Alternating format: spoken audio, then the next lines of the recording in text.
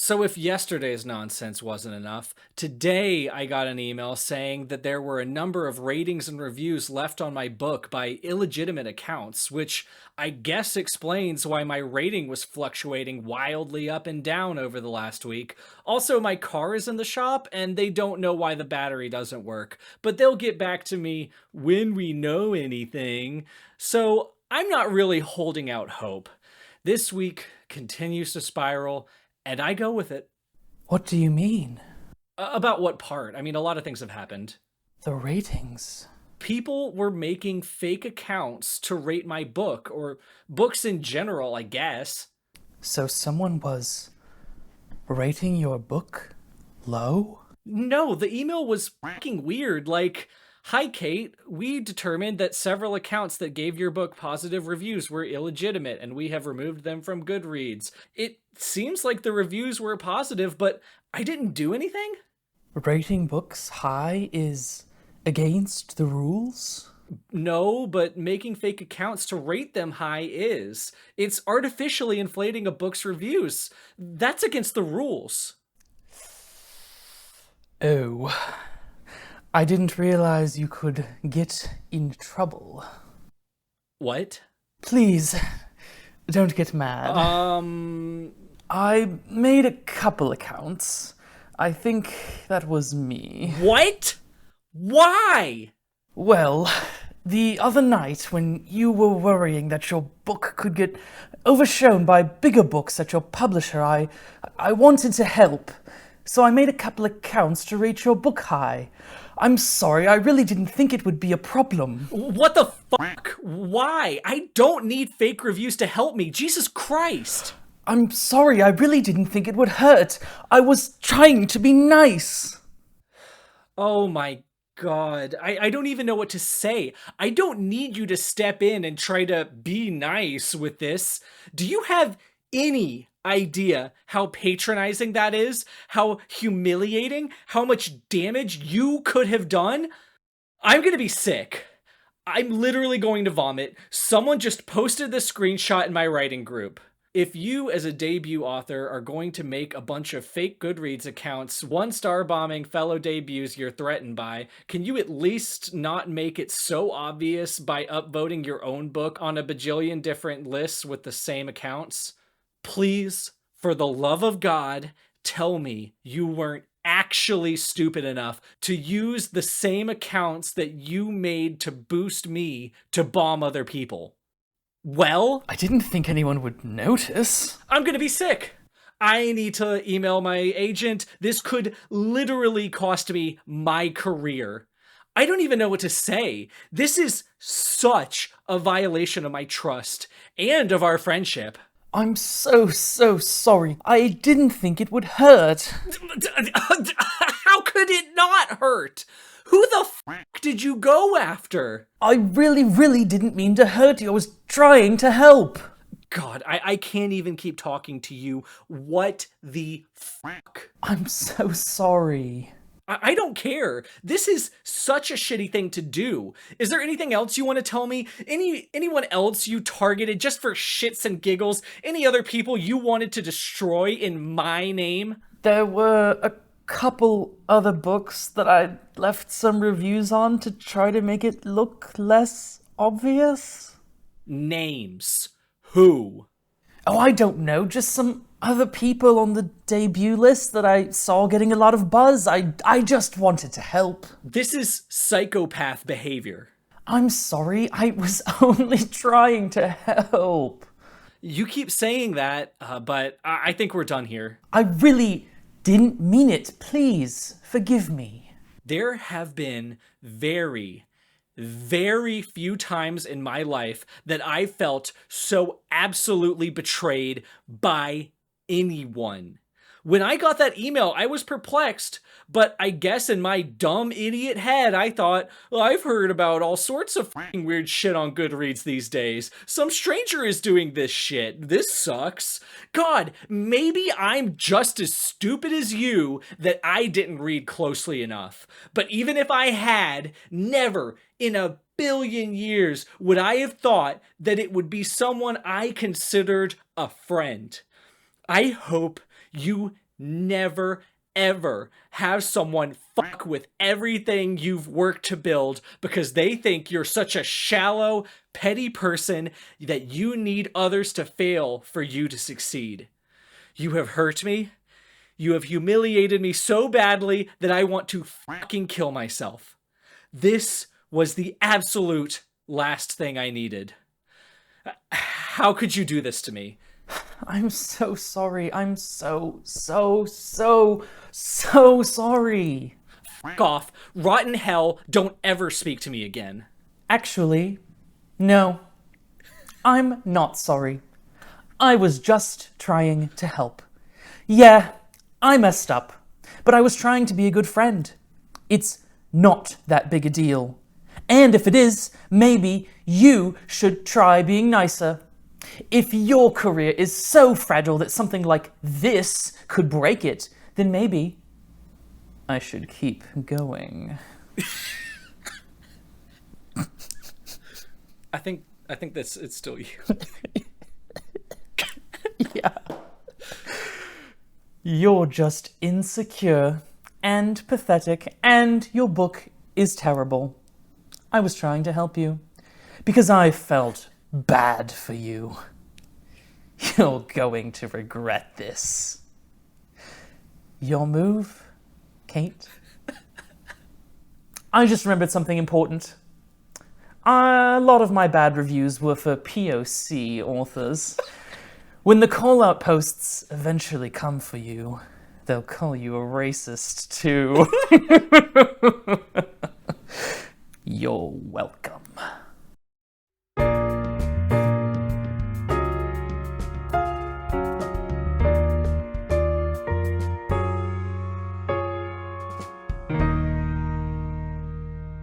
Hello once again, everybody, and welcome to another meeting of the St. Balasar University English Club. I am your president, Andrew. And I'm shakier than a bovar on the way to the butcher. Yeah, I'm sweating like Onision in church because we have probably the most challenging and rare text that has ever, and honestly probably will ever, cross the desk of the English Club. We are welcoming today a new member, Cait Corrain. Truly a once-in-a-lifetime submission from Cait Corrain. Yeah, if you are the kind of person that would find this podcast organically, you probably have heard her name before. Cait Corrain, as of, what is it, like 9 months ago at time of recording, used to have this really bright and exciting, traditionally published career in front of her with her novel-length work, Crown of Starlight, but as we will get into, it wasn't quite to be, but somehow we were still able to get a hand on a couple arcs of her book, and it wouldn't be fair of us not to read it through and try to give it a fair shake, just like we did any other book, even other controversial books by certain figures. You could say that the fates conspired against her. The Moirai. The Moirai, even. But regardless of that, we're going to give this as fair a shake as we've given anything else. Yeah, so if you found this just for this episode, we are a book podcast first. So if you want to hear anything else about the drama or any other hot takes, wait till the end. I flatter us to say that this is probably the only place on the internet for, at least right now, probably for a while, that you will get anything like this, because there's not a lot of people that have the same access to this book and the same level of insight into some weird authors. Yeah. So I'm excited for this one. If the last episode was our beach episode, this is like our final boss. That doesn't mean like the episodes that come after are the post game or anything. Like I can't quite square the metaphor, but this feels like the greatest challenge that we have ever undertaken as a club. This is definitely the episode that, like, after the beach episode lulls you into a false sense of security, they hit you with like a major character death. Right. Yeah, just the contrast is like really, really juicy on that. This is sort of a Venn diagram of like other books we've read. It definitely echoes Nova's Playlist. It echoes Zenith. It echoes Lightlark. And so I think that we are uniquely positioned not just to own it, but also to talk about it and analyze it. But don't worry, we have plenty of hot takes on the drama as well. If that's your thing, just make sure you stick through because, there's a lot to like about this book. I guess we all could conclude that because this was about to get a big 5 publishing deal, but I think it's still worth exploring and seeing what could have been this galaxy far, far away. It is really interesting to think that if this book had come out, we probably wouldn't be talking about it, right? Because it did come out with a big 5 publisher, and it probably would have just been like, another fine YA book. Right. But now it's like a interesting little morsel for us to gobble up with our Right. little mouths. And I think that in and of itself is kind of a harrowing story. So that and more ahead here at the St. Balasar University English Club podcast. With that out of the way, why don't we hop right into the summary? Oh boy, we have about 500 pages to cover here. This is a big book. Yeah, it's really long. Within its walls, the palace of Knossos was always quiet as the grave, as though everyone who dwelt there was holding their breath. There's no such gloom, no such silence here, and I soak in the joyous noise of vibrant life, heady as wine and twice as potent. Snippets of conversation drift along the breeze. Distant music rolls down the hillside. Birds call and insects buzz. It's all lovely and pastoral, and I don't know what I'm supposed to do next. There's a comm on the nightstand, but I don't know anyone's code, so I can't call and ask either. I open the door and peer into the hallway. It's empty, save for a sweeper automaton diligently whirring its way along one wall. Despite Barbara granting Who the hell is Barbara? Despite Barbara granting me leave to wander freely, I feel like an intruder. But in the end, curiosity wins out, and I venture forth to explore. All right, Andrew. As we did with Nova's playlist, you kind of took point on the summary in this one. I will definitely be here to assist. But I'm very, very grateful to you for doing the legwork and summarizing, again, like 500 pages of this. Yeah. Right. So in our intros, we do like to kind of put on this act, but reading this was legitimately a very harrowing experience, both like in kind of a meta consumptive way and thinking of us as book podcasters.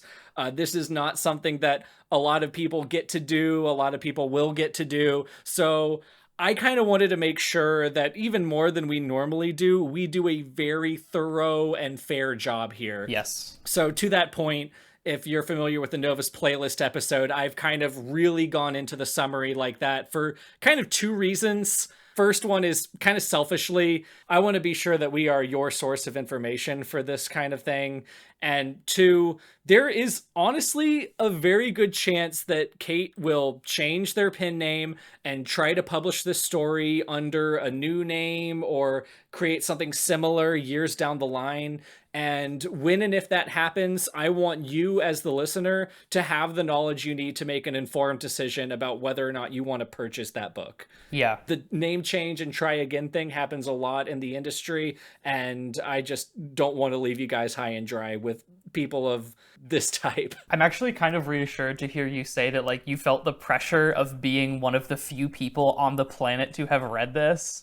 Because as I was reading, I was like, oh no, if I forget anything, it's not going to make it into the summary. And then no one will be able to go back and say like, hey, you left this out. Right. Because they won't have read it. Right. So like for a while, we might be the only place that people are able to access this book. Yeah, it's not like Lightlark where people are going to comment like, oh, you forgot that the Vinterlings have wings or anything. Like, this is it, right? So, yeah, this is literally it. I find bibliophilia like really cringe. I don't know if you've experienced this, but like any art project that involves defacing a book, even like making notes for like your own consumption or tearing off a mass market paperback book to replace it with an elaborate leather cover, there's always comments saying, how dare you destroy these precious, wonderful books? Like, come on, it's a mass market paperback version of Fourth Wing or whatever. But this, when I handed you this book, I was like, don't drink near it, don't eat near it, don't bend it too far. Right. This is really important to preserve. So Yeah. the mentality that we're going into this is a lot different than we had with the other books, who are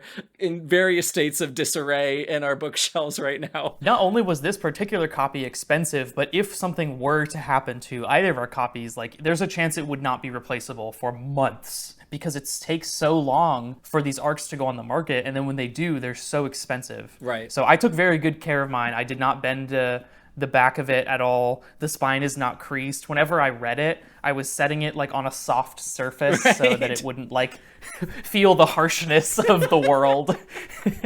We had to shelter it. Yeah. After we record, I'm going to go over to Michael's and put it in like a shadow box or something so that I can like see it but not actually touch it with my nasty, greasy human fingers.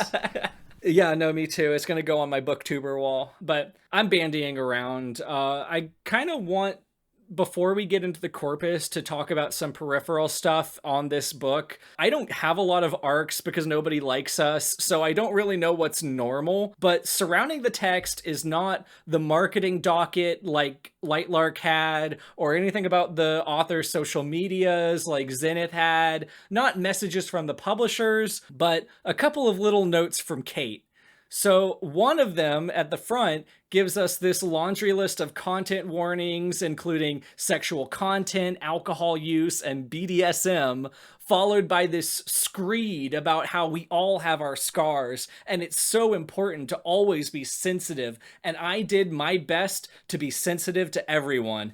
And then the other at the end is this even longer screed about how Western culture doesn't even exist, and even if it did, it's inherently racist, so there. Also, yeah, I'm not Greek, but it's my duty to reclaim Dionysus's non-binariness from the white men. We need these stories now more than ever, which, in retrospect, given the context, is very funny to me. Right. Like, if Alex Astor said something about this for, like, how she drew on, like, Native American and Latin American experiences for this, I wouldn't be talking about this.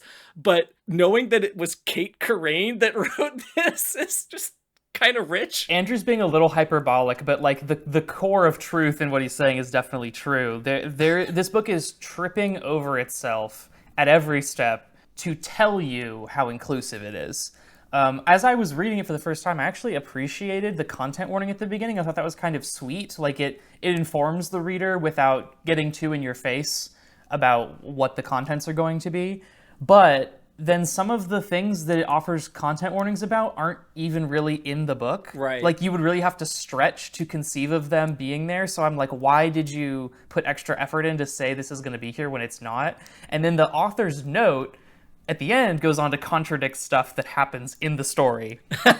So like those factors all combined create this sort of uncanny experience where the book is like insisting on its own inclusivity, but then isn't actually doing the things that it says it's doing. Right, and I want to state unambiguously that I don't have a problem with this kind of rhetoric, and if this were Rebecca Yarros, if this were Alex Astor, if this were Lanny freaking Sarum, I wouldn't be sitting here calling it out, but it's Cait Corrain. Come on, we'll get into it. Yeah, if on the tiny, tiny chance that there's anybody in here that doesn't know who Cait Corrain is, and you're wondering why we're saying it would be weird that she in particular would insist on her own progressiveness, stick around to the end and you will find out. Keep listening. So, the idea behind Crown of Starlight is it's a naked sci-fi retelling of the myth of Ariadne and Dionysus. Naked, you say? Huh? Yeah, really naked. I would tell you to keep that in mind, but it is impossible not to. In broad strokes, we're dealing with a single POV, first-person, present-tense book, which, along with a fan-fiction-y, fourth-wingy kind of tone, makes this 500-page tome relatively breezy to skim through. The narrative's also arbitrarily divided into 6 parts. I kind of question the need of doing this. There's no like choral interlude, so you can't say it's like classical Greek theater or whatever. Right. And I honestly just thought it like drew attention to the artifice of the storytelling, because it would always be like right before a plot twist or like something would happen. But it's way too early for me to be nitpicking. I just want you to know like what we're dealing with here. It also net me like 6 free pages in this 500-page book, so I was happy with it. Yeah. Whatever keeps my reading speed up. You really have a way of finding the silver lining. That's our job. So, we will begin in part 1. We are transported to the Hellenian galaxy. We don't have a map or a star chart or anything like we had in Zenith. Maybe we would have in the final version, but honestly, since it's a galaxy and there's just a bunch of planets and solar systems and stars and space stations, the layout isn't important. You could just kind of warp wherever you want to go. It's literally just transposing ancient Greece to a sci-fi setting. So there's the Athenian system, there's the planet Rhodes, or it's like Thebes is there, Naxos is a space station. It's kind of weird. It's not consistent, but it's whatever. It's a sci-fi thing. It's really just like they took Greek mythology and they painted over it with like this Apple Store white sheen. Yes. I don't know. Like you said, it's very naked, and basically a city-state corresponds to a planet, or if it's a small city-state, like maybe a space station on an asteroid, and it doesn't really matter much beyond that. Right. Our hero, Ariadne, is the heir apparent of King Emperor. I don't know why they just didn't say Emperor, because King is kind of maybe that's a historical thing. King Emperor Minos of the Crete system and his wife Pasiphae. Planet Crete is like this cold, rocky beach planet that's really depressing. It's steadily bleeding resources, and it doesn't have much contact with the rest of the galaxy because King Minos has rejected the quote-unquote false gods, which is literally just the Greek pantheon. Here, the Greek pantheon is actually a race called the Theoi. If you want to be pedantic, it's actually called the Thei. These are effectively elves or fae or whatever, like not like Keebler elves, but like Tolkien elves. They're more like immortal spirits of nature more than they're metaphysical gods, which I feel like is pretty true to mythology as I understand it. I didn't have a problem with this being the concept, but I did just kind of think of them as like Tolkien elves. I kind of thought of them as like D&D's like Asimir or whatever that angel race is called. Like they're basically just humanoids, but like they are objectively more powerful in every way that right, they just have matters. like arbitrary powers. Yeah. Right? Better humans. I don't know. Yeah. I mean, kind of, which is a little weird. It sets a weird precedent, but I digress. Anyways, Minos' new religion is the cult of the Moirai. If you want to be pedantic, that is actually pronounced the Mirae, the Fates. They are this creepy, repressive cult that is full of bloodletting and puritanical repression. It really just kind of serves as an obstacle for Ariadne to overcome. It kind of imparts on her all of these like purity culture ideals and general creepy repression stuff. It's giving Catholic squared, but I'll talk about that later. A lot of parallels there that could be dived into in the future. And will be by us. There's also her sister Phaedra, who is just this murderous little girl, and she had the same actor in my mind palace as Gilly from Zenith. Because same! She's just... Oh my god, same! Oh, really? Yes! So funny. And I was imagining like... Crete as Zentera, too. Yeah. Because she's just like, hello, my beautiful sister. Are you excited for the bloodletting ceremony? I'm so excited to see all the wonderful bones. I love you so much. Tee-hee. And she skips around. Like, it's just like cartoonish. That's funny that we have the same poll there. But I guess we did just read Zenith, so it makes sense. Then there's her mom, Pasiphae, who is just cold and mean, and that is about it. I don't think there's anything else to her character other than stuff we'll get into later. About, like a lot of the secondary quote-unquote villains, she is just evil. For no particular reason. She's just mean to everybody. She seems to hate everyone and everything. And that is literally it. Right. As much problems as I have with like the flatness of some of these characters, I do like the atmosphere being set here. The messed up family on a dying planet thing is really juicy atmospherically. It Hmm. works well for me, or it would have had we had more time for this to set in for us. Agree. But more on Ariadne real quick. Like most girls, Ariadne has always been different, but not like the others. Her narration is full of these little japes and aside that would have been much better if there weren't a golly gee drillion of them every single freaking time anything happens ever. There's always like, oh, that just happened, or Right. but no, or like all these like literally like you can hear like a Hashtag millennial worth say it. it. Right, hashtag worth it. She doesn't say hashtag by the grace of God, by the grace of the By the Mirai. God stars. Right, God, the God stars. But every time there's a joke, there is italics. So Right. if you wanted to read this book just for its jokes, you could skim for anywhere something is italicized, and then you would find all the snark that you It's like needed. the literary equivalent of laugh tracks. It is. It's all kind of in service of her being like this relatable protagonist, this every woman. She also likes reading erotica on her tablet when no one is around, and mournfully hanging out in the ancient labyrinth under her castle, hanging out with her half-brother, a minotaur named Asterion. So this is just like from the myth. Asterion is a half-bull, half-human minotaur monster, eviscerates anything that he can get his hands on. There's like plexiglass viewing chambers that Ariadne will sit in when she's being sad, and he'll just like bang on them trying to get to her. He's got like shark's teeth and he gets bloody trying to get to her. It's very unsettling. Again, Yeah. it goes a long way to setting this tone. I kind of buy it, you know? I liked that a lot. I thought it was very effective.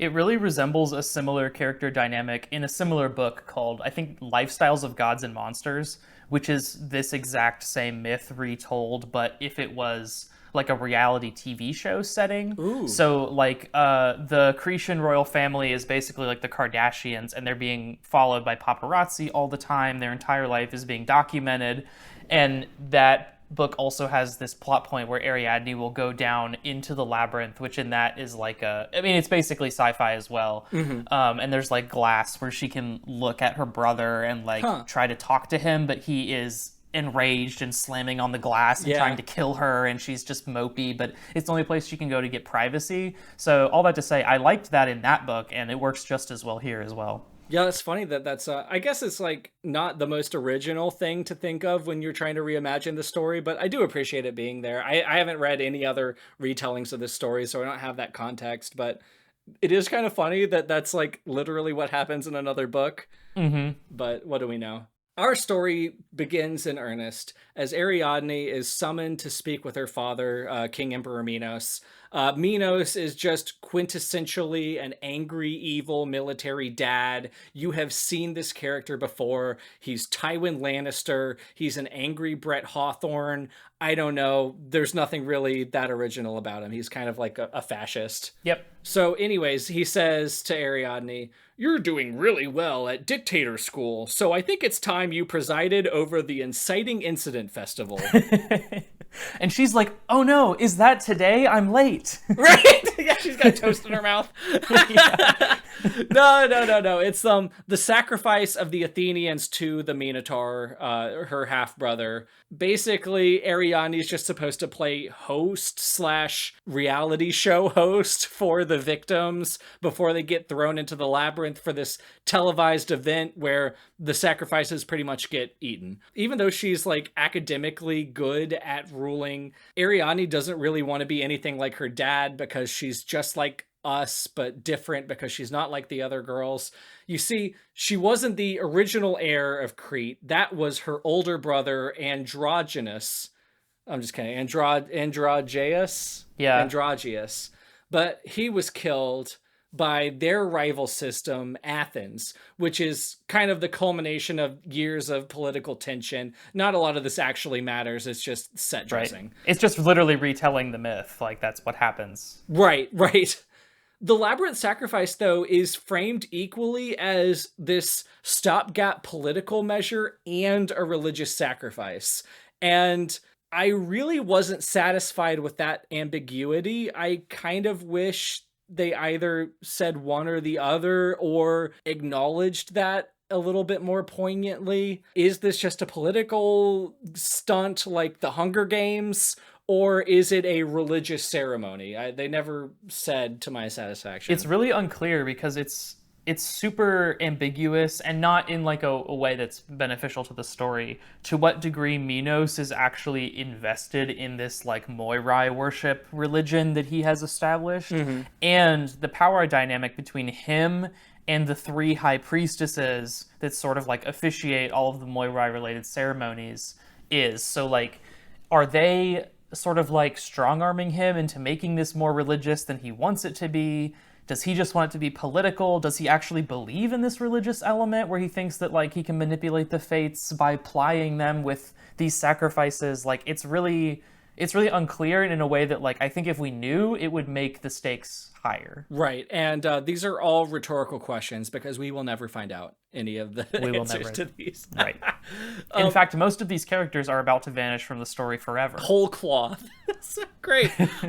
So the idea is like Minos is like, well, if you kill the bull, then you can be free and we'll be at peace. But he sends them in unarmed into this labyrinth with the Minotaur. So like obviously we see what's going to happen there. Ariadne is like, no way I'm going to do this, Dad. But Minos is like, too bad. The plot needs it to happen, so I'm forcing you to. And she's like, damn, and then does it anyways. Yeah. That's just like right there. He's like, wear the bone dress, Ariadne. Right. And she's like, but I don't want to. It's gross and made of bones. Right. And he's like, I don't care. Right. They like gild the bones of the previous victims as like trophies and warnings to the future sacrifices.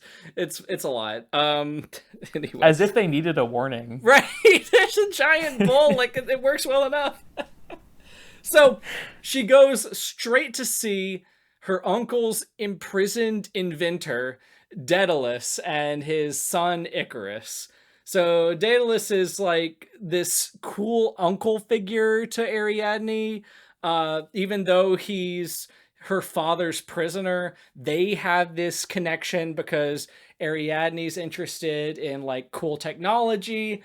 And she just walks up to him and she's like, hey, let's sabotage the sacrifice. This is another interesting element because the triangle of cool uncle and thereby, I guess, cool cousin relationship that Ariadne has with Icarus is also one-for-one the same dynamic that Ariadne has with those characters in Lifestyles of Gods and Monsters. I'm not alleging anything. If you allege anything as a listener, that's on you. I just noticed that these things are occurring in a similar pattern. I'll bite. When was this book published that you are talking about? Like 2019? Okay, so a long time ago. So, anyways, that notwithstanding, without any hesitation whatsoever, Daedalus is like, okay, sure, yeah, me and my son have actually been working on a way to escape, so let's kill two birds with one stone here.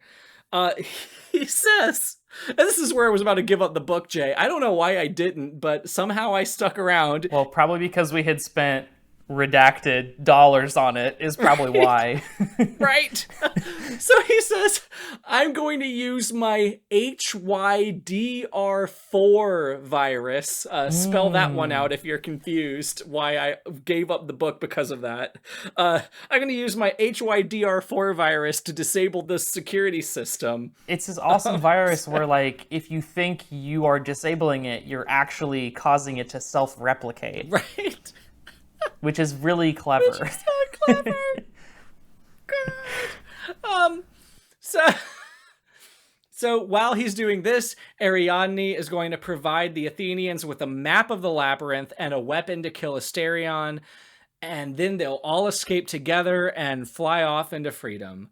Ariadne and the Athenians are in some random freighter, and Daedalus and Icarus are going to use their new fighter prototypes, which haven't been fully tested and may burn up in the atmosphere if they fly too close to the sun. Oh, wink, wink. Oh, Andrew, oh my god, do you see that? There's like that big alarm going off up there in the corner. It says dramatic irony. Did you install that? Yeah, I don't remember installing that in the club room. oh my god, have we been attacked by HYDR4 viruses? Oh my god. They're in the vents. They're coming out of the walls! So, so yeah, if you've passed elementary school history class, you probably know what we're hinting at here, but never pays off, so don't worry about it, buddy. So the next crop of 12 Athenians arrive, and it's 11 randos who are all named with like these really weird Greek names, and we get physical descriptions of them. I forgot about that. Yeah, we like learn who these people are. And each of them is given like a token character trait too, right? Like one Right. of them is like really good at like marksmanship and like Yep. stuff like that. Yep, exactly. So we it's like you meet 11 people that you're like, okay, I'm going to spend the rest of the book with you. And we do, right? Yeah, We totally. do spend the rest of the book with them? Totally. Okay. Don't you worry your gossamer locks about it, Jay. So there's also the crown prince of Athens, Theseus, who is this sexy bad boy that Ariadne has had a crush on. He's also like the heir, so it's super crazy that he's shown up here, and it's also great timing that this is the one time that the sacrifice is going to be sabotaged, but this is true to the myth, so I guess I can't complain too much. They have to do before the sacrifice this quasi-centennial from Lightlark series of balls and social engagements that is basically just a facade before the big sacrifice, during which Ariadne pulls Theseus aside and tells him, hey, don't worry, dude. Here's a gun and a sci-fi locator thread to help you figure out the labyrinth. And then they kiss about it.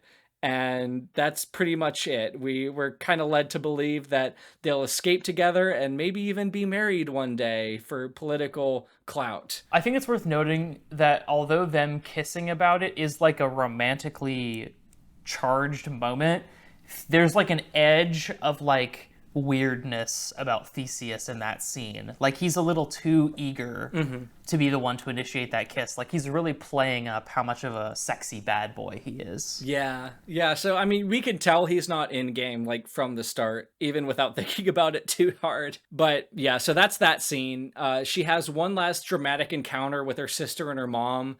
With her sister, she just, like, looks at her and thinks, wow, I sure wish I could save you, but you're too bought into this whole, like, Mireille cult thing. And then she goes to her mom and she just asks her, hey, why do you hate me, mom? And her mom is just like, because I'm mean and the world is also mean, so suck it and fuck off, Ariadne. And that's it. Nothing comes out of either of these two interactions, but Cait thought it was important, so I thought I would mention them. Her mom is like, you suck, get in the mech, Ariadne. Right? That would be cool if there was like a if the bull was like a rogue Eva. Hold on, I'm writing my own fan fiction now. Okay, wait a second. You're onto something here, I think. So the sacrifice ritual happens. Theseus kills Asterion, but we're supposed to not like him at this point because Theseus kills him more brutally than might be considered appropriate given the circumstances. Which, I'm sorry.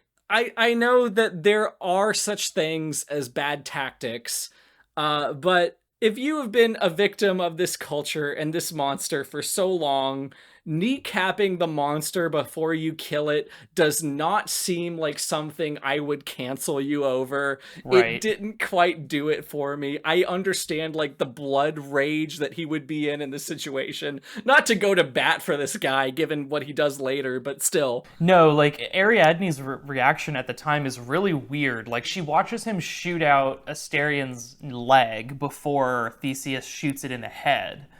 But she will go on for the rest of the book to be like, and Theseus tortured him. He gave him this torturous death. And it's like, he didn't really, though. Like, it wasn't strictly self-defense what he did. Like, the kneecapping wasn't really necessary, like, technically. But also, like, in the heat of an actual life or death combat scenario, like, I don't know. I have a hard time holding that particular thing against him. No, I really do too. But here, now I'm kind of going back on my own opinion because Ariadne's experience of this guy, of this bull guy, is just like sitting in plexiglass and hanging out with him. So she might have like this twisted attachment to Yeah, that makes sense Asterion. It too. never gets explored either way, but now that I'm thinking about it, maybe this is okay, maybe it's not. It did not work in the moment for me, so... It's definitely fertile ground for further expansion. Right. And I wouldn't be surprised, knowing that this is an arc, if that was something that got addressed in a hypothetical final release. We'll talk more about this book's status as an arc, possibly, but it's my impression, at least, that by the time a book is an arc,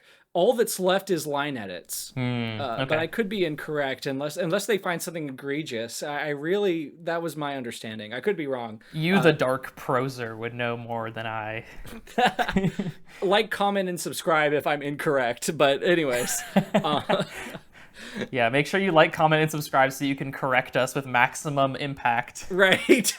So Theseus kills him brutally. Ariadne's not cool with this, but they all escape. Recall that Ariadne goes with the Athenians, and Daedalus and Icarus are on their own ships. So there's the separation. There's more cool, awesome action.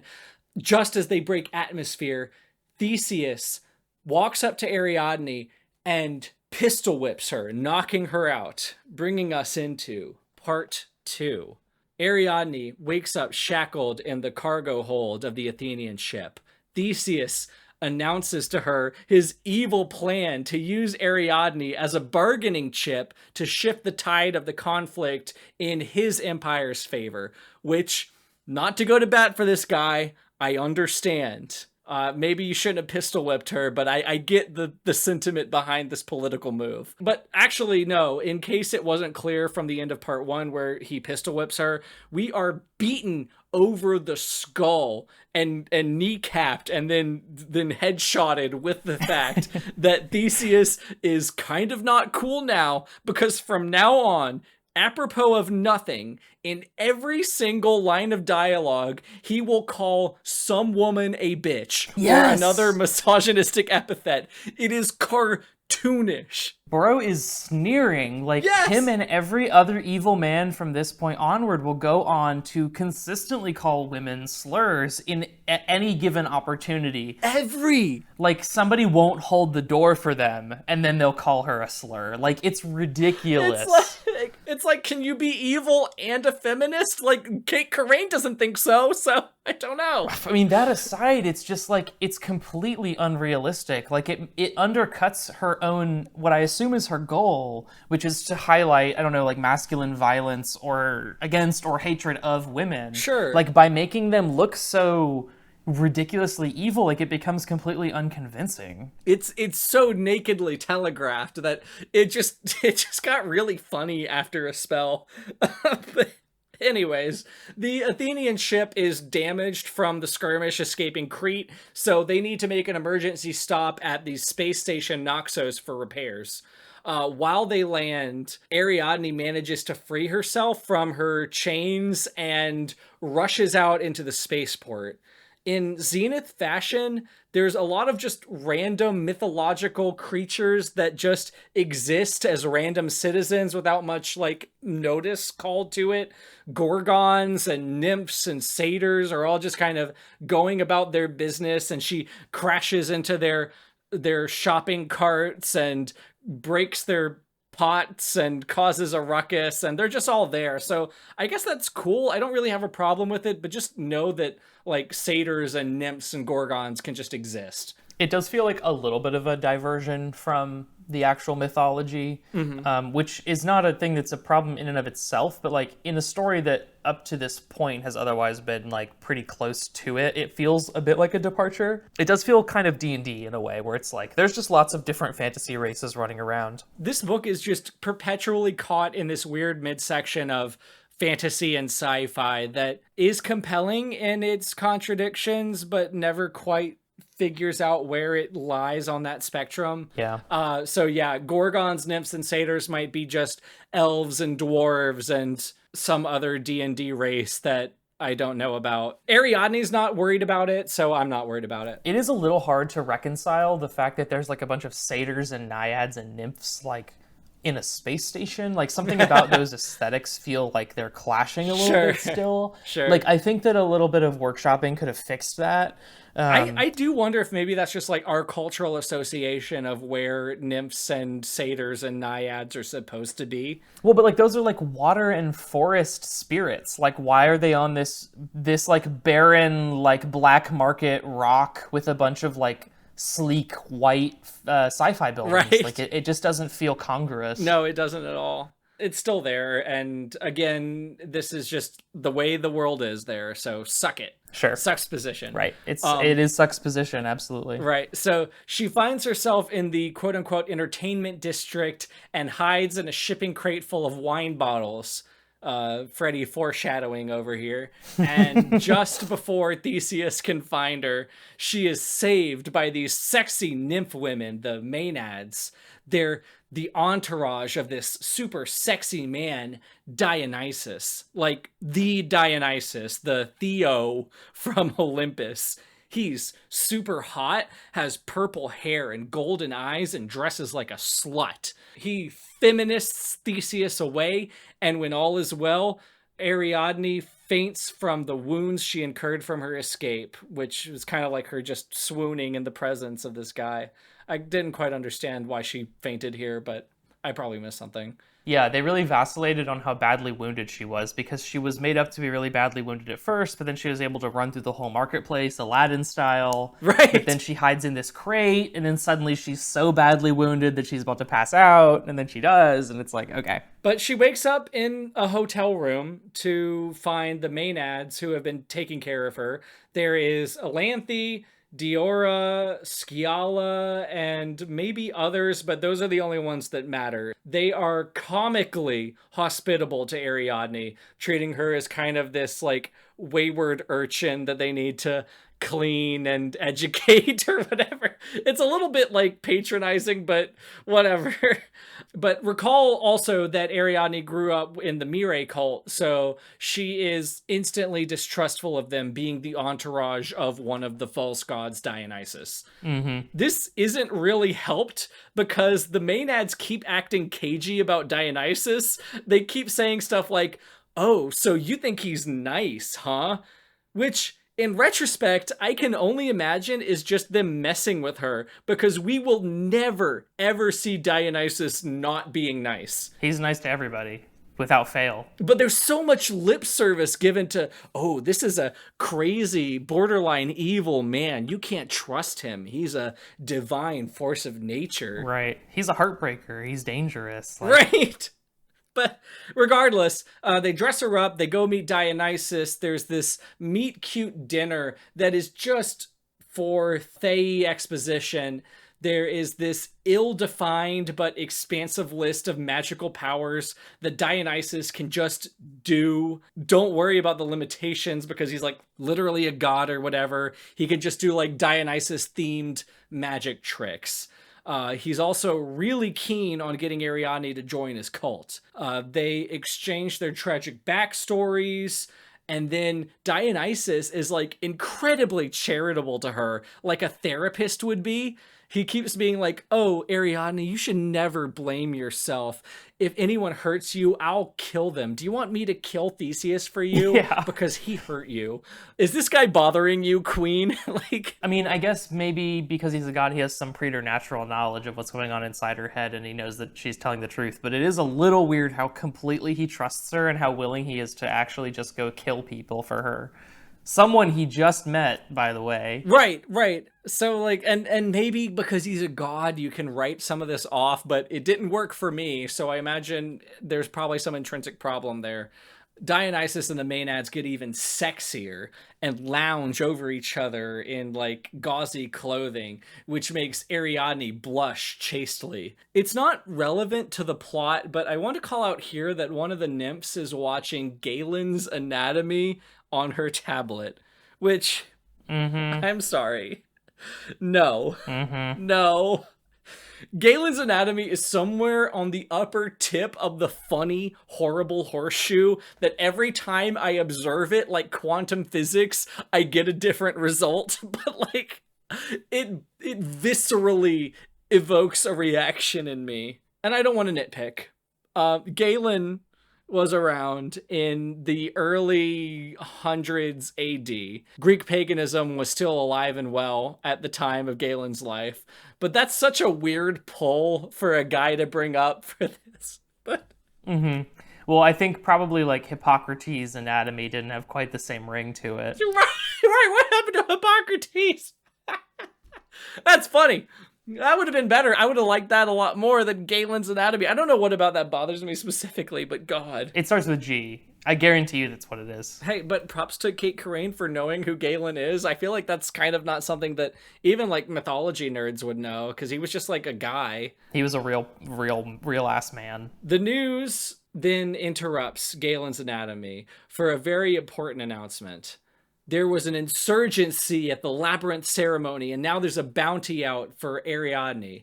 This incentivizes Ariadne to stick with Dionysus for a little longer, and then before things can boil over, they all break for Dionysus's ship, the Bromios, but are waylaid by Cretan special forces. Dionysus uses his god powers to eviscerate them, transform them into statues. He force pushes people around.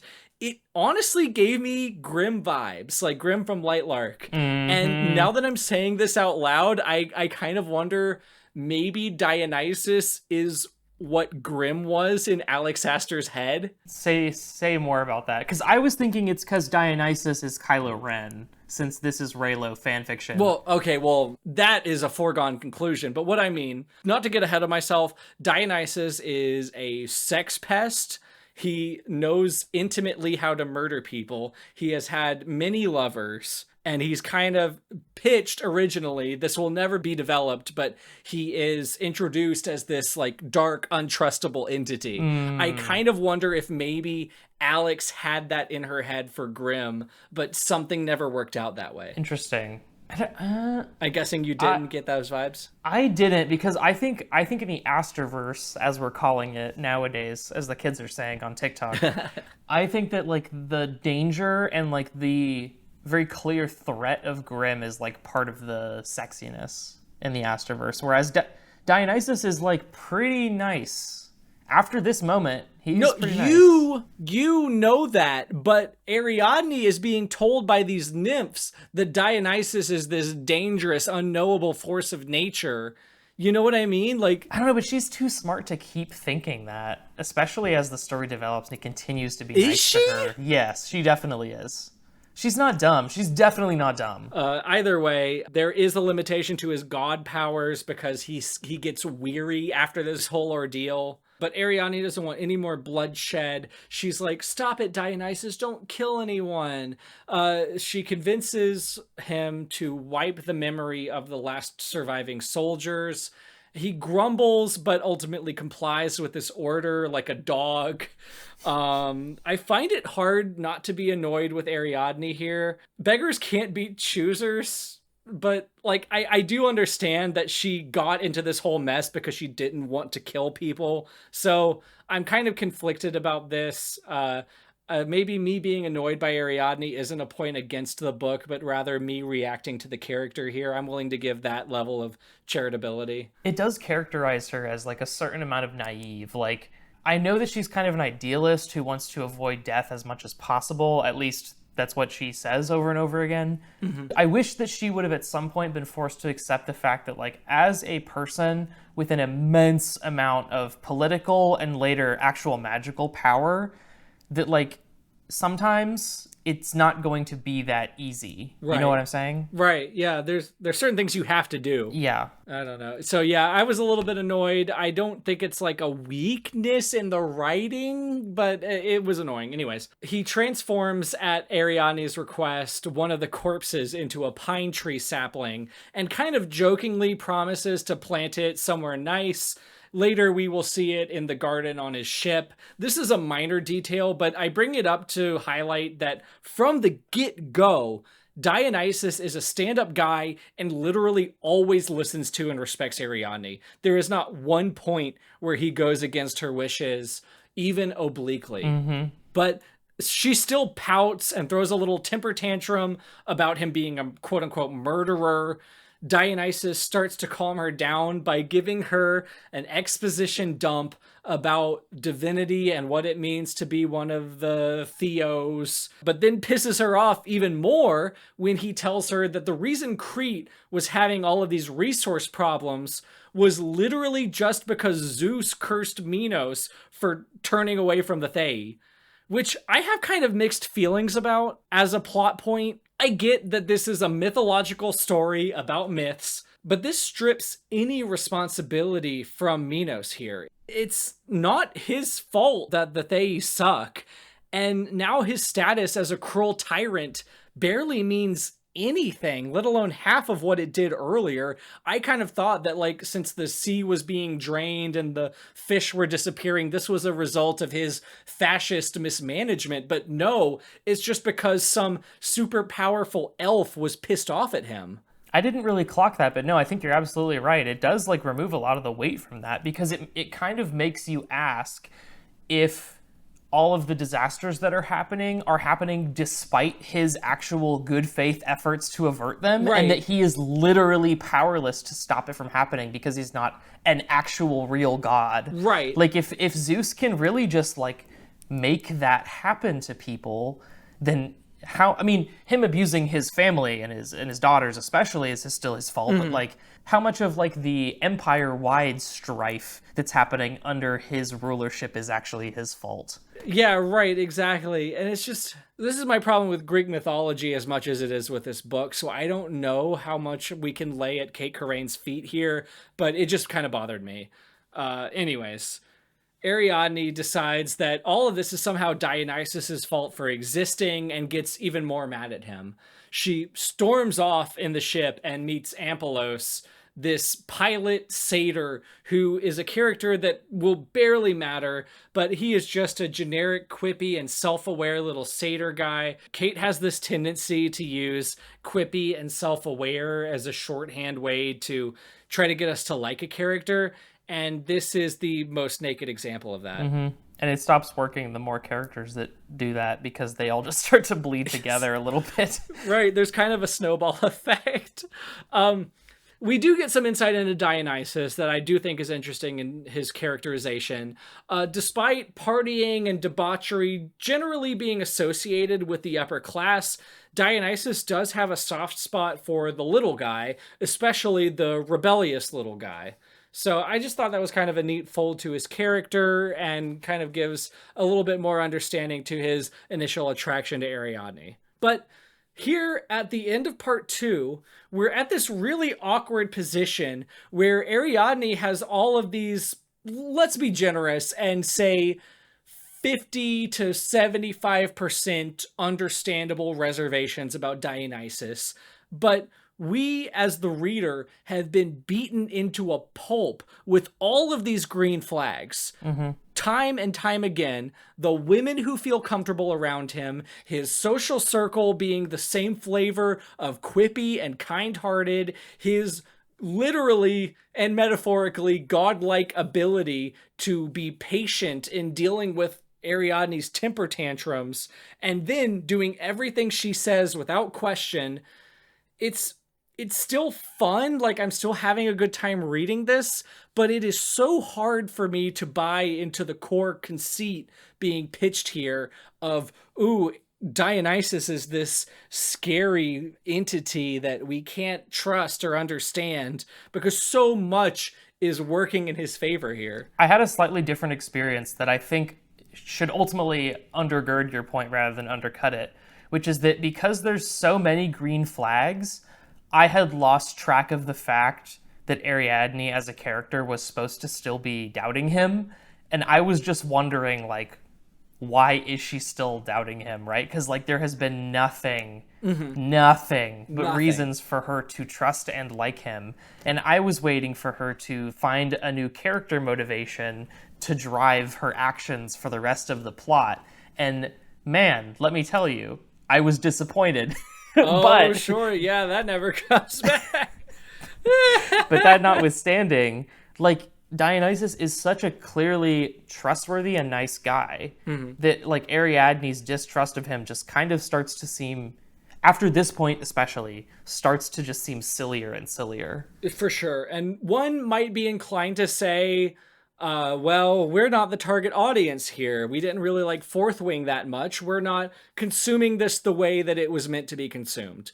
And to that, I would say that's uncharitable to fans of that genre, because by this time in Fourth Wing, Xaden was way more convincingly threatening than Dionysus is from page 1. You could believe that there's a reality in which Xaden would have killed Violet. Dionysus is kind of a simp. Yep. I'm sorry, I don't mean to use like incendiary terms, but like he never goes against anything from the beginning. I mean, Xaden has like a legit reason to kill Violet. Dionysus is only really threatening insofar as like worship of him is taboo in Ariadne's culture, but she doesn't even like that culture anyway, so she's like pretty ready to abandon it. So that really undercuts any kind of threat that he could offer the narrative. Speaking of problems, we are now in part 3, and it is here, my friends, that the narrative starts to stall out. You are going to notice as we continue in our summary that things are going to become less and less exciting. And I thought on my first read that the point that the narrative stalled was later in the book, but now that I'm combing back through it, I think I missed something and didn't notice that anything was wrong until it was too late. It's like, you know, your engine cuts out when you're going 100 miles per hour. You're still going to be going fast for maybe the next couple seconds, but eventually you'll notice that there's a problem. There is enough inertia to keep things going, and again, most of it's not boring, but the narrative is just way too comfortable to settle into this endless cycle of god exposition, misunderstanding between Dionysus and Ariadne, and then weird sex stuff. Lather, rinse, repeat ad nauseum for maybe rest of the book, bar a few like action scenes, but this is kind of what we're going to be dealing with. So, I mean, it's really like page 150 to page 400 that's the pattern. right? only that. So we arrive on Nyssa, which is Dionysus's home planet, ? And we visit his childhood home of Eleftherios, which is Greek for liberator, freer, symbolizes his free-spiritedness. It is exactly what you think Dionysus's house would look like. There's vines and like paintings of him doing sex acts. They hold orgies a lot. Well, they're called revels, but you know exactly what they mean by the word revel. Ariadne is just so skeeved out because she's sheltered and prudish because of her purity culture, but she accepts the invitation to attend the first one. She's enthralled by this reckless abandon and ends up kissing Dionysus, which gives her a lot of Catholic or Moirai guilt. Dionysus leads her away, and he's like, hey, isn't this awesome? If you join my cult, we can do this all the time, and you'll have this freedom all the time. Which pisses Ariadne off because she thinks this has been one big marketing ploy to get her to join his cult. And Dionysus is basically like, yeah, it totally is. I have never tried to hide from you the fact that I'm trying to get you to join my cult.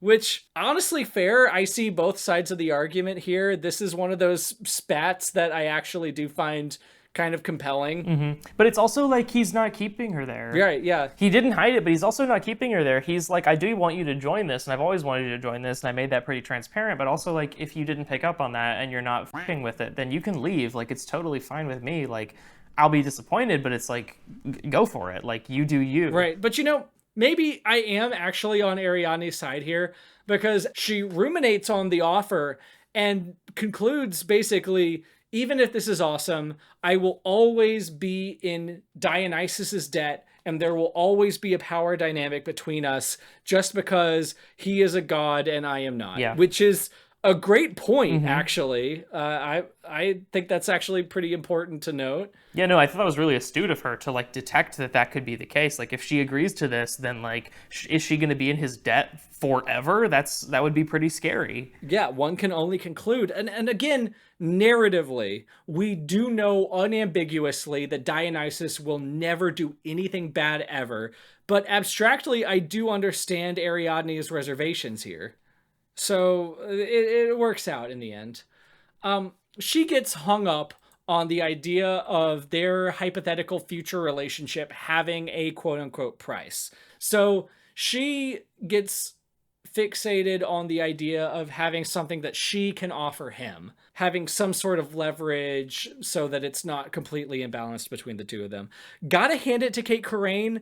None of our other protagonists were even remotely conscious of this kind of thing, or let alone turned it into a motivation. So I'm actually really on board with Ariadne's like thought process here. I'm really cool with what's going on here. Yeah, I love this moment. I like that and it's also like a conversation that she has with Dionysus, so there's like some inter-character tension in this scene too, where they like decide what exactly is going to be like mutually owed between them. And not only is it just like nice to see on its own, it plays into Ariadne's background as like the best cadet dictator negotiation school. So like it makes sense. Mm-hmm. Makes perfect sense.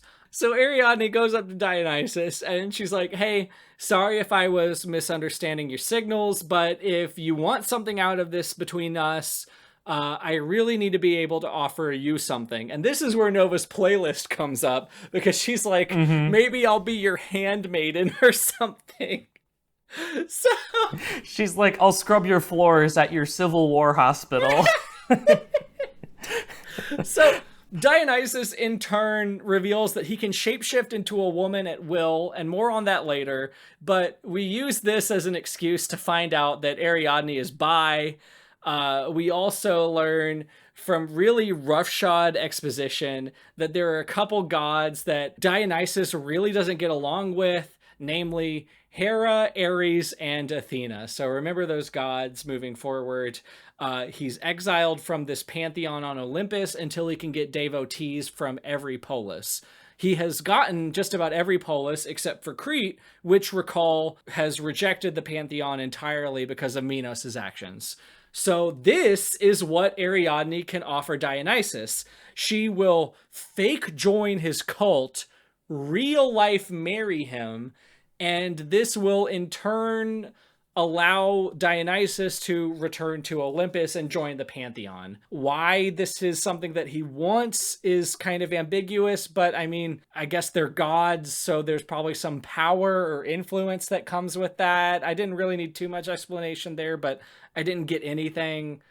But whatever. It definitely has something to do with the fact that so Olympus in this world, it has been established, is like a star, and the gods were born inside this star. Right. And we're about to learn in a second that when the gods are inside or in the proximity of this star, their like power regenerates. Right. So even if he doesn't have strong interpersonal reasons to want to rejoin the pantheon, this will be beneficial to his health, right, I guess. Yeah, sure. He can recharge his god powers or whatever.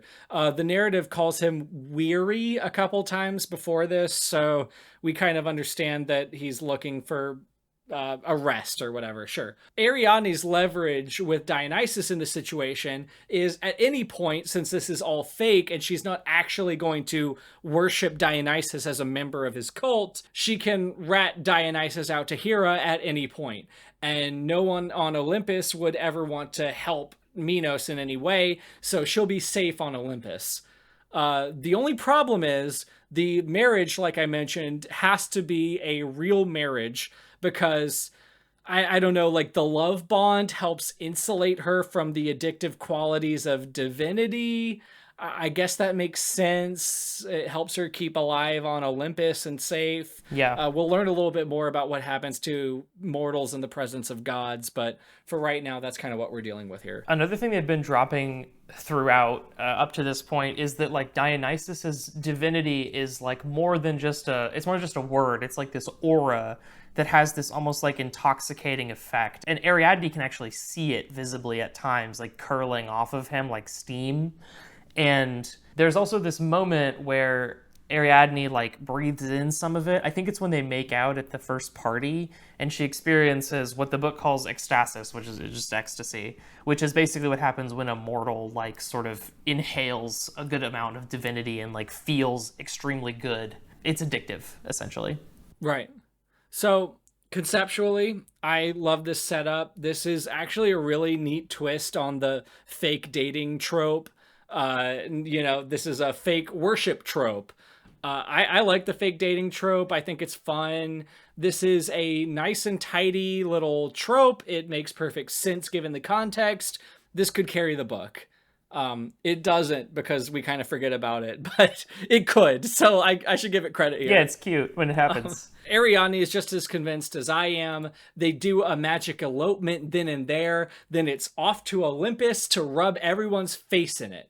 Actually, no, first there is some more weird sex stuff with Ariadne, exploring her bisexuality by gawking at the other nymphs and getting jealous of Dionysus. Then we go to Olympus. Hermes comes to see them. He is, and say it with me, guys, quirky and self-aware. He basically just gives them the all clear to go to Olympus.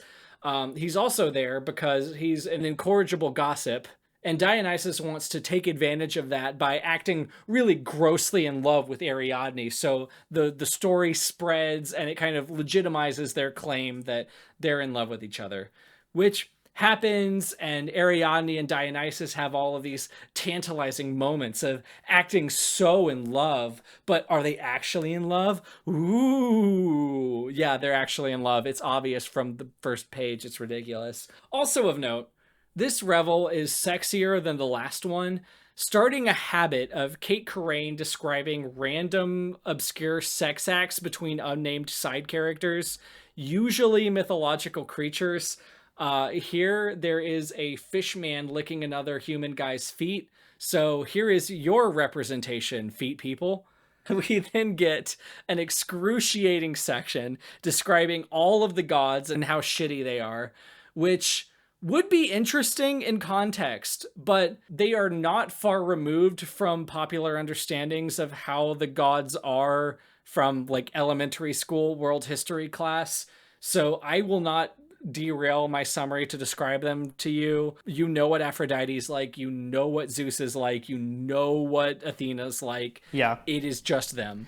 It's actually kind of uncanny because when they're physically described in a minute when they get to Olympus, they're basically like if you took the Disney version, like the Disney Hercules version of these gods, and the Hades video game version of these gods, and like smashed them together. Yeah. That's exactly what they look like. Because on one hand, they're glowing, but on the other hand, they literally have in their physical proximity like totems that represent what they are with them at all times. So like Artemis is like kind of glowing green and like, yes, she has a bow. And like Ares is like really strong and muscular, but also he's glowing red. Right. And he's like visibly angry all the time. Right. So it's like basically the most obvious thing that you could think of. Right. So don't worry too much about the gods. If you can picture them in your head, you know what they look like. But part 3 mercifully ends as we pass into Olympus, which, as Jay mentioned, in Cait Corrain's universe is a literal sun, which I think is pretty neat. I don't want to hear any of the science literalism people here. I think it's cool that there's a dimension in a sun. It makes a lot of associative sense for gods to live in, and it's fun. So shut up. I don't care. I do like that, but I don't love so much what the Olympus inside the sun looks like visually. No. Well, I don't like it because it is exactly what you're picturing in your head. Yeah. Speaking of that, part 4. Dionysus, Ariadne, and I think the entire crew of the Bromios, for no reason, goes directly to the court of Olympus, where, once again, we stop to name and describe every single god in the pantheon. Mm-hmm. You know what they look like. They go around in a circle like they're introducing themselves at summer camp. Yep, or an AA meeting. The only surprise is Aphrodite is playing on her tablet, and I'm pretty sure Poseidon is scaly, like one of the characters from Zenith was. Like, he has scales on his body. True. Yeah, he's like Lyra. Right, he's like Lyra, so whatever. Zeus kind of pointedly does not take a lot of convincing to be like, welcome to the family, Ariadne, we welcome you. This angers Hera. Hera questions Ariadne, but ultimately she owns Hera in the marketplace of ideas, winning the argument for all to see. Just like, I don't know, it's just some like little spat between them. I really don't like the relationship between Ariadne and Hera, but we will get to that in short order. The gang settles into life at Dionysus's palace, and because of the one bedroom left trope, Dionysus and Ariadne have to share a bed, which I kind of figured would happen anyways because they have to continue the ruse that they're married, but whatever. It's weird that that's even a topic of discussion. Like, they have to pretend that they're married. It's established that if Hera catches any wind of the fact that their marriage is not totally above board, that she'll be very eager to kick them out of Olympus. Right. So the fact that they even have a conversation about whether or not they're going to share a bed, like, doesn't really make a lot of sense to me. Ridiculous. So anyways, Ariadne checks Dionysus's closet, and it turns out that he has a million billion golly gee drillion vibrators and dildos because he invents them or something. And this like scandalizes her. So I actually wrote a note on this in my version of my summary document, and I said that when she's snooping around Dionysus's bedroom, she finds that it's stocked with the first page of Google results for BDSM gear. Yeah, remember how there was a content warning about BDSM at the beginning? Yeah, This is it's the because payoff she to that. sees a dildo and a whip and handcuffs. Oh, right. Yeah. No, there was a crop. I forgot about that. Ah, ew. Anyways, Ariadne literally wanders off for no reason and stumbles into an RPG-style tutorial of an Olympian winery, which she will later come to manage in the farming sim arc. Yeah. It's not even like, I can't call it like a waste of time because it happens in a couple sentences that she meets this vineyard owner and he's like, oh, I need help. If only someone could manage my spreadsheets and mathematics. And she's like, oh, I'm great at those. It's like, I almost would wish they derailed the plot to focus on the farming sim arc because it comes and goes out of nowhere. Yeah. There's another revel that grosses Ariadne out. One of the nymphs, Diora, has a bloody sex fight with some guy, and then Ariadne runs off to go have a panic attack about it. Dionysus confronts her and says, hey, let's go hang out with Artemis. And then they meet Artemis, and then they retread on the plot of the book and recount everything we know verbatim, untransformatively. All in the service of establishing that Artemis is the one other Olympian they can trust. Right. Which we apparently needed to waste like 5 pages recounting the story of the book that we have read to establish. Right, because like she plays such a pivotal role in the final battle. Her and her god-killing arrows that she possesses. Oh, of course. Yeah, those. The ones that pay off. Yeah, that's the ones. Yeah. There's something we're introduced to here. I think this is the first mention of it, but it might be a little bit before this. Xenia, the ancient Greek like guest rite where you're not supposed to harm people in your house. It applies to Ariadne here in Olympus, but it's not like there's other ways of harming her. Dun dun dun. So that's like an extra like layer of drama, I guess. Allegedly. They have a shopping excursion. She wants to buy this flight sim, so Dionysus gives her all the money ever. He's like, hey, check your banking account. And she's like, ooh, I have all of Dionysus's money on it, which is the GDP of a small country now. He has and will continue to give her little gifts here and there. I guess this is like his love language or something, but don't forget about that part. It'll come back later. We also get in passing a really disturbing detail about human addiction to divinity. They get like washed out and zombified in the presence of divine gods, and that they are completely indifferent to this, which is a really interesting and disturbing detail that I wish they explored more. Yeah. Like Ganymede is also in this, Zeus's cupbearer, and he's this really gross zombie thing that just shambles around after Zeus. It is so unsettling. It's like, it's just there. We can talk about that more later, because that shows up big time in some of my like good stuff section. Ariadne, and speaking of Ganymede and Zeus, has this really awkward dinner with her in-laws. Afterwards, she's just so sad and so stressed out that she and Dionysus stay in from the revel to watch It Is Always Sunny on Olympus. Jesus Christ. Now, I think it was you, Jay, who highlighted that Philadelphia is actually a Greek word. It is indeed, yeah. So It's Always Sunny in Philadelphia would still have worked, because Philos and Delphia are both Greek roots. So, like, Right. you could have just said It's Always Sunny in Philadelphia, and then the reader could have been like, wait a second, that's a real show. And then the reader who knows things could have been like, wait a second, that's actually really fucking funny. That's clever, because it's the other Philadelphia. Right. But no. I would have liked that. I would have thought that was great. awesome too. But now, but maybe, okay, so it's they're in the sun on Olympus, so I don't know. No, but it's clunky. It's so clunky. Okay, fine. No, it's so bad. It's really bad. I don't think I wrote this down, but later on they'll watch 2.5 Centaurs. It's just like they always have this. It's like in Handbook for Mortals, where Tad brings up all of these like fake band names as a joke, but here we're supposed to think they're real shows. I can't. 2.5 Centaurs is the worst. I think the worst of the bunch by far. Wait, is it? Because like centaurs are half horse, half man, so that's funnier than It's Always Sunny on Olympus. No, it's so obvious. Oh. Like, it's like, really? Like, come on. It's the same problem that you had with Lightlark, where it's like, Azul is the sky guy. Like, it's one associative jump away as opposed to two. Right. Like, it's too immediate. I guess you're right. But I hate all of these, to be clear. I just think some are worse than others. Time passes, and Ariadne settles into a relatively comfortable life in this new paradigm she's in. She helps out at the vineyard, watches the revels, but doesn't really participate in the grotesque parts.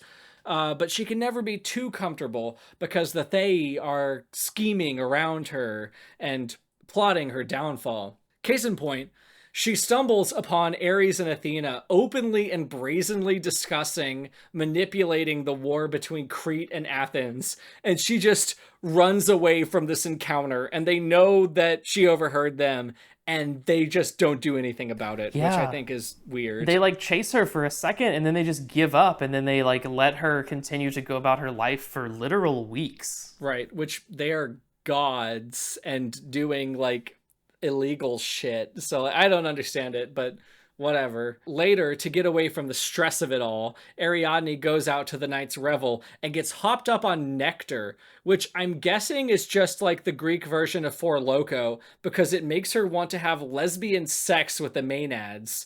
Dionysus rescues her from the situation. She comes on to him, but then he stops her from going all the way with him, which, whoo-wee! That's my kink, is not having sex with someone when your ability to consent is compromised. So I was actually like really happy with this. Kind of the same way that I really liked Oro in Nightbane, is just like, hey, Dionysus had the wherewithal to be like, hey, I know I'm the god of like frivolous sex or whatever, but like consent is really cool. Yeah, I mean, coyness aside, I really appreciated that he was like, you're not ready to consent to this. Like, you've never had sex with anybody, least of all me, even though there's this simmering tension between us. Like, this is not an appropriate way for this to go down. Like, if I did anything right now, I would absolutely unambiguously be taking advantage of you. Right. And I thought that set a really good precedent for the terms of their sexual relationship for the rest of the story. Wonderful. Is Dionysus a good romantic partner? Absolutely. Does this fit in with this narrative of, ooh, he's a scary god? No, absolutely not. So it works and it doesn't, but I'm happy it's there. I would rather this be there than they have drunken sex for the first time. Oh, that's a horrible I think if precedent. that had happened, I would have put the book down. Absolutely, me too. But this apparently is a big revelation that Ariadne is actually attracted to Dionysus, which, like, wow, totally didn't see that one coming. Yeah. Like, come on. So remember me mentioning Dionysus's little gifts that he keeps getting for Ariadne? Well, she starts to feel bad about not reciprocating, so she goes to Artemis to figure out what gifts to give him. The most riveting plot point that we could possibly get at the midpoint of this fucking book. And speaking of book, the gift is a book, possibly an allusion to another myth involving Dionysus, but it's an old manuscript by a friend of his. Yeah, it's a collection of the plays of Euripides, who in this universe Dionysus was personal friends with. So like Euripides, like the real historical playwright. Yeah, like the ancient Greek tailor. Yeah, that's the one. He's like, he comes in with a ripped pair of pants. He's like, "Hey, Euripides." Euripides. He's like, "Hey, Eumenides." Yeah. So they make out about it. It's a really cool scene. I love that we spend like so many pages on it. I don't want to like belabor this point in the critique section, so I'm just going to say it now. I was really weirded out by the fact that Dionysus was like, oh my god, Euripides was like a close personal friend of mine who died a really, really long time ago, and I was like totally bereaved at his passing. But also, I don't possess a copy of his plays, the thing that he is known for. I don't know. Question mark? I don't know. I don't own your writings, and I consider you a close friend that I would grieve. You literally do. You own a copy of a magazine that I was published in. Oh, yeah, I did. But, like, you know what I mean. I didn't have a problem with this. I was just like, he makes such a big deal of the fact that they're friends, but also he doesn't own a copy of this guy's, like, extremely famous works. That's not just extremely famous in our world. That's, like, in-universe extremely famous, too. So, yeah, it's kind of weird. But later, it just kind of like galvanizes their love for each other, whatever. At a revel later on, she runs into Hermes and Aphrodite and has to pretend she has so much awesome sex all the time. Even though the marriage is not consummated, Jay is looking chagrined because there is one of the worst quotes in the entire world about Dionysus's prowess in making vibrators that Aphrodite really appreciates. I hated this scene. I hate the part. This is the part where she says, like, has he pegged you as a woman yet, or whatever? Yeah. Or have you pegged him as a man? I can't remember. But either way, it's, like, so gross and so weird. It's unthinkable that someone would say that to another person, which, in context, kind of makes sense, because Aphrodite clearly thinks of Ariadne as not subhuman, but sub-theoi. Right. So, like, I get why she's willing to be so brazen with her, but also it's really disgusting to read. Like you said, it is disgusting to Ariadne, and it makes her very insecure and makes her feel gross, which totally fair. It is a disgusting conversation in universe and out. It also makes her feel insecure about her relationship with Dionysus, which is someone who is not known for monogamy and reciprocated romantic love, which is a plot point that it exists, but really isn't, like, brought to the fore in a way that I find compelling. Like, again, these are the gods that we know from elementary school world history. Dionysus is the god of wine-fueled orgies, and the idea that Ariadne isn't comfortable with non-monogamy is huge to, like, their relationship. Really interesting thing to not bring up. Yeah, it's kind of Schrodinger's plot point, Dionysus's relationship to monogamy and polyamory. Like, it gets brought up when it's convenient and then, like, completely memory hold when it's not. I feel like we have just a little bit of latitude with Dionysus as a character here to where this might be, like, a deal breaker for him. He's like, hey, I really like my orgies. Like, I'm okay with you being my wife and being, like, my main companion, but I love these orgies. And I'm not saying whose side I would fall on here, but I would want to see that litigated between these two characters. But case in point, she takes out her insecurity on Dionysus after this revel, and Dionysus is like, if you told me, Ariadne, I would give up everything for you. I love you, and he doesn't say I love you, but, like, I would do anything for you, but you never ask, and that's your fault.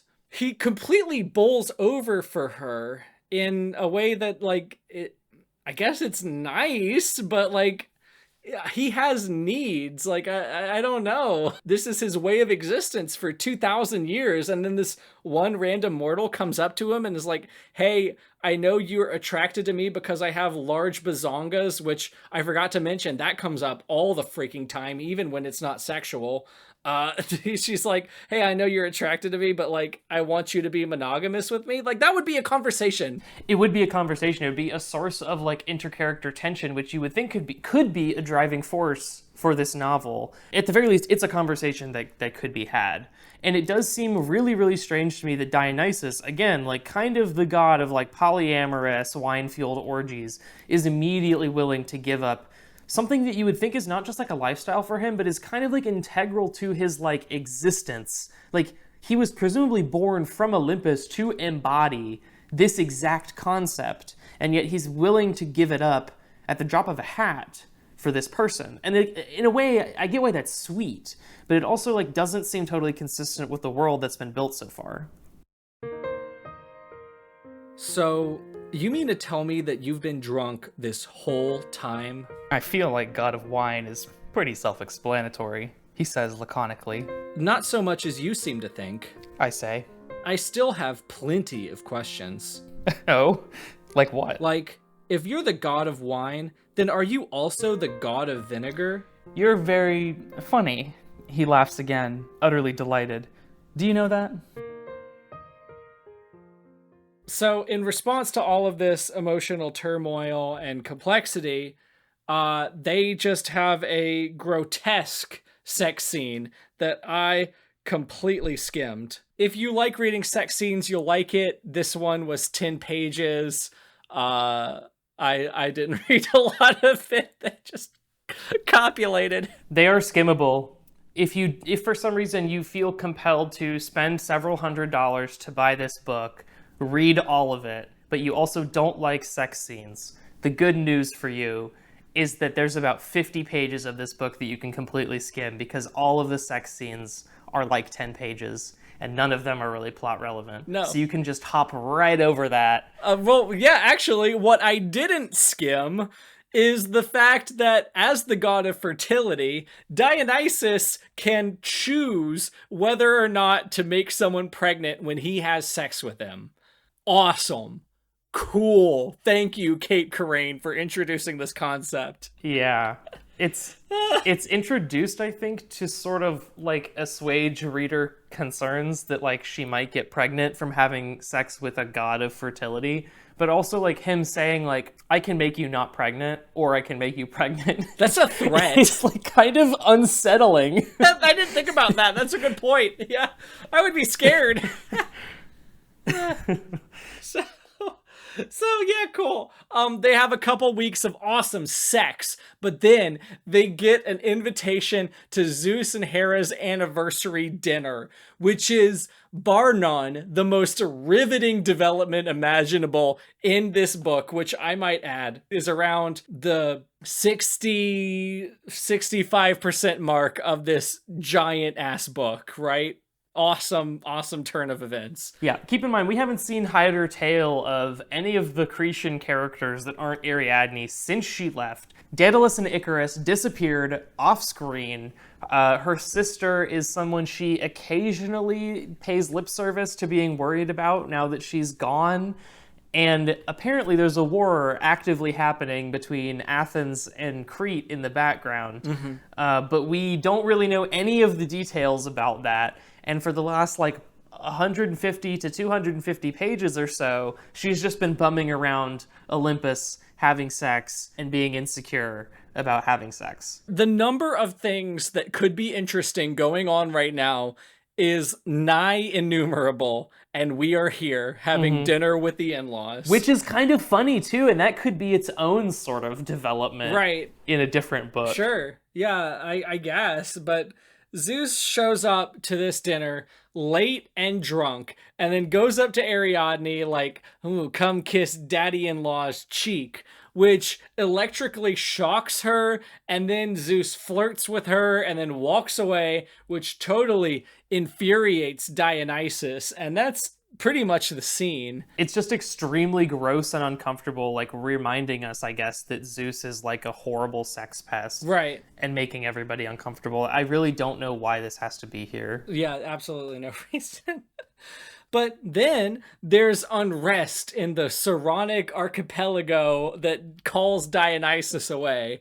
No, we are not told what the Saronic archipelago is before this gets dropped on us. Dionysus just has to go because he's got some devotees there. This leaves Ariadne alone on Olympus for a while, but it's okay because she gets a Liam from Fourth Wing, who is a character that I don't remember, that never comes back up. So Theasus, whoever Theasus is. I'm sure whatever Dionysus was doing in that archipelago will come up in like a bonus chapter short story that'll be released in the collector's edition of the sequel. Oh God, I can only hope. So she faps about in her winery, and then Hera barges in. Oh my God. Ariadne then totally owns Hera in the marketplace of ideas, and then everyone claps. No, I'm kidding. Hera comes up and she's like, I'm on to you. There's no way Mr. Sex Man would want to be in a sexless marriage with someone who's so unsexy. So something's going on here.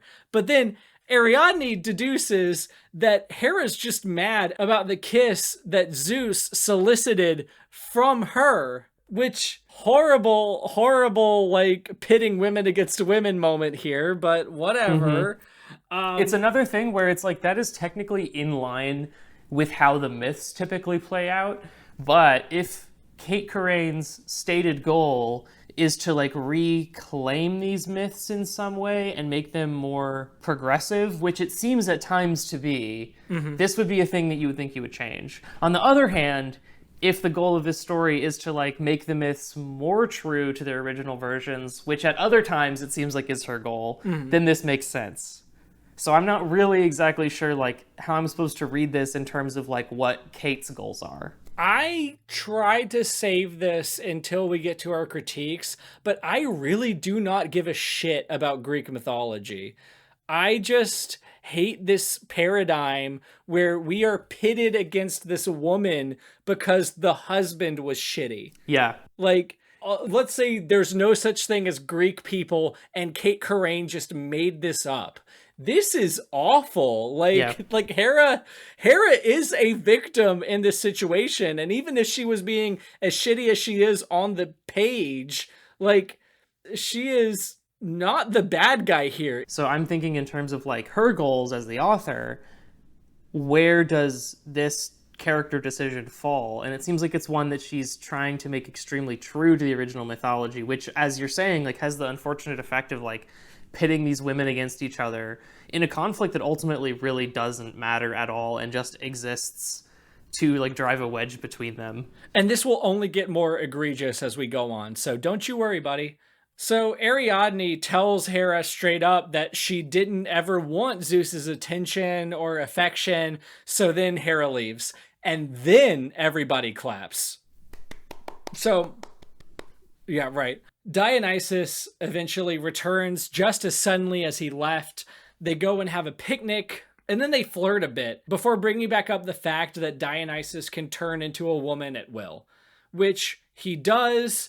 And while he's a woman, Ariadne is like, hey, Dionysus, do you think of yourself as a woman in these situations? And Dionysus shrugs and he's like, sure, yeah, I guess I consider myself a woman in these situations, which I guess makes Dionysus gender fluid in the strictest sense of the word. I don't want to derail our summary because I have something really, really long to say about this, but we have a lot. Yeah. We'll asterisk that for now. Yeah, so just remember that this is supposed to be gender fluid representation.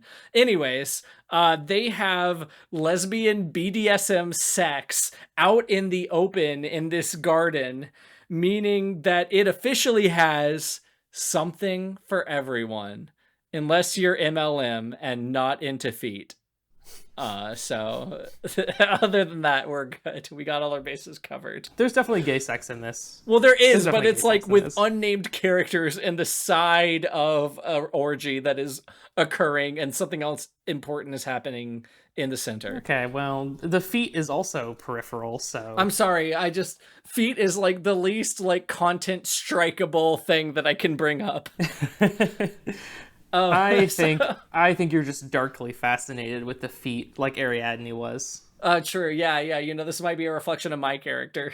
But Right. regardless, this happiness of lesbian BDSM sex is not to last, because we are now in part 5. For the second time, Ariadne just so happens to hear Athena and Ares conspiring. This time with Hera. Ooh. This time Hera's also there. Right, she's also here now. We learned that the war between Crete and Athens is intensifying, and that Theseus is conscripting millions of people to go fight in this war. Conscripting, Cait Corrain is sure to point out, means that they are unwillingly recruited into this army. They're slave soldiers, right? So Ariadne's not cool with this. Awesome. I'm not cool with this either. So we're all in agreement here. Hera pretty much up and says that the only reason she is doing this is to make Ariadne feel bad because she is mad that Dionysus is back. Which, we've already talked about this. I don't want to rediscuss any of this stuff that we just said. Is so petty, and there are a million different reasons that Hera could have for wanting to get involved in this. We could cut Hera out and leave this just being Athena and Ares. Anything could happen other than, I'm mad that my husband wanted to kiss you, so I am murdering millions of people because of it. And again, I guess that's a god thing to do, but whatever. The deployment of slavery into this situation in order to make Theseus more evil is just so lazy, too. It's like, I mean, it's virtue signaling. Can I say that? Like, it's virtue signaling. It's basically the book saying, slavery is really bad, am I right, guys? And expecting the reader to be like, yeah, slavery is really bad, and I don't like it. So Theseus is bad, and I agree with you, Cait Corrain. And it is not engaging with it on any deeper level than that. No. It's really, honestly, frankly, disrespectful to the idea of, like, slaves being conscripted into war. Right. Which, it's gross. Like, I don't know. Why are we doing this? And this is framed as, like, some catty, underhanded thing that Hera did to get back at Ariadne. The crux of all of this is still sexist womanly jealousy, which, like, this book could have been about anything. Yeah. We could have done anything in the world other than this, but here we are.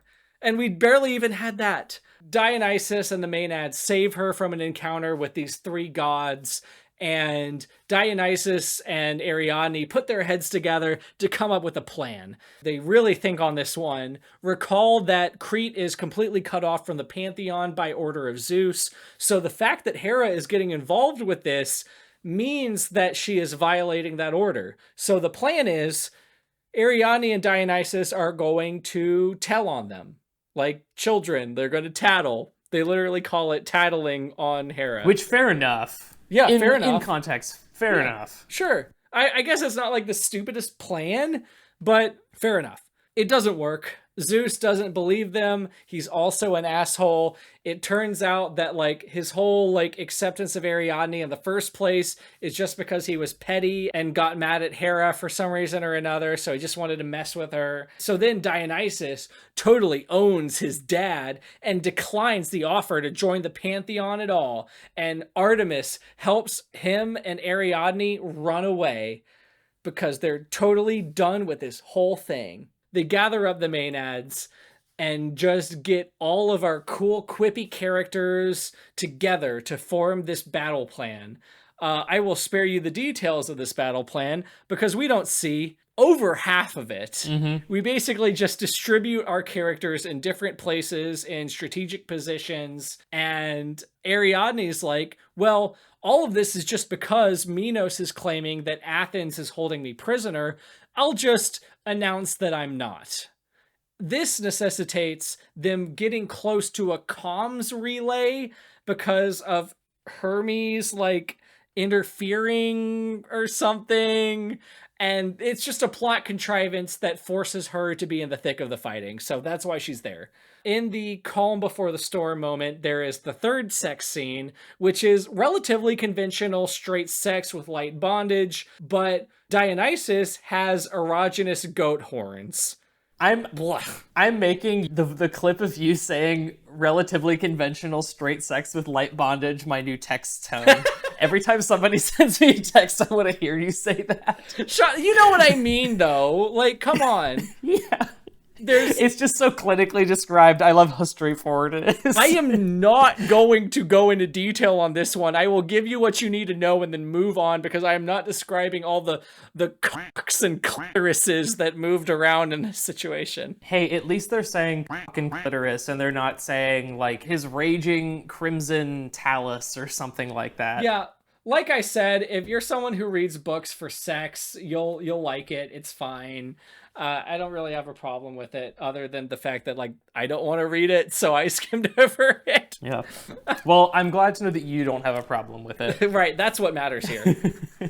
The next day, they travel to Attica and come out of warp in the middle of the battle, which will bury much of the rest of the book in a cacophony of action scenes and unfamiliar settings that just completely do not matter. It is just an interplanetary sci-fi battle. Ampelos flies super good. Ariadne does some super cool tech stuff and then gives an announcement that she isn't kidnapped after all, which calls all the other Polis for aid in pacifying the area. Rather than escape the active war zone, Ariadne tells Ampelos to just hang out for a second. Then all of the armadas of all the different Polis start to appear, but before our heroes can celebrate, Ampelos and Ariadne's ship is caught in the tractor beam. Oh no! I didn't know there were tractor beams in this world. Is that a stupid thing to say at this point? Like, tractor beams feel like very retro sci-fi. Like, I'm imagining like a silver UFO, you know, like Right. a literal flying saucer, and like a little green beam like abducting a cow. Yeah, this is probably the first time that tractor beams are mentioned in the book, so I don't think that's a stupid thing to say at all, no. Aesthetically, it just feels like a different kind of sci-fi. I don't know. It's a little thing, but I was like, where did that come from? So it feels like an excuse to have the cold open of Star Wars Episode 4, A New Hope, happen. Yeah. But instead of the Tantive 4, it's the ship that Ariadne's on. And instead of Darth Vader, it's Ares. And instead of Wedge Antilles being force choked and thrown against the wall, Ampelos is picked up and brained against the metal ceiling. Ampelos dies unceremoniously, and then Ariadne is knocked out by a flick to the forehead. Okay, Right. Cool. Ariadne wakes up on board the Star Destroyer, her father's flagship, and she totally owns her dad again in the marketplace of ideas. He mentions that her sister Phaedra's been quote unquote molded into a proper heir in a way that like Ariadne like freaks out about it. So like I wonder if that implies like Warhammer 40k Space Marine body modification or something like really cool, but we'll never know, so who cares? I was imagining some kind of like brainwashing and like torture combo Right. thing where she was about to step out of the shadows and be like, "Hello, Ariadne," you know, like Right. But no, I was thinking of cybernetic enhancements, but we both kind of had the same idea here. There's a pretty brutal hand-to-hand combat scene where like Ariadne gets her legs kicked in and her dad just like beats the shit out of her. It's pretty crazy. her dad like snaps her knee. It's like really disgusting. Like the brutality of this is, I mean, it's pretty unprecedented in the book. Like it's Completely. very intense. The familial element of it makes it even more unsettling. It feels out of place, I guess I'll say. Yeah, it ends up with Ariadne writhing on the ground in pain, but then Dionysus warps in at the last second and literally eviscerates Minos, kind of like outside of camera view before Minos can deal the killing blow to Ariadne. But then there's a dramatic twist. Ares appears from the shadows with a big old glowing spear, a Thay killing weapon.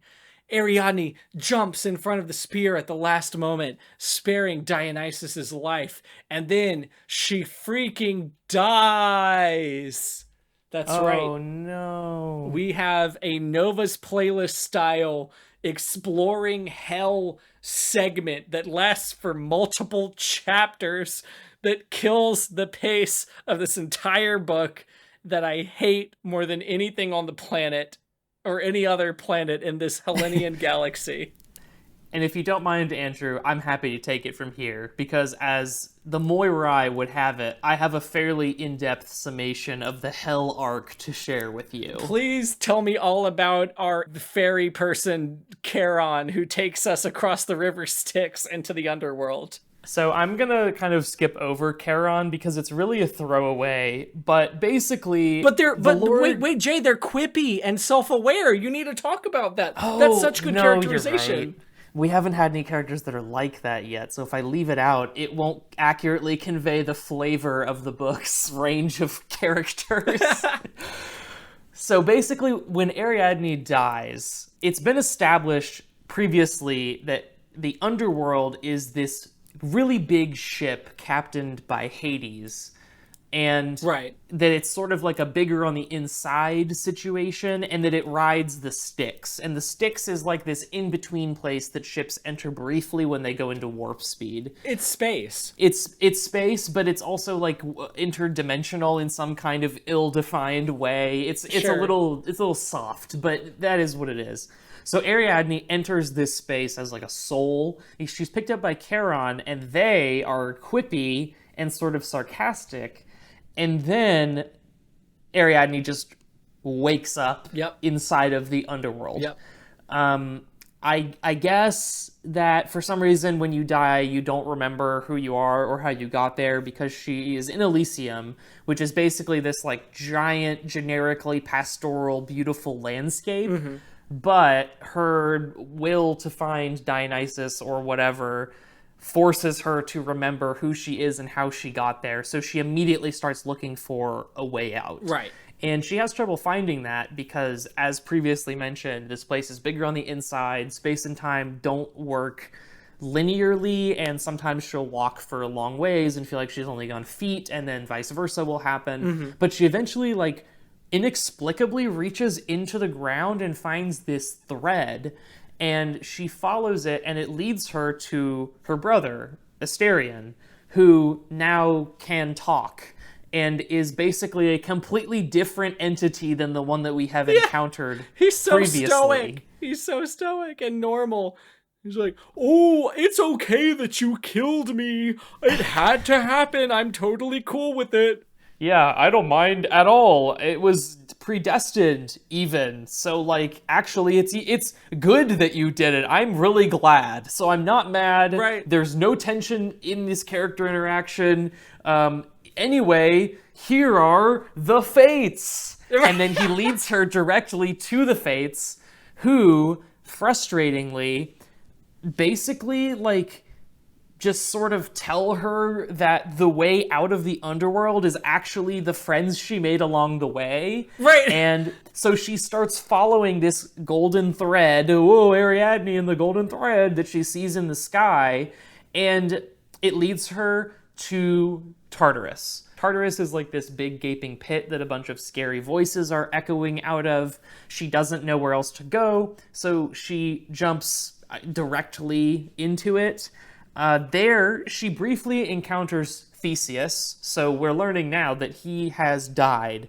And I did kind of like this moment, visually at least, because he is trapped in like a prison cell in like this infinite prison, and there's a bunch of arrows like sticking out of him, and he's like bleeding to death actively, but he's already dead, so it's just sort of this perpetual state of dying. And he begs her for forgiveness and to help him out, but she's just like, no, and walks away. Which, you know, fair, honestly. Sure, yeah, I don't blame her. I don't either, at all. So she gets out of Tartarus, and then she finds Hades' throne room, where Dionysus is already there, arguing with Hades for reasons that she should be allowed to come back to life. I don't want to belabor this argument because it exists only so that we can have some kind of token conflict. And then Hades is like, yeah, whatever, get out of here. So they leave, and she comes back to life. Yep. That's the entire story. Only it really is kind of obvious that she's on a ship the entire time, because like the parts of hell are separated by keypads. Like they specifically mentioned keypads between like the different areas of hell. And I'm just like, hold on. I don't mean to be cinema sins, but are you telling me you literally go to a spaceship when you die?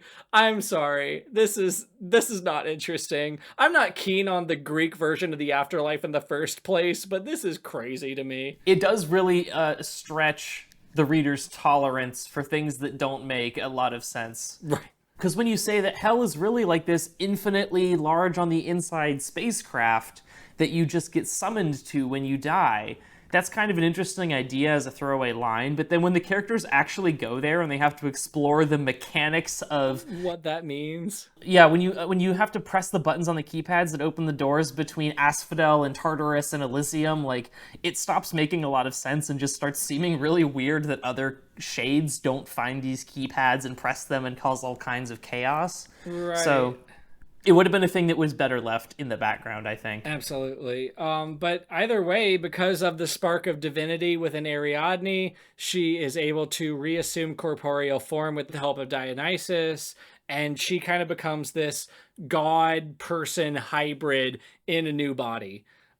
In the epilogue, Dionysus and Ariadne are on the god equivalent of a honeymoon, watching dolphins play in the ocean of a warm planet we've never heard of before.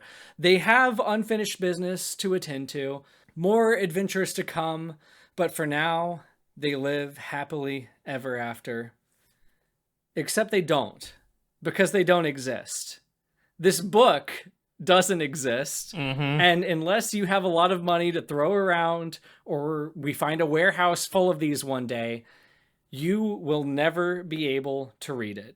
This story is gone forever, and even though not a lot was really lost, isn't that kind of crazy to think about, that this is all gone forever?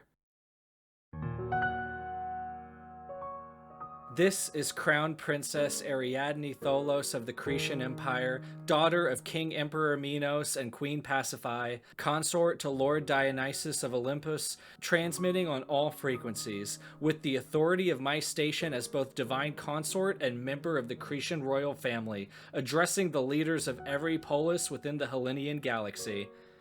As I speak, Minos is burning the Athenian Empire to ash, justifying his actions with the claim that I was abducted and imprisoned at the hands of the soldiers they sent as sacrifices to the labyrinth ceremony. This is a complete fabrication, and I am here to set the record straight. I left Crete on my own accord, under no duress, in a ship I procured before the Athenians set foot on Crete. During the ceremony, King Emperor Theseus defeated Minos' champion and emerged victorious. As stipulated in the treaty between Crete and Athens, that should have resulted in an immediate and permanent cessation of hostilities between the empires. Despite this, Minos refused to honor the treaty and, as evidenced by the battle currently unfolding, sought to escalate the conflict instead. Additionally, I am not, nor was I ever, on Attica. After an attack by Minos separated me from the Athenians, Theseus had no choice but to maintain the illusion of my presence, to ensure the safety of his people. Minos has known all of this from the beginning, but the truth, like the sanctity of the treaties, means nothing to him. You cannot trust his words, only his actions.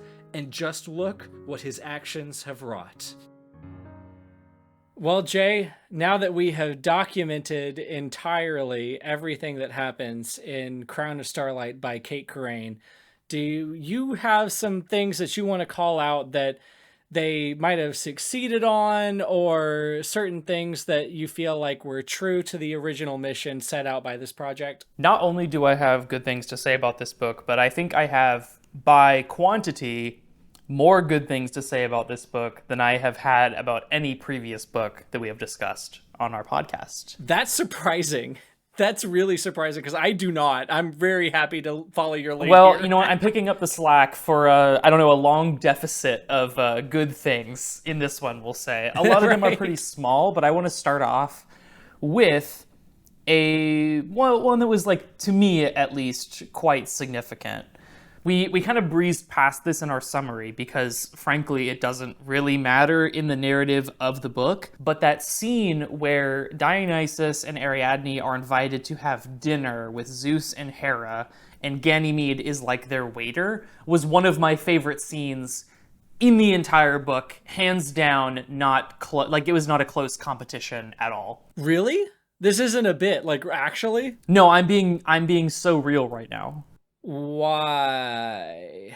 I loved this book's interpretation of Ganymede. I Oh. thought it was extremely creepy and unsettling in a way that was like really, really effective. Sure, yeah, I'm actually cool with that. Well, as you've said in previous episodes, for me it's not the what. Like the addiction itself, the kind of zombification is fine. It's more the how. Like the execution of it, I think, is really, really good. I liked especially that like we finally get to see in a more focused setting the like corrosive psychological effect that divinity has on a mortal character. I really like that Ganymede is like this beautiful but pale, hollow being with no will of his own. Not to reference Steven Universe for 2 episodes in a row, but he's a lot like White Pearl at the very end of that show. I thought that character was very effectively portrayed. And I really like these little details. Like, for example, when Zeus talks to him, he gets really ecstatic. But at the end of the scene, when Zeus and Hera have this like big fight that also doesn't matter, but it results in a bunch of wine being spilled and then storming out, as soon as Zeus leaves the room, Ganymede like breaks down and starts sobbing and rolling in the wine, and it's like really creepy. Yeah. And Ariadne like stares at him and sees this reflection of what she could be were it not for Dionysus's protection. And I really just wish that there was more of this in the story, or like an actual real threat that this could have happened to Ariadne, because since she's married to Dionysus, this can't happen to her. But I wish for a version of this book where she was constantly battling herself as she's like losing herself to his divinity. I think that could be super cool. If this had came earlier, I wonder if I wouldn't have been as hard on the whole, like, oh, there's no way Dionysus poses a threat thing, like in the first couple parts. You know, like if I knew that Ganymede was an option for Ariadne, I might have bought into the whole, hey, maybe it's not a great idea to throw yourself into the service of this guy. In media res, I didn't feel that because, again, we were told time and time again that Dionysus was a completely cool person. But if there was just like some chemical imbalance that by no active will of Dionysus's would cause something like that to happen to Ariadne, and we knew that from 10-20% mark, that would have been cool. I would have been okay with that. I think that would be awesome as well. Like, I can really imagine a version of this where, because obviously Minos and the other ruling Cretians hate the Olympians, they could lift Ganymede up as an example of what happens when you worship the Olympians. They could use him as like a parable and be like, Ariadne, don't end up like Ganymede. This is what happens when you worship the Olympians. They use you and they hollow you out and they turn you into a slave. Yeah. And if she had grown up hearing that story, I think that A, we as the audience would know this is an option for her if she continues to worship Dionysus, and B, we would have a reason to be scared of the Olympians and wary of them before they even actually enter the story. Right. And I think that that could be like a super efficient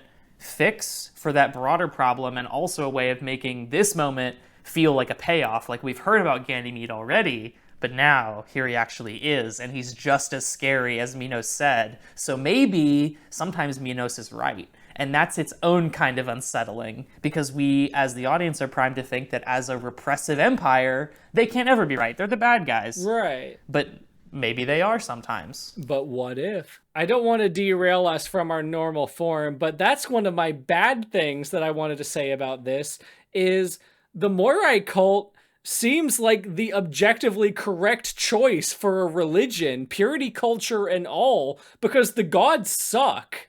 Like they are actively disinterested and don't directly affect the lives of mortals. At least the Mirei like actually influence things on a human level and don't drain people of their humanity. So that kind of it's kind of the twin of your good thing is like I was like, why wouldn't you worship the Mirei in this situation? Seems like it's kind of a damned if you do, damned if you don't. I mean, I honestly think you could worship the Moirai without the purity culture stuff, because as far as I understand it, that's a layer that Minos and his ilk imposed on them. Yeah. It doesn't seem like they actually demand that. So I kind of agree. Like, I think a version of Moirai worship that doesn't involve the purity culture stuff would probably be like the most sensible kind of religion in this world. That's what I would do. And that's a good point.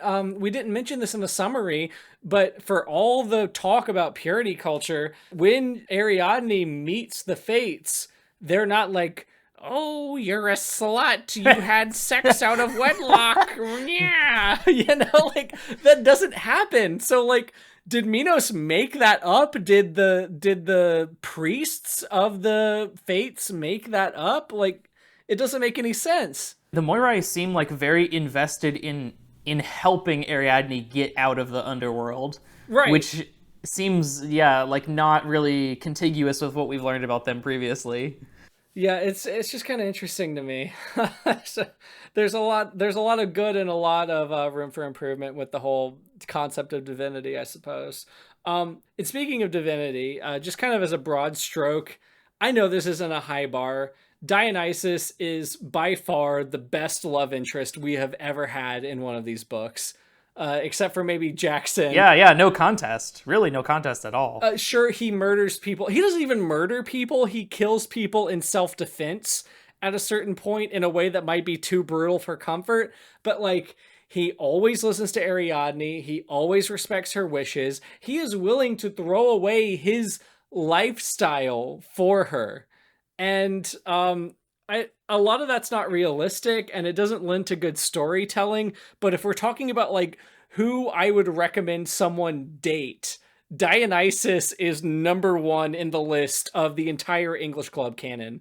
Maybe this is being a podcaster interfering with like more objective literary analysis, but I was just so relieved that he's not a horrible sex pest. Like, he is very horny and very forward about his horniness, but he never pressures anybody into anything they don't want, not even a hint of it a single time. And I was just like, thank the God stars, we don't have to litigate this bullshit again. Like, he's just a nice guy. Right. And that's kind of what I was talking about in my summary. Like, the Maenads are thrilled to be in his company. They went into it of their own will for we'll get into this later, but Elanthe, one of the Maenads, is a trans woman, and for this was part of her transition. Like, he helps them at every turn. There is no sign of coercion or any kind of trickery whatsoever. He is just a guy. And that's really great. And I do kind of think that this is what Grimm was in Astor's head. I know you don't agree with me, but if Dionysus sensually fed Ariadne chocolates, I wouldn't think twice about it, you know? No, I wouldn't either. Definitely not. Sexual comments and all. Because there would have been a moment where he was like, do you want this? I mean, there's even a moment in this actual book where he's like, do you want me to do this? I love consent. And that's really all it takes. It really is that easy. It is so easy. Hey, open call to all fanfic turned YA authors. It is that easy. 4 words. Do you want this? And then that makes it even sexier, because then she can be like, yes, Dionysus, I want this. Give it to me. I don't freaking care if that's sexy or not. It's nice. It's considerate of your fellow sex partner. Like, so yeah, I like Dionysus a lot, is what I'm trying to say. He's a little bit too nice to be interesting as a character, but if we're talking about his status as a love interest, I'm glad he's here. I'm glad he's here and not Grimshaw Malvere. And I think that he could be nice as a sex interest, and tension that moves the narrative forward could appear other places. For instance, hey, Dionysus, are you willing to give up your entire lifestyle for me? Oh, I don't know about that. That could be a moment where like there is like interpersonal conflict, but also like the conflict isn't coming from like the sexual aspect specifically.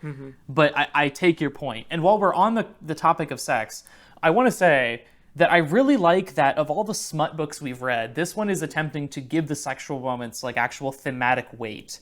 Because, and it's really just as simple as Ariadne was brought up in this puritanical culture where sex for her as a woman is seen as an explicit taboo. And especially for her as a queer woman is seen as an explicit taboo.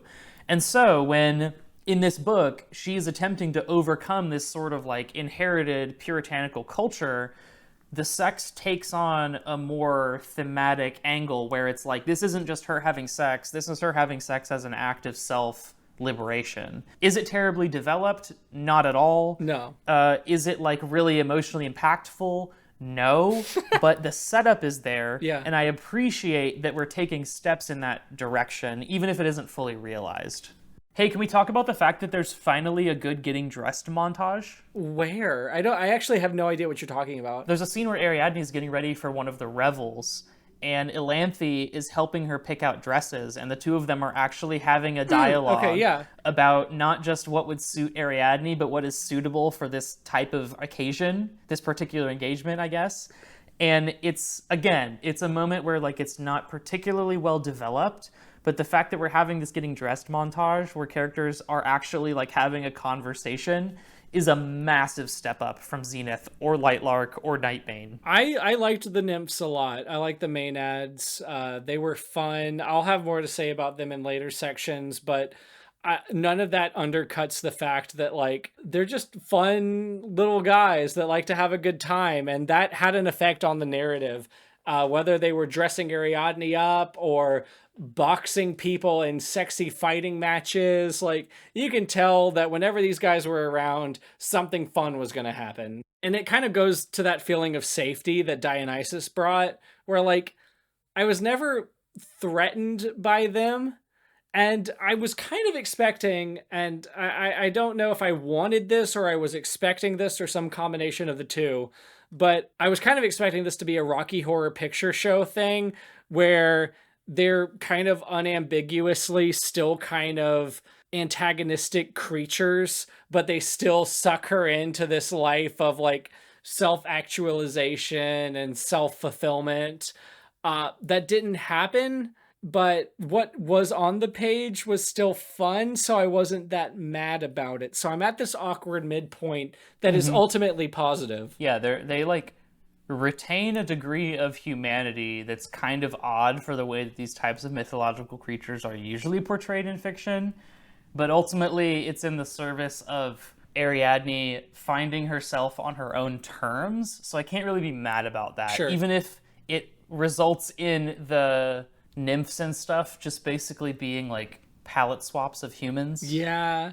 There wasn't much to them that elevated them from normal people, but they were fun. Whatever. They liked war. They can summon magical weapons, right? Maybe. I feel like there's a moment where it's like do you like hers more or mine more? And then they both like summon their weapons or something. That sounds right. You know what? I'm gonna say that that's true. Okay. And it'll be years before someone can tell me if that's right or wrong. Because no one can read this book. If you can prove Jay wrong, like, comment, and subscribe.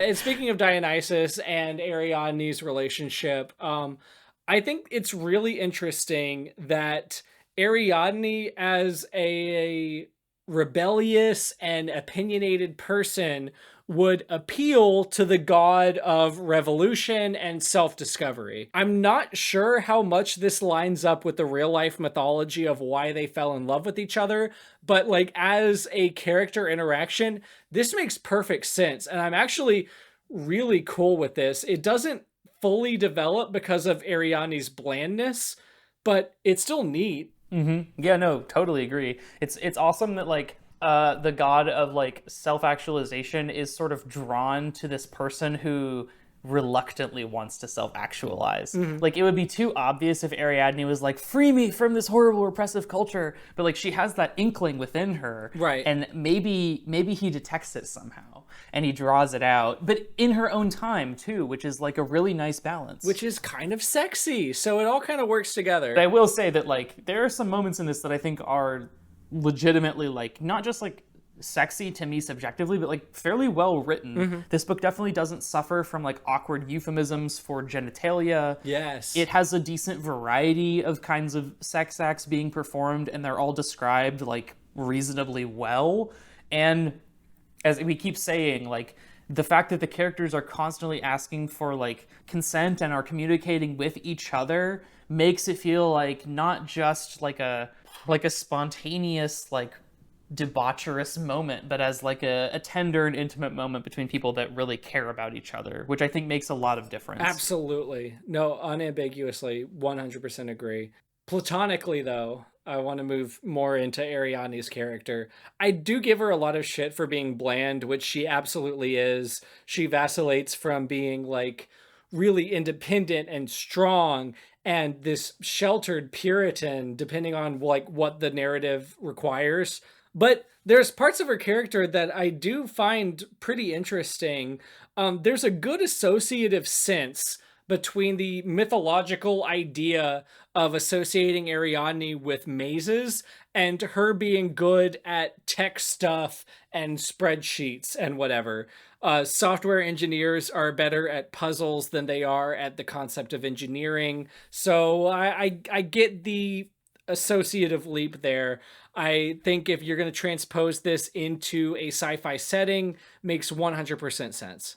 Yeah, I love that as well. And I love that the motif of mazes and labyrinths gets brought up in her internal narration from time to time. Sometimes it's a little bit too obvious. Like Yeah. when she's trying to escape the underworld and she's like, oh, it's like a labyrinth in here. I'm like, yeah, no, it kind of literally is a labyrinth because it's a maze and it's constantly shifting. But there's other times where she's like, oh, I'm trying to navigate this tough situation and it's really labyrinthine. And I'm like, yeah, that's cool. I like that. And I Sure. like that you trusting your intuition is kind of like the quote unquote golden thread of that scenario. Again, maybe a little obvious, but it's like a nice enough touch. Yeah, I mean, none of this is Shakespeare, but it's there. It's nice. I like it. Simple as. To speak a little bit more to her character, I like that she is good at asking questions, especially early in the book, that both are questions that an average reader would be likely to ask and have the ancillary effect of providing additional world building. Having her be a sheltered Puritan is kind of genius to help us learn as the reader, as the narrative moves along, like what this world is really about. So I think that was kind of a stroke of genius on Cait's part here. Yeah, and especially like this being a sci-fi setting, I really appreciated there was a moment, I think they're on the Bromios for the first time, and Ariadne sits down with Dionysus and is like, hey man, what the fuck does it mean that you're a god? Because like, yeah, in a sci-fi setting, like what does that actually mean? And the question is not particularly satisfyingly answered. And I No. don't mean that it's ambiguous in a way that serves the plot. I mean that like the answer is kind of a sidestep. But I like that she asked the question because it means that her character is like a intelligent character Sure. that we can relate to.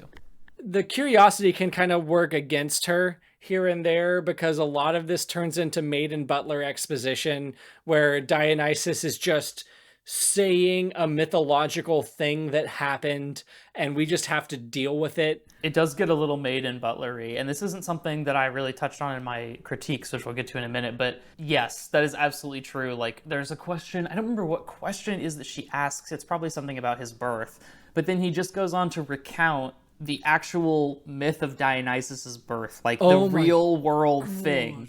And it's like, did you really need to write all this in? Like, I don't know, just include a hyperlink to the Wikipedia page or something, because it really adds nothing more than that would have. Right. Yeah, we'll talk a lot about that later.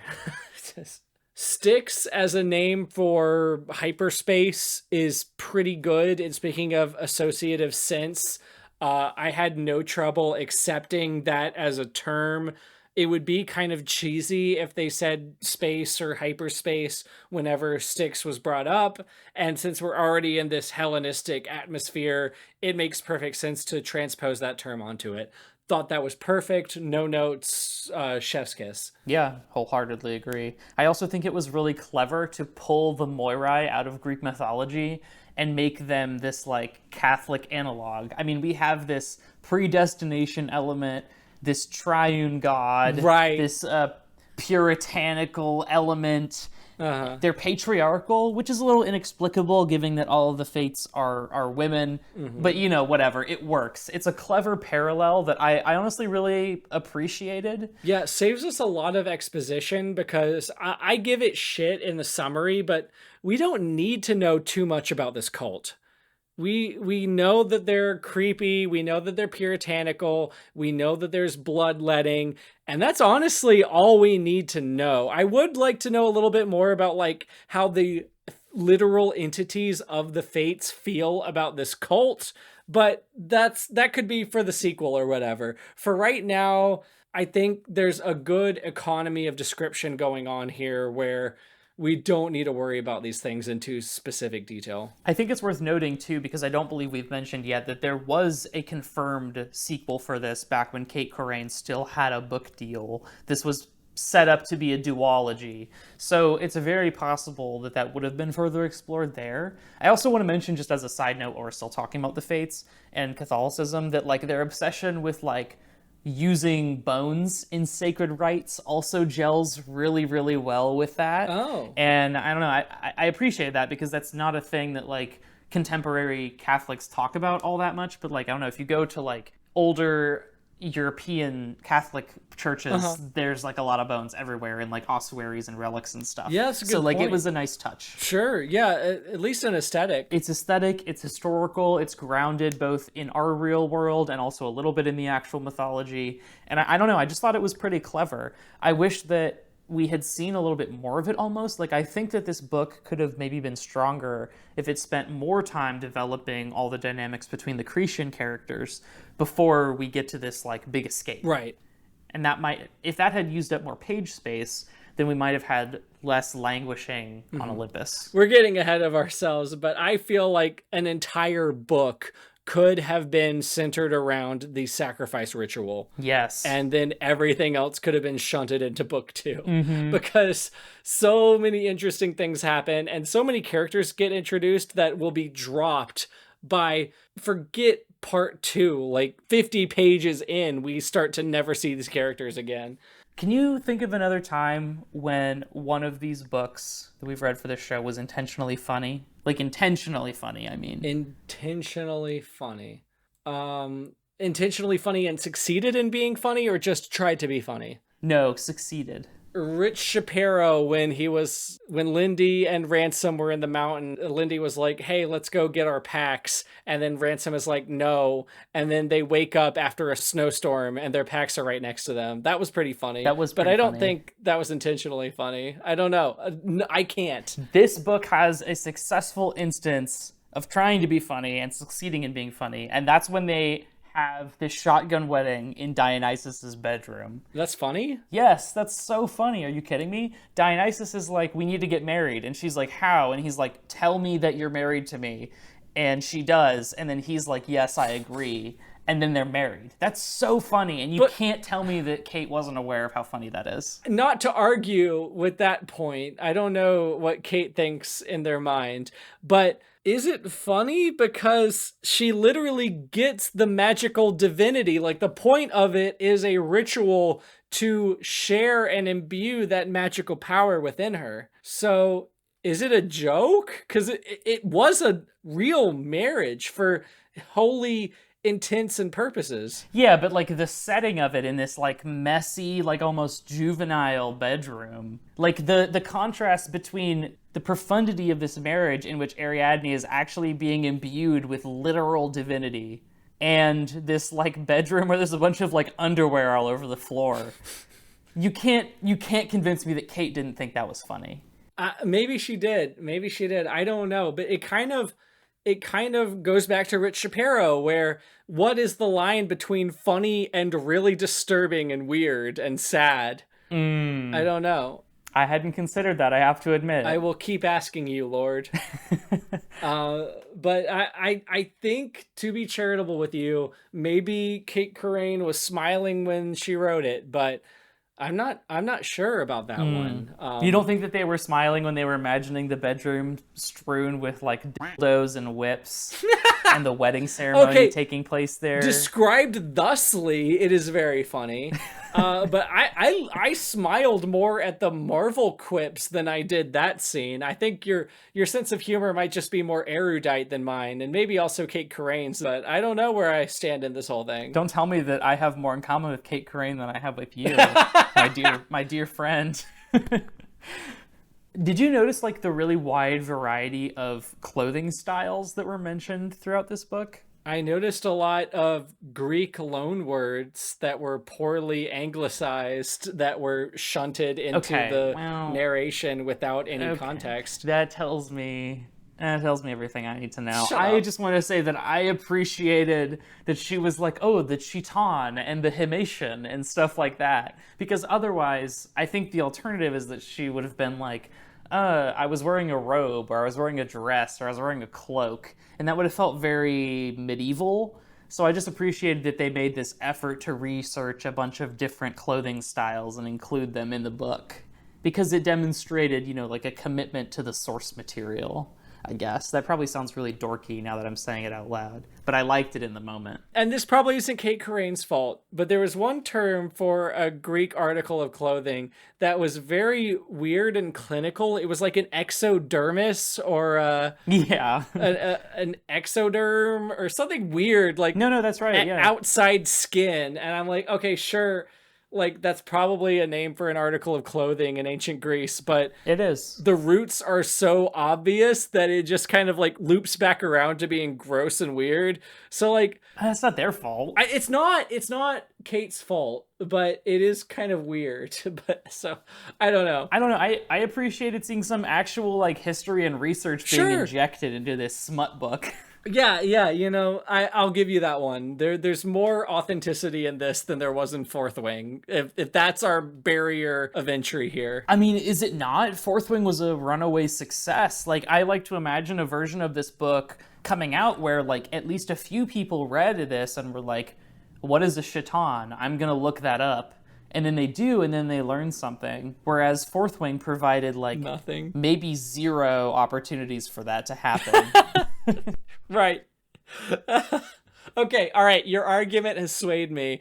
I don't know what an exoderm is to this day, but I'm okay with it being included in the corpus. Is that all you wanted to hear? No, I don't want you to like flatter me. I'm just arguing for my point, which is that like, yes, it is awkward to just inject these random loan words that we don't have English equivalents for, but also like it provides an opportunity for the reader to learn something, and be interested in something that they didn't know previously. And I think that makes the brow of this a little bit higher, perhaps. Not much, but a little bit. Higher than Fourth Wing, notwithstanding, yeah. Okay, so all the listeners, I need you to imagine that in the background, Robert Louis Stevenson is chasing a mermaid around while riding a dinosaur. Because they're in hell. And this part is not in Japanese, because if it were, they wouldn't be able to say it. Mm-hmm. And that's equally important to know. I don't love that Theseus killed me, but I can't exactly say that I particularly loved my life, either. I wasn't meant to exist, and there was no place or purpose for me other than that to which I was consigned. And the pain was unimaginable. He snorts again, a great bovine sigh that flutters the edges of his nostrils. Here I have a purpose, and the pain is gone. But I couldn't even give you a clean death. I insist. Asterion squeezes my hands, not hard enough to hurt, but hard enough to make a point. Listen well, Ariadne, he says. I can see a lot from up here. I know what you were trying to do, and it's more than anyone else ever did. We all fail. Failure isn't who we are. We are what we do, and why we do it, no matter the result. Okay, Andrew. The fates have determined that you will begin this next section. So please provide for me a bad thing about this book. The fates are requesting it, not me. So, Cait, now that we're transitioning into places where we think we fell short of what this book was supposed to be, I have to call out the fact that the side characters are almost interesting at every turn. I'm sure you've noticed in my summary that quippy and self aware tended to be the description for every single character in this entire book ever. I don't even necessarily have a problem with that because at a certain point that can be chalked up to tone and atmosphere. But the worst offenders with this were the maenads, who are brought up to be, Dionysus's favorite people. They have this close connection with him, and then they just kind of fizzle out and become quirky side characters without distinct personalities of their own. And by almost interesting, I mean you are very close to this not being a problem at all. So Elanthe is a trans woman, and that's great, but it's untrue and harmful to trans people to say that that alone makes her interesting. Yeah. So there's got to be some more stuff going on with these characters to make them memorable or interesting or entertaining or anything other than like women who hang out with Dionysus. So like, what if Elanthe is a gambling addict? What if Diora loves to paint? Like, I don't know. It doesn't have to even come up more than once. Just something to mention other than the fact they like to sleep around. There's not a lot to these characters. And to be clear, like Andrew saying that the book is suggesting that her being trans is the thing that makes her interesting is not like Andrew interpolating random bullshit. Thanks. I want to be clear for any listeners that are tuning in that might be skeptical. Like, the only moment that she gets distinct characterization is the moment where she explains her transition backstory, which is like a little weird. Like, right. Shouldn't she have at least one other character trait? Right. And maybe even like a goal for her life? The way that most people have? I don't know. Well, like, if Ariadne doesn't, well, I guess these characters won't, but whatever. Yeah, I don't know. It's a little sad. And this doesn't have to be deep. I don't need this to be important or pervasive or anything. Just make Elanthe artsy. Just give Scialla a desire to become an actress. I don't care. Just give me something here. Gimmicks. And in Pelos, like, give him something other than being the boy one. Like, I don't know. That's a good point. He is just the boy. He's Spike the Dragon. He is Spike. Which maybe is, like, kind of a clever inversion of the way that, like, these like fictional friend groups tend to work, where there's usually like the girl one, but nevertheless, like I wish that each of these characters had at least some kind of nominal goal that they could purport to be interested in pursuing in the second book, if nothing else. Right, it doesn't have to be anything big. I just you're so close. You're so close. It could literally be like Elanthe is like, I am really invested in fighting for revolutionaries who are rebelling against tyrants. Right. And that way, when she does do that later alongside Dionysus, it's not just a thing that she's doing, but it's an extension of her previously established character traits. It could be very simple. Yeah, exactly. It doesn't have to be a lot. So it's just something to think about for those guys. Yeah, again, we're not asking for Shakespeare here. No, absolutely not.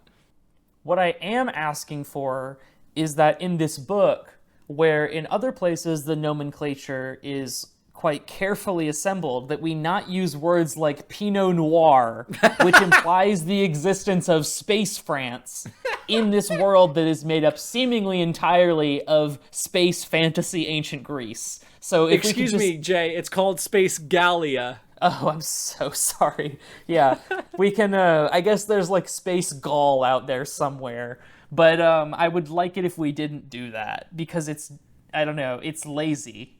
I lumped that in with the whole concept that Ariadne's anachronisms in her narration and the world and everything are ridiculous. completely distracting and annoying and bad and weird, and the narrative would be so elevated by not having them. If you use the word wine rather than Pinot Noir, none of this would be happening right now.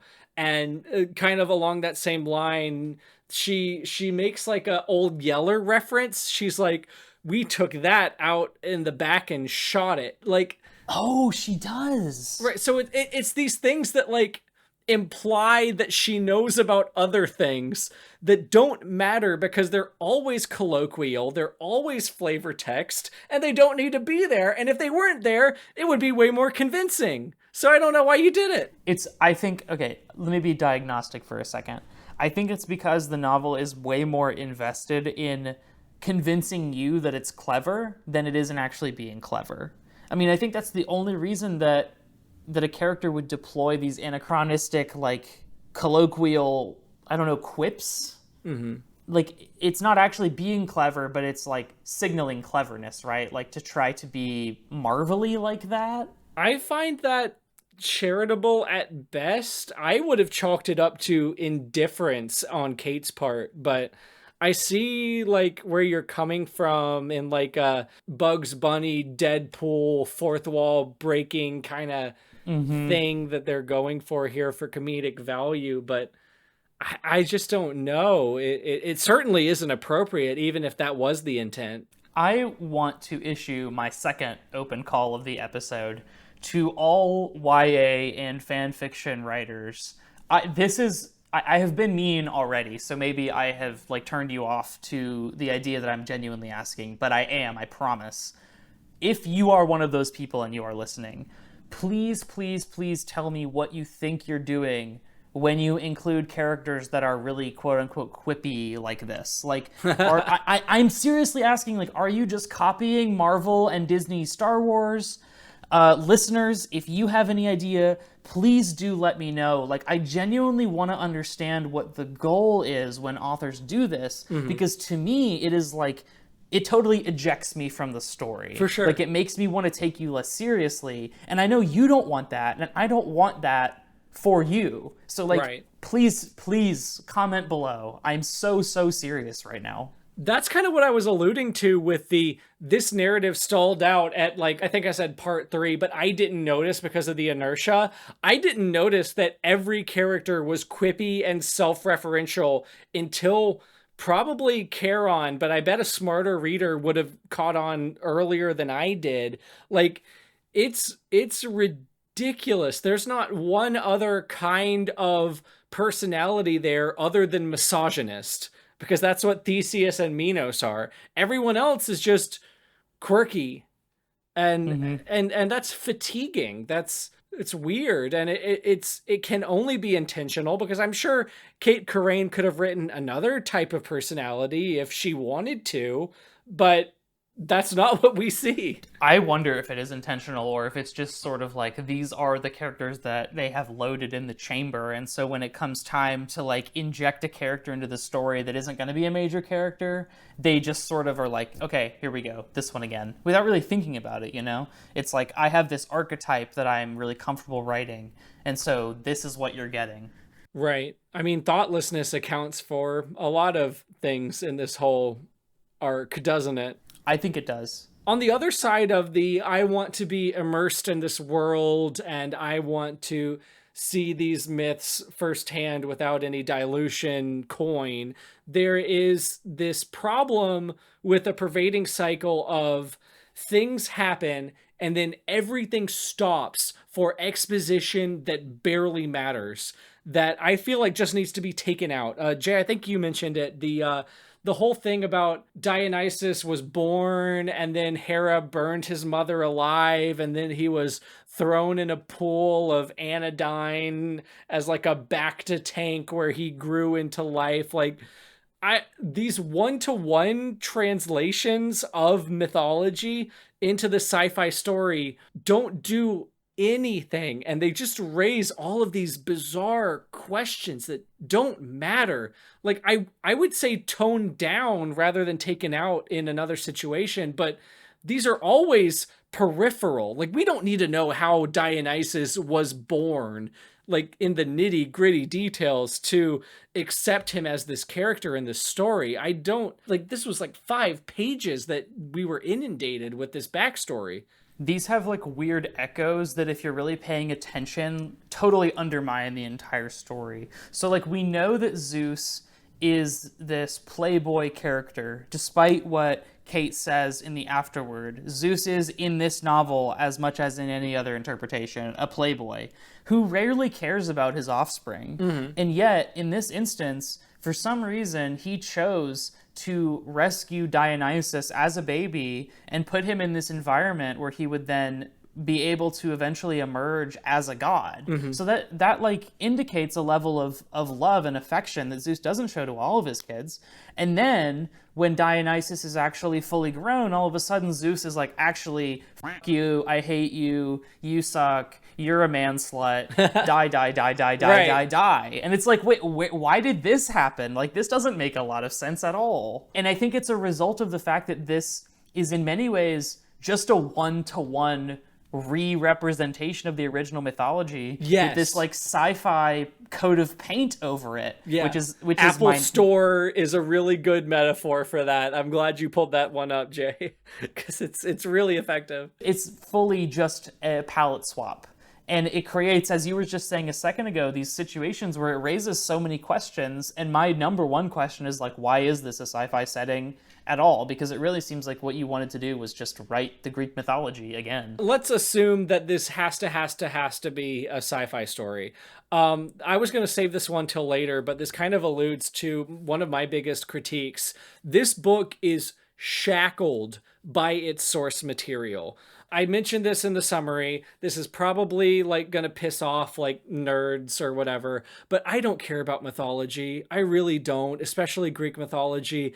It's all based off of oral tradition, so there's a million different versions of each one. And like Cait Corrain mentioned, 100 different white men from the 1800s translated them. So there's no cohesion. A lot of them don't make sense and or are so ingrained in the culture of origin that they just don't have any poignancy for the modern day. And at the same time, they're ingrained in the modern culture, so you can't help but have familiarity with them. So I have a list. Asterion can't be interesting because Theseus is Theseus and needs to kill him right off. We get this posthumous closure with him, but it's posthumous, and Asterion is just a guy with a bullhead. He has no connection to the figure that we knew in chapter 1. The same thing happens with Phaedra and Pasiphae, because they're just those mythological characters and they need to fulfill these roles. Dionysus can't pose a legitimate threat to Ariadne because we know from mythology that they eventually get married. We gawk at Ganymede and the other zombified humans, but we can't do anything with it because Ganymede is Zeus's cupbearer. He has to be there. Daedalus and Icarus disappear in part 1, but we know exactly what happened to them because they were winking at us, looking at the camera into my eyeballs and saying, "Watch out, this ship may burn up if it flies too close to the sun." This is a phrase I have to add that only exists because we know what happens to them. Right.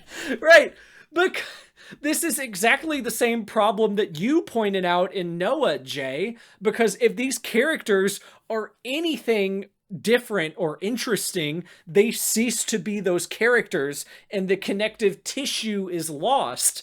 And at the same time, it's being Noah, it's also being Zenith, because in Zenith, nothing surprised me because I'm not 12. Here, I'm not surprised because I've taken and passed elementary school world history class, and I know what happens to Icarus. I would be okay even if all the names were the same, and this were a Greek mythology inspired story where Ariadne was whisked away by this elf-like character and they had some family drama. And I would be okay if this were a fantasy story. where similar things happen. But what I'm not okay with is the Apple Store one-to-one painting where not only is it untransformative, it can't be transformative because it will cease to be the thing that it's trying to be by existing. Yep. If any of that makes sense to you. No, that fully tracks to me. Like, it wants to have its cake and eat it too, right? Yeah. It wants to be both the actual myths, because it's clear that I think Cait themselves has a very high degree of commitment to them, but it also wants to be something different. But those two things are constantly smashing up against each other and resisting each other at every turn. Because yes, if we start characterizing Pasiphae or Phaedra, then we can't have the myth anymore. Right. But we can't have the myth anymore because Cait Corrain wants to have these myths be more inclusive and more progressive. And so what we get is this thing that's like totally at war with itself at all times. Constantly. There's this constant awkward tension. I called it out at part 2 with the Dionysus not trusting arc, but it's everywhere. Yeah, it's always at war with itself is a great way to put it, because it's so frustrating. And I just gotta ask, like, why we had to be this true to the source material. Right. Because really for the first 150 pages, for context, about a page 150 is the point where it does officially like diverge from the mythology pretty significantly, and Ariadne is married to Dionysus and they go off and do their thing. I wonder why we even need the first 150 pages, because they are literally just retelling the story. Mm-hmm. If this book wants to be a new spin or a reinterpretation on Ariadne's story about what happens after she gets married to Dionysus, then why don't we just start with that? Like, why do we waste all this time with, like, here's Theseus and the labyrinth and the Minotaur and, like, blah, blah, blah, blah. Like, we already know all that. Mm-hmm. Like you said, it's hard not to know all that as a person living in 2024, in the Western world at least. Sure. So, like, the Western world that doesn't exist and is racist. well, sure. But, like, I'm interested in what Cait Corrain wants and how we can best help them write the story that they want to write. I mean, I'm not, because Cait Corrain is evil. Right, no, but yeah, anyway, unambiguously. if Cait Corrain weren't evil, this is what we would be doing. This is what just I a would be thought interested in. experiment. In every other episode, we've been legitimately trying to help the authors, but here, this is just a thought experiment because there's no helping Cait Corrain. I don't want to be responsible for trying to help Cait Corrain, but what I'm trying to say is that, like, if the goal is to reinterpret these myths, then reinterpret them, and if the goal is to retell them, then retell them. Like, you can't really have both, I guess. I'm kind of circling around to what I already said. But, like, once you start inserting your own interpretation of the myths, then you're doing exactly the thing that you've already criticized previous translators for doing. Right. And you are and you aren't, right? Because what they were doing was deliberately harmful. Right. Like, they wanted to create a narrative that permitted pretty unforgivable things. Sure. You're trying to create a narrative that's more inclusive to a diverser range of types of human experiences. And I think that that's awesome. Yeah. And also, you can't say that you're reinterpreting the myths to be more inclusive and that you're just retelling the myths. Right. Because Can't do both. the myths are really bad at times. Like, they are quote unquote problematic all the time. Because, spoiler alert, they come from BC times when people killed each other with big sticks. Right. So, like, of course they are. Right. And I don't know why we're so fixated on it. Why can't we just take what we have and then transform it? So that kind of leads me into my next big thing. And this is a question. It may not even be a bad thing after we litigate this, but it was a question that I had and I wanted to discuss it kind of openly. So I was a little confused after reading this long preamble from Cait Corrain saying, kind of like going back to what you were saying about like what the intent here was, whether we can have it one way or the other. Cait was saying Dionysus is non-binary. This has been erased over time by translators with agendas. I need to explore this. This is really important. Like we've established, awesome. I bet a lot of gender stuff has been intentionally erased. So this is a good thing to try to reclaim in the abstract. But then the narrative proceeds to call Dionysus a man, never have him articulate any issue with being perceived as a man, and then magically transforms him into a physical cis woman only for exposition about his powers and slash or one single sex scene. Yeah. When Ariadne asks him how he feels about being perceived as a woman, he just kind of shrugs like he doesn't care. And I'm external to this entire discussion, which is why I kind of want to have this open discussion in the comments and with you. But like, I feel like it is very easy to be gender fluid when you can literally magically trans your gender at will.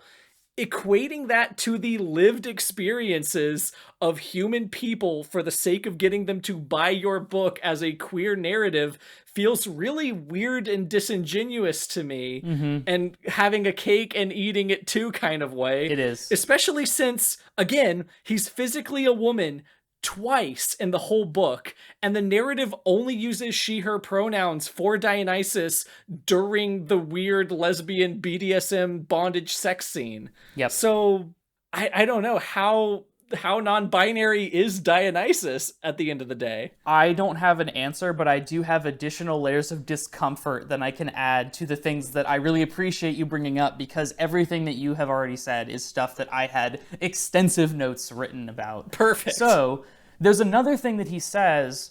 So in the scene where he becomes a woman for Ariadne the first time, it's a prelude to sex. Right. And there's another thing that he or she says in that scene, which is that, like, sometimes I just feel like a woman and I spontaneously become one. And again, that's a thing we never see happen. Dionysus only becomes a woman when it's for sex in the book. There's other instances where it's mentioned that Dionysus became a woman, but those are also times when other characters are talking about Dionysus having sex with them as a woman.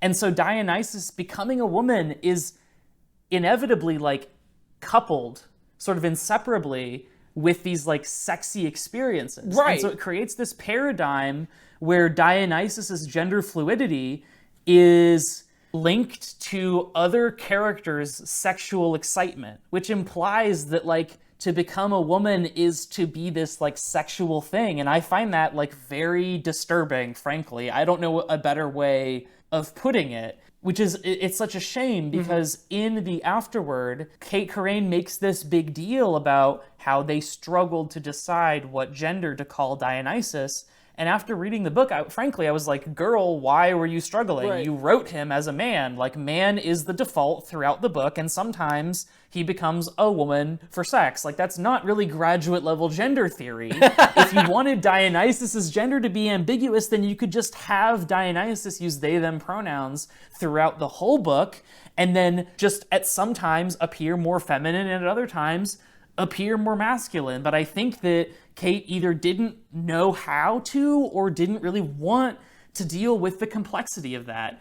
And to add another upsetting layer to this, I think that it's kind of biologically essentializing to say that when Dionysus feels like a woman, Dionysus always presents in this certain way with these certain genitals, Right. and that when Dionysus feels like a man, Dionysus always presents this different way with these different genitals. Right. And it's like you have just reinvented the gender binary, but with this, like, film of, like, progressivism layered over top of it. And like some magic. kind of saran wrap. And it's like, really, why are you doing this? Stop insisting that you're so progressive if you're not going to actually deal with the consequences Right. of making things more complicated. And it's another thing, like, if the epigraph weren't there, I wouldn't be talking about this in this exact same way, because maybe he was like he's a god of orgies. It makes perfect sense that he shapeshifts. Yes. But like, to call it an extension of gender identity as we understand it in the 21st century feels so disingenuous. And I don't know whose feet to lay it on,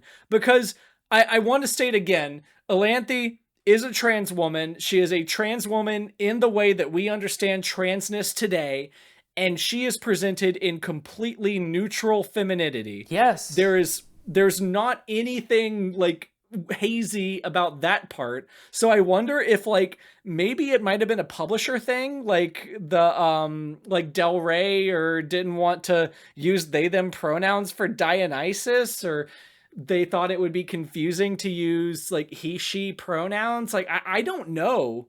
I'm this is all just kind of speculation on our part, but what's here can only feel like gross marketing at the expense of gay people, and I feel weird about that. It's not my story, but it's still like something I can't ignore. I feel comfortable not reaching a definitive conclusion on this because the discomfort is in the book. Like, it doesn't resolve itself, and I'm not going to make it our responsibility to come to some kind of like, I don't know, pinnacle of understanding about what Cait Corrain wanted to communicate. I can only tell you what I experienced, and I feel like I've done that already.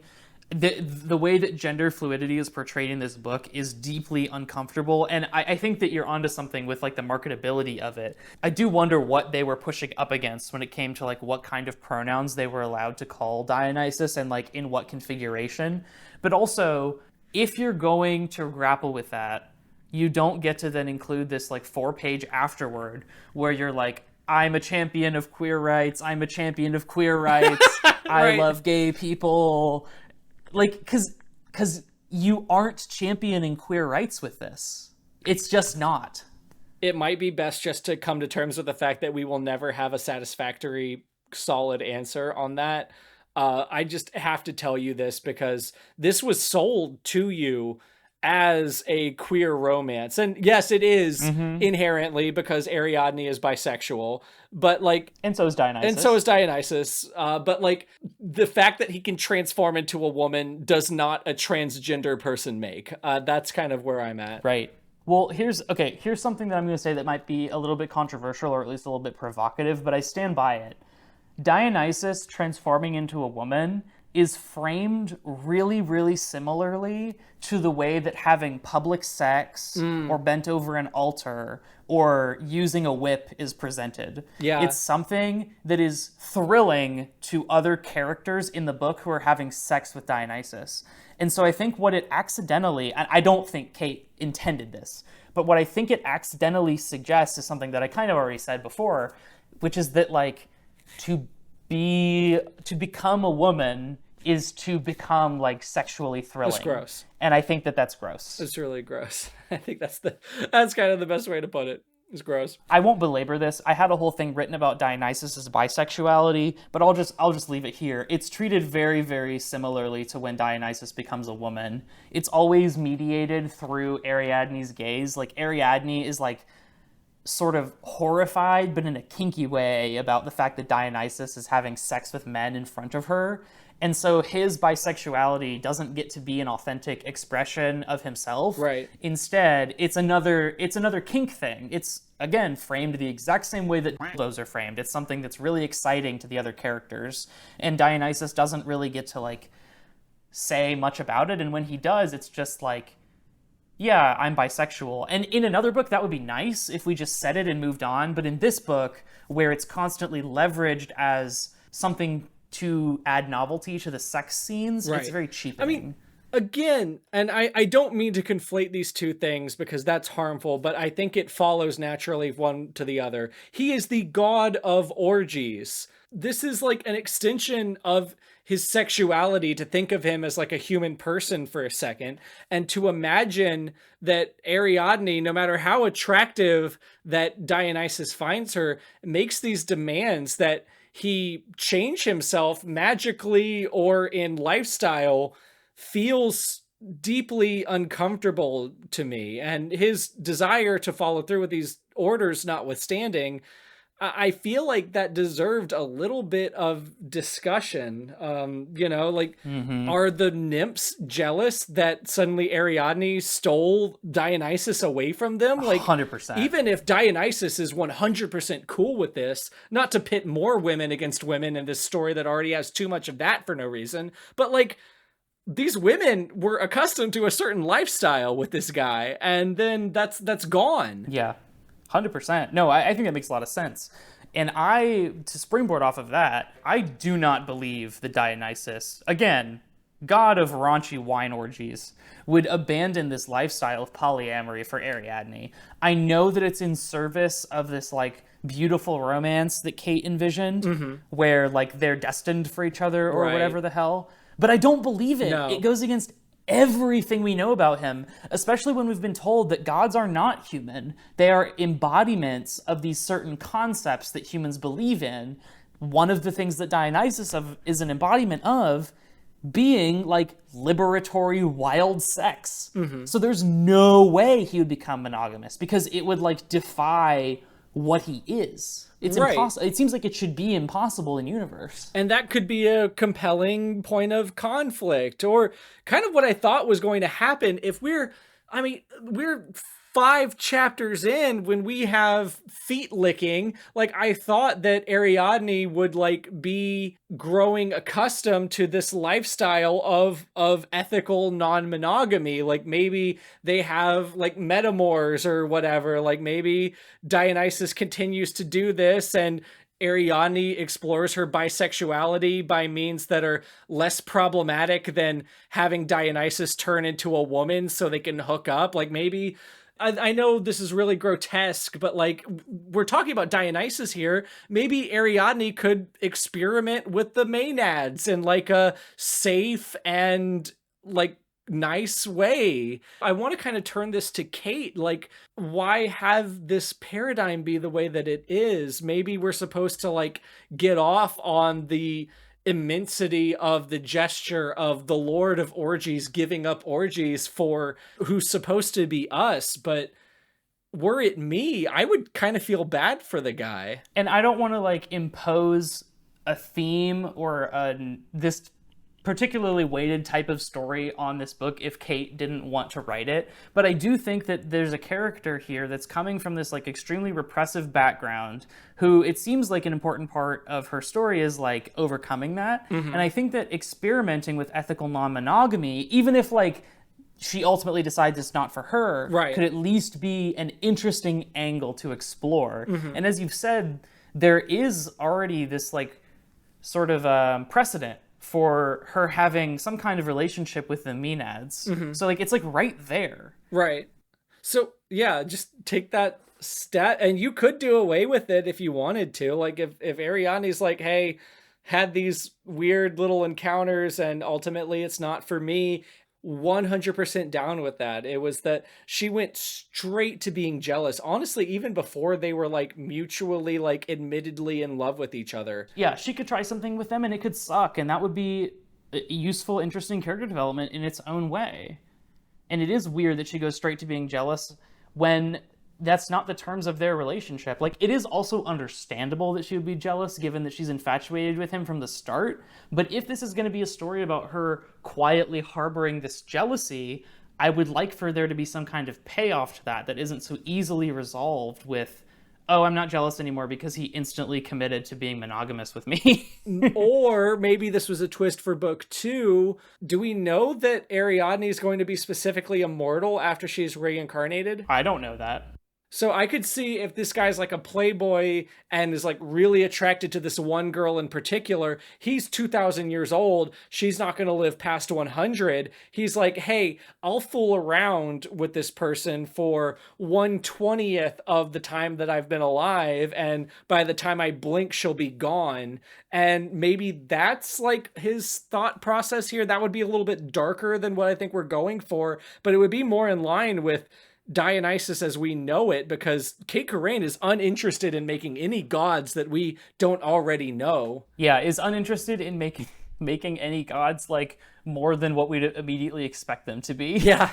Which again is weird given that this is allegedly a return to what the myths truly were back in days of yore. Right. I don't think I have too much else to say about how much I hate the Hera being the villain and like hating Ariadne just because she's jealous arc. But yeah, it does feel regressive if we have this opportunity to completely uproot this precedent set by sexist myths. Why do we go right back to shitty men make women hate each other for no reason? I really don't know. I wish I had some kind of satisfying reply to that even, but like I just don't know. It just feels like this book is constantly at war with itself. Like it seems like Cait had these completely mutually exclusive goals, and at no point did someone point that out to them. And they just went right through it. Andrew, if you don't mind, I want to circle back around to this afterword real quick, because there's another thing about it that doesn't really quite sit right with me. So it's that part that this will be in one of the dramatic readings, where she says that the translators of the original myths changed Zeus from an R-wordist to a seducer, which significantly alters the way that like the Western world perceives him, Right. blah, blah, blah, blah, blah. True, fair. But also, she kind of does this same erasure herself. Like, again, I would not be upset with any other author reinterpreting the myths in a way that was convenient or effective within their own story.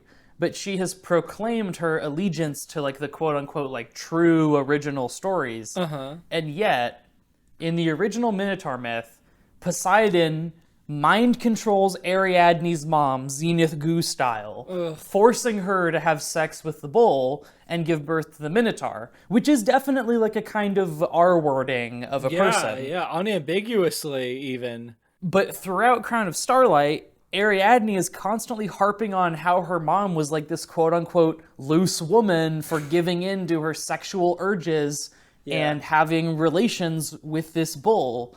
Which, I mean, that is gross, but like that aside, the bull part aside, like Ariadne is blaming her mom for being sexually promiscuous, which is not a thing that happens in the original stories, and it erases the fact that Poseidon is like a kind of R-wordist. Right. So like, it just seems like internally inconsistent in a way that like bothers me, I guess. I don't know. Is that fair, do you think? I think it's 100% fair. My only thing is I don't have anything other than what we were already saying, where Cait wanted to have her cake and eat it too here and ended up in this weird midpoint. This is like Hera. This is like their relationship where they hated each other for pretty much no reason when they should have been allied with each other. Mom is another great example of this. Maybe there was hope for book 2. I think in undoing this plot point, Cait understood that there was a plot point being undone. But since she was so willing to throw off the story of Daedalus and Icarus, maybe there was something going on there. I don't know. Yeah, I mean, based on what we have, it just seems like the book doesn't quite agree with itself on what its ultimate desires are, which is such a shame because in isolation, I like both of the goals that it's proclaiming to have. I'm really interested in a version of Greek mythology, like a reinterpretation of Greek mythology that's like ultra true to the oldest versions that we have access to and like trying to make sense of them. I think it's a doomed project in a lot of ways because there's so many gaps that you're inevitably going to have to fill them in with your own stuff, at which point you're rewriting your own thing. But I like the idea of it. Right. I also like the idea of a version of reinterpreting these myths where you're trying to like work a lot of the quote unquote like progressive aspects of them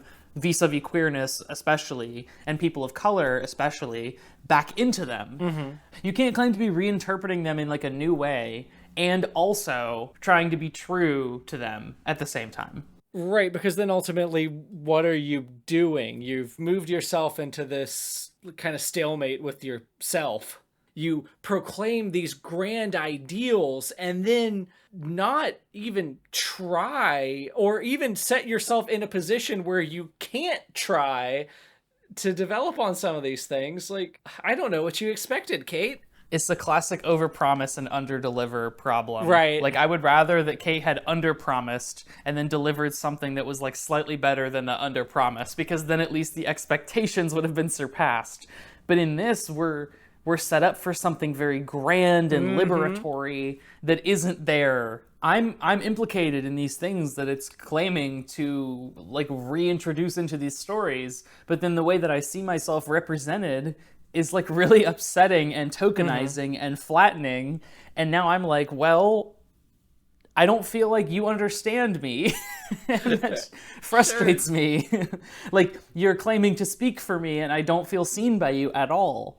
I want to talk really quickly about the Olympians as the main villains of this book, because on one hand, I think that's kind of neat. Like, usually you see Athena and Apollo, for instance, represented as, like, these stalwart heroes of righteousness and virtue. And in this, they're, like, sneeringly and comically evil. And, like, I like that subversion on one hand, but on the other hand, once you realize that that's what's happening, it stops being interesting, like, immediately. So, for instance, all those scenes where Athena and Ares are, like, scheming war schemes in hallways, they're basically the same character, like, just talking to themselves. Right. About how they are evil and scheming, and how they are doing war. And it's like... it doesn't add much. It doesn't add much, and it also does ultimately feel kind of incongruous with how I understand Athena to be in these myths, right? Because, like, Ares is a god of, like, offensive war, and then Athena is a god of more defensive war, but is also a goddess of wisdom and of art, especially weaving.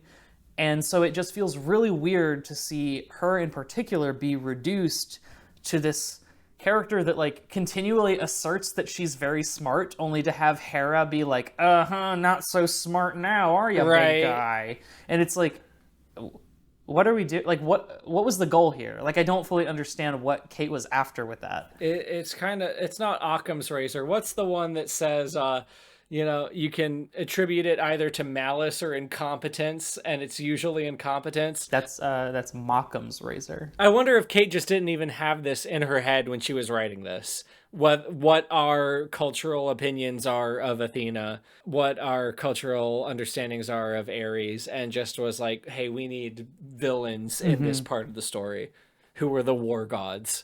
I have to admit, in my old place, I did have 2 separate tapestries of Athena, and I'm currently actually wearing a coin with Athena's owl on it, like, as a necklace. So I'm a little bit biased about Athena in particular. Like, I was a little bit annoyed to see her reduced to this just, like, mustache twirling villain that's basically indistinguishable from Ares. But it does feel unrealized in a certain way. I mean, they kind of feel like Thing 1 and Thing 2 a little bit, you know? They're like Jesse and James, but with none of the charm. Ares and Athena randomly partnering up to be the villains at the 75% mark of the book came out of nowhere to me. And part of that's partially my fault, but I feel like, I don't know, it did feel out of nowhere. I have to admit, my bias aside, like, I'm partly drawing that feeling from other interpretations of these myths that I've read, where Ares and Athena are typically portrayed as at odds with one another because of the kinds of conflict that they represent. So yes, I am drawing on cultural narratives that are external to the actual myths that this book is claiming to reinterpret. But I do think that, like, this book needs to be aware of the fact that those other interpretations precede it, and therefore make itself clearer in its ambition to be like, oh, actually Ares and Athena are kind of the same if you think about it. Like, I'm not closed off to that. Yeah, Cait should understand that we grew up with Percy Jackson and computer games about, like, Greek myths, and she should use that as a springboard. And even if we do still end up with Ares and Athena partnering up, that should be in context of our understanding. And wouldn't it be so much more interesting as a reader to have Ariadne or Dionysus be surprised that Athena is partnering up with Ares? Like, what if they were shocked by how vicious she is? Because, like, they could have the same expectations that we have about who these two characters are relative to each other, and be like, wow, when you think about it, although Athena is typically portrayed as more virtuous, she's still a war goddess, and that makes her really vengeful and bloodthirsty at times. Sure. And that's really weird and scary, and, like, I'm very open to that. But this book, like, could be doing that work, and it's not. And it just skips right over all that into, like, the gods are evil because they are powerful. Right. And that is its own kind of criticism that it could also explore, but then doesn't. Right. So it's sort of like disappointment at every turn. And it's so frustrating that what you're suggesting are very surface level fixes. Dionysus could just be like, wow, didn't see that coming, and we wouldn't be having this conversation. And that's even a millennialism. Sure, right? Yeah, right. You can use a millennialism for it. You know what I mean? Hey, did you guys see that? Shut up. Shut up. I hate it so much. Cait, this isn't your fault. This is the fault of whoever Latinized Greek. But we need to talk about some of these words and names and things that just really don't square right orthographically. And I realize this is not an interesting point of conversation. Shut up, Jay. You care just about... No, it's not you. It's Hypnos and his influence over me at this late hour. Don't just you do your thing. You care just as much about this as I do, and you are pretending. So there's a couple loan words. Jay mentioned all the like shirts and robes and things. That's not as quite as egregious, but the biggest thing that I've noticed is we have no idea how to handle etas correctly, like the Greek letter eta. Mm-hmm. So the chairs are not chairs. They're called kleinies. So they are spelled Kline, and then the E has a dash like Pokemon. What does the E with the dash even mean? Like it's the same letter in the original Greek alphabet as Ariadne. Mm-hmm. And then there's Pasiphae,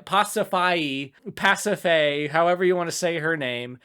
That also ends with an eta. The same kind of eta as Kleini and Ariadne, but then this one is spelled with an umlaut.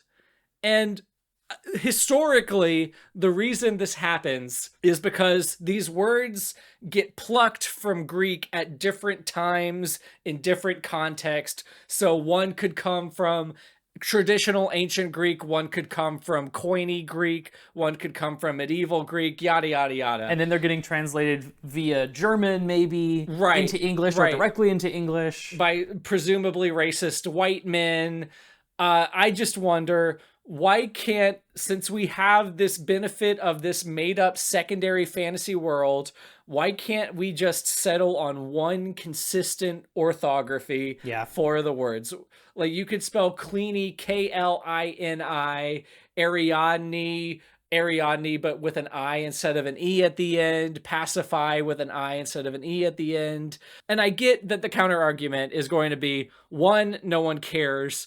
Two, the way that it's written in this book is the way that it's most well known. And I see that, and I raise you, it's weird that the line is drawn here because there are other places where Cait chooses words that are artificially and aggressively Greek. So Dionysus's ship is called the Bromios, which is one of Dionysus's epithets. I don't remember what it means. I think it's like boisterous or like roaring or whatever. Mm-hmm. Point is, we culturally would think of it as bromius. That's kind of the rule of thumb for whether a word is Greek or Latin. It'll either end in a US for Latin or an OS for Greek. Yep. So Cait went out of their way to specifically use the Greek spelling here. So she knows that there are nuances and or knows the nuances themselves. And I get that this is really insignificant and boring, but it goes a long way in establishing your authority as a Greek mythological reteller, storiologist. I just, why half-ass it the same way that you were half-assing this other stuff? I think it's a good question. I don't really necessarily have anything to add to it. I think that you explained the issue like super well, even for people that aren't familiar with Greek orthography. But I think it's a really good question, and it's one that I don't find boring at all. I'm like super interested in hearing you talk about it. I do wish that Cait had been more intentional about where that line was drawn, because it does seem pretty damn arbitrary. And I think that maybe another author's note could potentially have addressed that, even very briefly. Sure. Or maybe it was another publisher thing where they were like, hey, you can use the word Kleini, but you absolutely can't spell Dionysus different. It has a material effect on the way these words are written. So I'm just like, you know enough, why not go all the way? And part of me does have sympathy for a conscious Latinizing of the Greek words here, because, and not to get into the controversy, which is a segment to come in this episode, but I do think that ultimately, were this book to be published, it wouldn't have gotten very far, because I can see in my mind's eye the TikToks of people making fun of how hard it is to pronounce some of these words, especially the random Athenians. And I just see like some book talker and they're like, Pav, you are reading chapter 3 of Crown of Starlight. And then we read Therebus, Perithus, Aglonassus, Nicias, Nicaea, Glycaria. Like, these are, I'm sorry to Greek people, but like, these are not very palatable words to an US American tongue. Mm-hmm. So I do kind of wonder, like, why the line was drawn where it was and whose idea it was. I would love to know that as well, because it, in part, gestures towards a larger question of like target audience. Because what is this target audience's willingness to tolerate words that they don't understand? Mm-hmm. And like, how old are they, right? Because this book, in its prose, is written at a pretty YA level, but the sex scenes are so explicit, grotesque, and so raunchy that I can't imagine that this was written for like a YA audience, because that includes teens, and like, this is not for teens. No. This is for adults. But the prose is very much for teens. And like, in terms of like, you know, maturity, diction, yeah, in terms of maturity of the characters, in terms of complexity of the themes and the narrative, it's like this weird unholy fusion of like things that are very for adults and things that are kind of beneath an adult's intellect. That unholy fusion is good. Thanks. That on the whole, I'm just very baffled by, and the orthography is very much a part of that, because at times, as you said, like with the Athenian names, like there's a great degree of like rigor, it seems, in picking these names that have very Greek spellings and pronunciation, but then there's like not a lot of rigor in randomly Latinizing and Anglicizing other words. So like, what's going on? We will keep asking you, Cait, because I don't think this question is even answerable, but... Oh, it's answerable. This is a problem I have with any Greek-inspired thing, so it's not really idiosyncratic for this work in particular. It's just something I want to call out, because a lot of the stuff is like baby's first pet peeve when you start to learn Greek stuff, be it mythology or language. Like the whole delta being pronounced delta thing in modern Greek. This is like the first thing you pick up on. So or like when you're like, why is Disney's Hercules called Hercules and not Heracles? Right. So it's like, I get if you're completely external to this, I sound insane right now, but I promise you, like, I am not a Greek language scholar. This is the product of a couple hours of Googling around, and I have these proclivities in my head, so this is not deep. Yeah, this is basically 101, like ancient Greek 101 level stuff. Right. So it's just weird. We'll never know, but I wanted to call it out. Do you feel like when they bring up like mythological things that don't end up paying off in the narrative, that's like the equivalent of glupshitto? Is glupshitto like slurpy f***y? I'm not even gonna have you respond to that. The fans will know what I'm talking about. Fuck you. Anyways, continue. Wait, what were you gonna say? That's it. Glupshitto is this thing in Star Wars where like there'll be a new show and they'll call out some like random character from the original trilogy, and the expectation is like the audience will start clapping, like when Dionysus explains the circumstances of his birth, which don't matter to the story. Are we supposed to be like, oh, I know what that is, Oh, Smile, his mom, I know her. Right. I don't know, it's just annoying. This is something that I would like your feedback on, because I felt kind of like I was putting together like a conspiracy theory board as I was writing it, but I also felt very impassioned about it. Okay. So one thing I noticed about both Dionysus and Ariadne is that throughout the book, they both make a lot of hay about their like very deep concern for the downtrodden and the oppressed. The book, on many different occasions, alleges that in the past Dionysus has intervened in like this or that conflict on the side of virtuous, righteous revolutionaries, which he does at the end of the book, kind of as well. Off screen, but also like Crete and Athens are both oppressive empires in different ways. So it's kind of a messier conflict. I don't know if you can really say that he's like siding with the righteous. But anyway, besides that, Ariadne also is like just so concerned about all the starving people on Crete, and she's worried about her sister. And there's times where she's like, I wonder what happened to Daedalus and Icarus. Anyway, right? Neither of them ever do anything at all to actually materially alter the circumstances of like the people that they purport to be like really, really worried about. And then to make matters so much worse, at the end of the book, they're having sex on a beach. And we, the readers, are left still not knowing what happened to Ariadne's sister, still not knowing what happened to all those people dying of starvation on Crete, not to mention Daedalus and Icarus. And it's like this book has so much lip service paid to oppressed people in it, but it never, ever makes any moves to actually improve their material circumstances. Which, well, Jay, there's book 2. Oh my god, but there's not though, is there? Continue. Which, like, in another book could be fine, but these characters have the power to, through the power of science, which is like atheist magic, literally alter the circumstances of the people that they care about. Like Dionysus can summon vines and food and wine and shit out of nothing. Right. And when Ariadne comes back from the dead, she's like the most specialist girl to have ever lived. She's not a god or a human, but she's not a demigod either. She's something so much more special and cool, and we should all be really impressed with how cool and special she is. But they don't do anything. Instead, they just have sex on a beach. And we learn that, like, no matter how much sex they have on the beach, the sand never gets in his ass crack because he has powers to not get sand where he doesn't want it. And isn't that so wonderful? Isn't that so important to learn?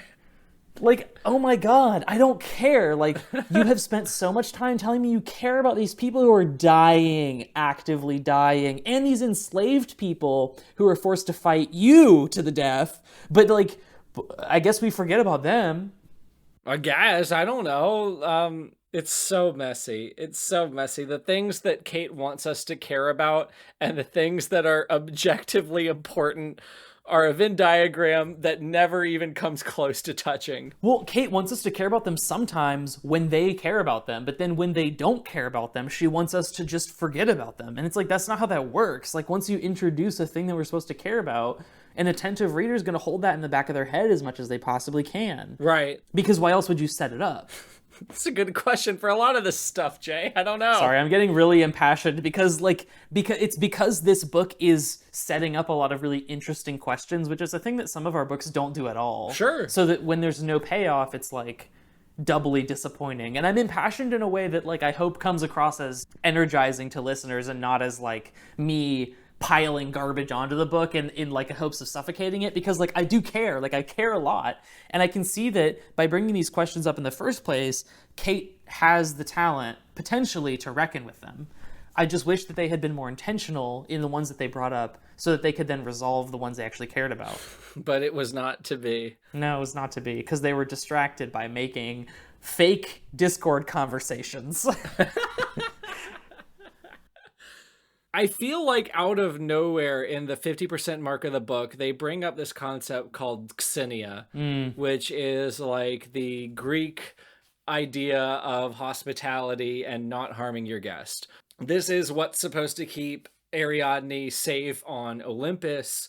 And I feel like even though we have like, oh, well, there's other ways to harm you, it's still not enough of a shield for Ariadne, given that she should know that Minos had guests and murdered them routinely for a long time. Like, I wish that aspect of hospitality was in conversation with this paradigm she came from of sacrificing people that she was throwing parties for. And it never really came to that point. And I feel like they just came up with xenia out of nowhere. That's a good question. I think that that's another instance maybe of this book wanting to have its cake and eat it as well, because it wants to have this like researched and grounded interpretation of Greek mythology where, like, yes, xenia is a real thing.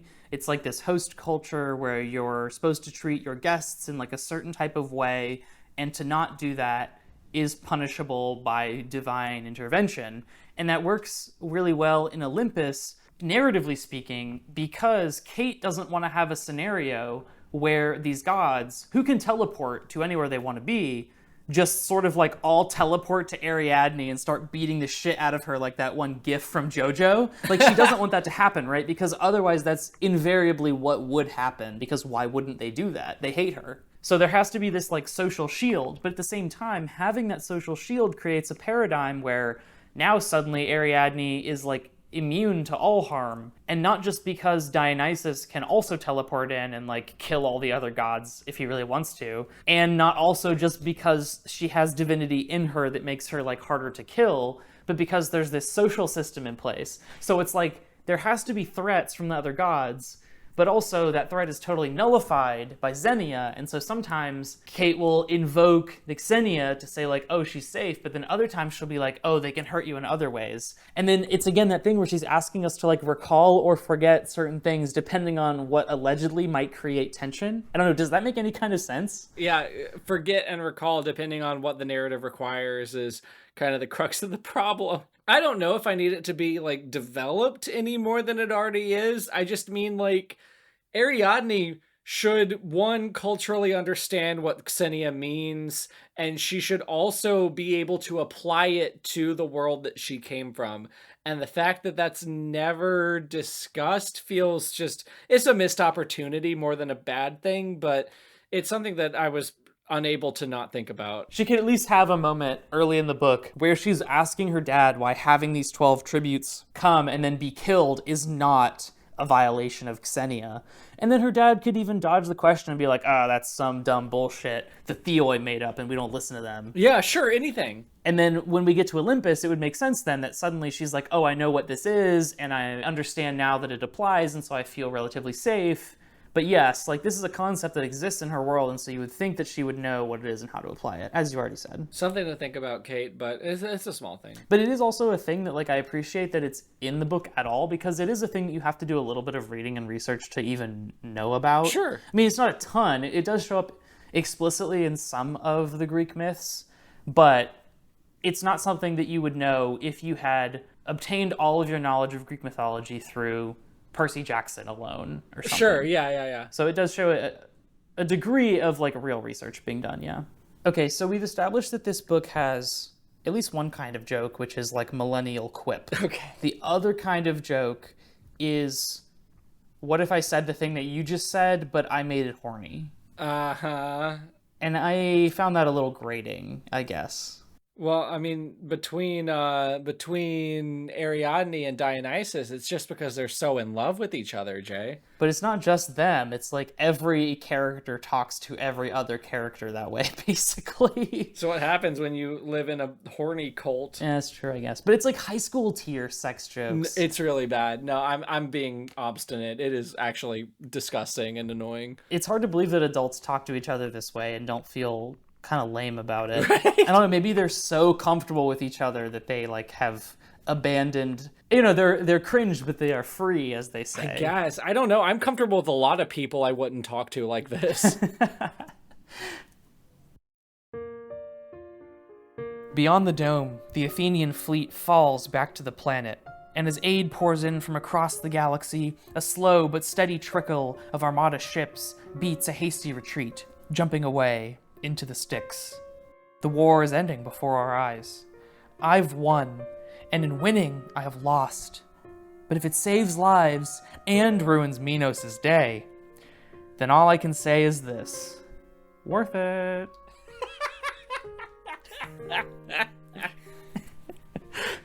God, I hate her. So, Jay, we've touched on some things that the narrative did well. We've touched on some other things that the narrative didn't do as well. I think we've established where we're at in terms of Cait's strengths and weaknesses. How about we bring it home in our critique and talk about some ways that we think that Crown of Starlight could be fixed and saved somehow. I have what I think are some pretty compelling ideas in that department. The first of which is fairly small, but could have big ramifications depending on how much Cait is willing to develop it. I think it could be really interesting to see an additional minor or like almost major character who is ex-cult of Dionysus. Someone who burnt out on all the partying and casual sex and now harbors some kind of animosity towards their limited mortal lifespan that they wasted in this bacchanal, not to be punny. I think that their critiques of Dionysus could be substantive or they could be purely reactionary, but I do think that it would be really interesting to see that kind of character represented, because surely there would be people who, like, quote unquote age out of this cult. Sure. And when they're they reach 35 and they're like, I'm really tired of all these 20 somethings getting naked and like f***ing each other in front of me all the time. Right. Like, I want to be married and committed to somebody and live out my life and not just like wasted in drunkenness. And that's a great way to illustrate Dionysus's threat too, even if it's not about like the god addiction or whatever. This is a completely reasonable way to say, hey, this might not be all sunshine and daisies all the time. That's pretty relatable too. I think back on like freshman year of college and I'm like, how the hell did I maintain that kind of lifestyle? That's fatiguing and gross, and I don't want to go back to that. And I think like someone like me walking up to Ariadne and being like, hey, this looks fun, but you're going to look back and be like, hey, what did you do with your youth? And that's a good point. I like that a lot. I would love to see somebody burnt out come up to her and point like a wizened finger and be like, it will happen to you. Like, you'll come to hate this. Like, because of course you will. Like you said, any moral angle of it aside, like, it's tiring to party every single night and have a bunch of casual hookups all the time. Like, right. It's not sustainable. I mean, for someone like Dionysus, whose lifespan is infinite, it is sustainable, and that's fine. Like, if that were our material reality, there'd be no problem with it. But Ariadne, at least before she becomes like the most specialist ultimatist girl ever, like is operating from a framework of like, I'm gonna die someday. Right. And so I think it would be really interesting to have a character be like, hey, just so you know, it's all fun at first, but like eventually it wears off. I do like this idea. I don't know if there's any character that exists right now that we can fit that into. No, I think it'd have to be a new character. We could age out one of the dryads that don't really do anything. God, what are the... I forget their names because I only remember Elanthe and Diora. Scialla. Scialla's a stupid name. Yeah, Scialla could be the one. Right. It sounds like the monster from the Odyssey anyway, so we might as well... That's what I was thinking too. Yeah. I was like, you might as well repurpose it. Right. So, and she could have become a monster. Oh my god, all the partying and all the drugs could have turned her... Well, maybe we don't want to suggest that drugs turn you into a monster, but all the crazy partying could have turned her into this like crazed, monstrous thing. Like, even if it's just figurative, right? Like, Ariadne could be like, oh, because wait, is Scylla the one that creates the whirlpool, or is Scylla the one with all the heads? Scylla's the one with the I think heads. Charybdis is the whirlpool one. Charybdis is the whirlpool. Let's just rename her Scylla, because why not, right? Let's say that she's Scylla, and like she's partied so much that she's constantly hyperactive, and like she leaves like a motion blur effect behind her as she moves, Sure. and so it looks like she has multiple heads and hands, and like it evokes the myth without literally just recreating it. Ooh. And I think that could be unsettling to Ariadne and cause her to reconsider whether or not she wants to commit herself fully to this worship of Dionysus. Yeah, and this could be a chapter at most, maybe half a chapter that you dedicate to this character, and then she can never come back again, and that's all we need to plant that seed of doubt. That would legitimize the threat of Dionysus a lot more, make this a lot more like fraught and sultry at least. Yeah, and I would like to see this character introduced pretty early too, like maybe as early as Naxos, like maybe after she's already met Dionysus and been rescued, she's wandering around and this person like accosts her in the market and is like frantically, just like jittering and is like, Beware, Dionysus! And then we have another character to back up this idea that, like, he's really actually kind of a threat. Right. Even if he doesn't mean to be. Sure. Yeah, it's kind of just occupational hazard of his status as a god versus her status as a human mortal. That's really tight. You should definitely do that, Cait. You should definitely do that, and you should credit me and give me all of the money for all of the advance that you get. Our Ko-Fi is open. Okay, so I've got another one. This is unrelated to the previous. Okay. As we've said, in the myths, the gods are made of magic. Right. So to try to understand really like what they are, other than the fact that they're gods and they're born of chaos, would be an act of futility. There's no point in trying to figure it out. You can't understand it. Just like definitionally, it's built into like how the myths work. Sure. However, in this, they're made of science, which is atheist magic again. But that leads to a certain conclusion, at least for me. I was wondering, why are there no scientists in this sci-fi setting who are trying to isolate the divinity that permeates the gods' biology and understand or even synthesize that divinity and I don't know, like measure it, like quantify it? Why aren't there people that are trying to manipulate the gods into allowing themselves to be researched and understood? Why are there no people collecting samples around the sun that is Olympus and trying to get at the sense of like why this particular star was the one that like spat out gods? That seems like something that in a world where there's a bunch of like spaceships and interstellar and intergalactic travel would fit right in. Because that's a really deep cut for a stupid book about falling in love with an orgy god. That's kind of a boring answer. Okay, well, so even without my boring answer, it is a lot to incorporate in this book. I don't think that's a bad idea by any means, but if we were going to do something like that, we would have to, probably the most economic thing to do would be to repurpose the Cult of the Moirai to be more about this objective understanding. And that rejection of the gods might mean a little bit more in that context. Ooh, I love that. What if the Moirai worship was like science? What if it was a rejection of mythology and religion and superstition, and it was like radical atheism? That could be interesting. At minimum, it would obfuscate the very obvious parallels between like real life purity culture and the way that this book starts out. So I think already we are dealing with a better book than what we have, because it's just so obvious where Cait's drawing from in every single situation. It is very interesting equating the Cult of the Moirai with Catholic guilt or whatever, and then having Dionysus as the antithesis of that. It reminds me a lot of like classical LaVeyan Satanism, where it's like self-worship and stuff like that. So I do kind of wonder if there's like room to explore the relative moralities of that, and like the attempt to distill the gods into a substance, because again, I mentioned it earlier, the Moirai are the objectively correct choice to worship if you're a human, because the gods don't care about you and actively want to reduce you into a zombie. Yeah, more than not care about you, like they kind of fucking hate you and they want to use you for sex and then kill you. Right, so like, it's pretty bad. Them being the avatars of like, hey, we'll take these entities and boil them down to a power that is scientifically quantifiable.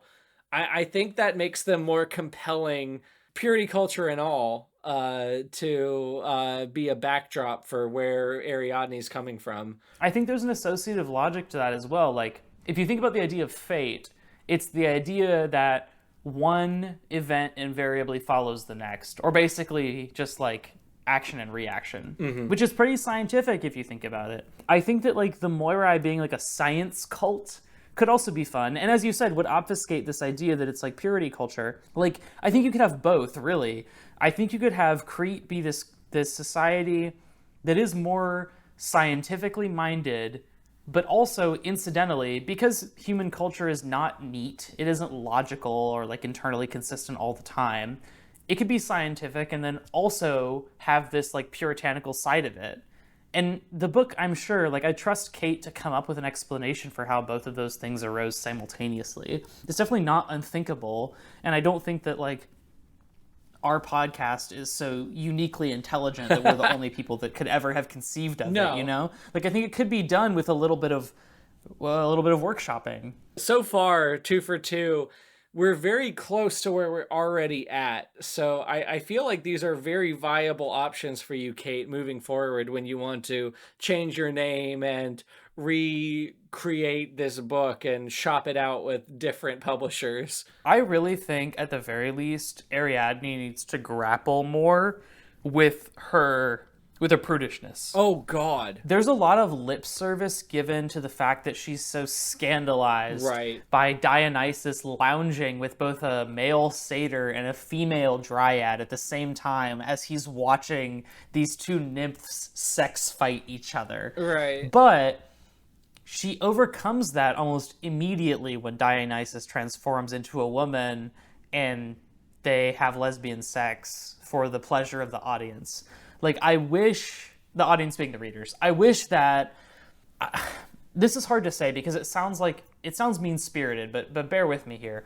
I wish that there was a part of Ariadne that kind of hated Dionysus and resented him for the fact that he's comfortable having sex with men openly. Sure. Right? Because she's bisexual, he's bisexual, there's that parallel between them. She feels uncomfortable with the fact that she's attracted to men, much less women. Right. I really want her to see him do that, and I want her jealousy to sort of like pervert itself into this like reactionary anger, because that's very realistic, I think. Absolutely. I think, no. Yeah. And I think it would make her more relatable. Like, it would make her a little bit less likable momentarily, but when she eventually overcomes it, it has the potential to make her a more inspiring and liberatory character for the reader, I think. Right. Like, if she actually grapples and wrestles with this side of herself and overcomes it, like, that's ultimately a really hopeful story. But instead, we get this really easy out where she's like, oh no, I hate that he's bisexual, and I'm bisexual. I wonder what will come of this. And then they have lots of bisexual sex, and it's like, oh yeah, I also was wondering what would come of this, and it's exactly what I thought it would be. Right. It's like Noah, where they're afraid to explore these things that might be unsavory, and in so doing, reduce the power of it all coming together. It's exactly like Noah. Everything is exactly like Noah if you think about it. Can't wait for the flood arc in book 2 of Cait Corrain's Crown of Starlight. I'm not making fun of you, because when Dionysus gives her the silver crown made out of ivy or whatever, it is kind of like the promise ring scene in Noah. Oh, 100% it is. This book is kind of like, has a little bit of everything we've ever read for this podcast wrapped into one. I feel like that keeps happening. The further we get into this podcast, the more I see literally every single other book we've ever read packaged into the book we're currently reading. We're getting close to something, and I don't know what that something is, but it's some revelation that is going to really change the way we think about these books. I really feel like it's not far out that we're both going to pick up a book that we can't fully perceive with our eyes. It's going to be like this sort of like shifting ethereal force. We can hold it in our hands, we can read it, but we can't quite actually look directly at it. And it'll be the culmination of everything we've ever read. Right. And it'll probably be written by Rich Shapiro, if we're being honest. Don't say that. I cannot read anything by Rich Shapiro ever again. I couldn't do it. Oh, Don't make man. me. Not even if he embodies the spirit of Malaysia and Southeast Asia? So, hey, Rich, and speaking of that, I couldn't help but notice that you have a lot of money, so if you're not too busy, if you could put some of that our way, I'd really appreciate it. If you're not too busy hosting bizarre multimedia experiences in LA. Oh, it's ridiculous. All right, how else are we going to fix Cait Corrain's book? Okay, this is my final and most radical and also briefest suggestion. This is my ace. Ariadne is positioned perfectly to become the Bloody Baroness. Wait. Think about it. Wait. So, like... Think about it. So does that make Dionysus her Dex? No, think about it. Okay, so she is alienated from the society that she comes from. Sure, if you want him to be. Virtually invincible, yet somehow also sweet and sensitive. She is a soldier fighting for the downtrodden. Mm-hmm. Yeah. She has a little crew. Yep. She has a ship. A spacefaring place of origin that is very important politically. I see where you're... So... what is going to be her equivalent of the scene where she's fighting Dex on the lava moon or whatever? Well, obviously, she steals the Bromios when Dionysus isn't looking. Oh, wait. He's coming after her. And he wants his ship back, dude. Like, he wants that ship back. It was expensive. Yeah. She does kind of steal the Bromios, not like literally, but she's on the Bromios in the fight scene, and Dionysus is out fighting in the field somewhere. Yeah. So yeah, she does kind of steal the Bromios. She is on the hunt. She wants to save her sister, who's been brainwashed. So even if she saves her, there's extra conflicts to negotiate there. Oh my god. She wants to find Daedalus and Icarus, who I'm getting some information now, some rumors that perhaps they're not dead. They've actually just disappeared and changed their names on a remote spaceport somewhere. Oh my god. She is friends. And they have plot convenient amnesia. She has plot convenient amnesia. She's friends with Artemis, who can help her kill gods if absolutely necessary. The sexy dominatrix. Okay. I'm with it so far. Where are the gay robots? That's what I want to know. They're not there because I hate them.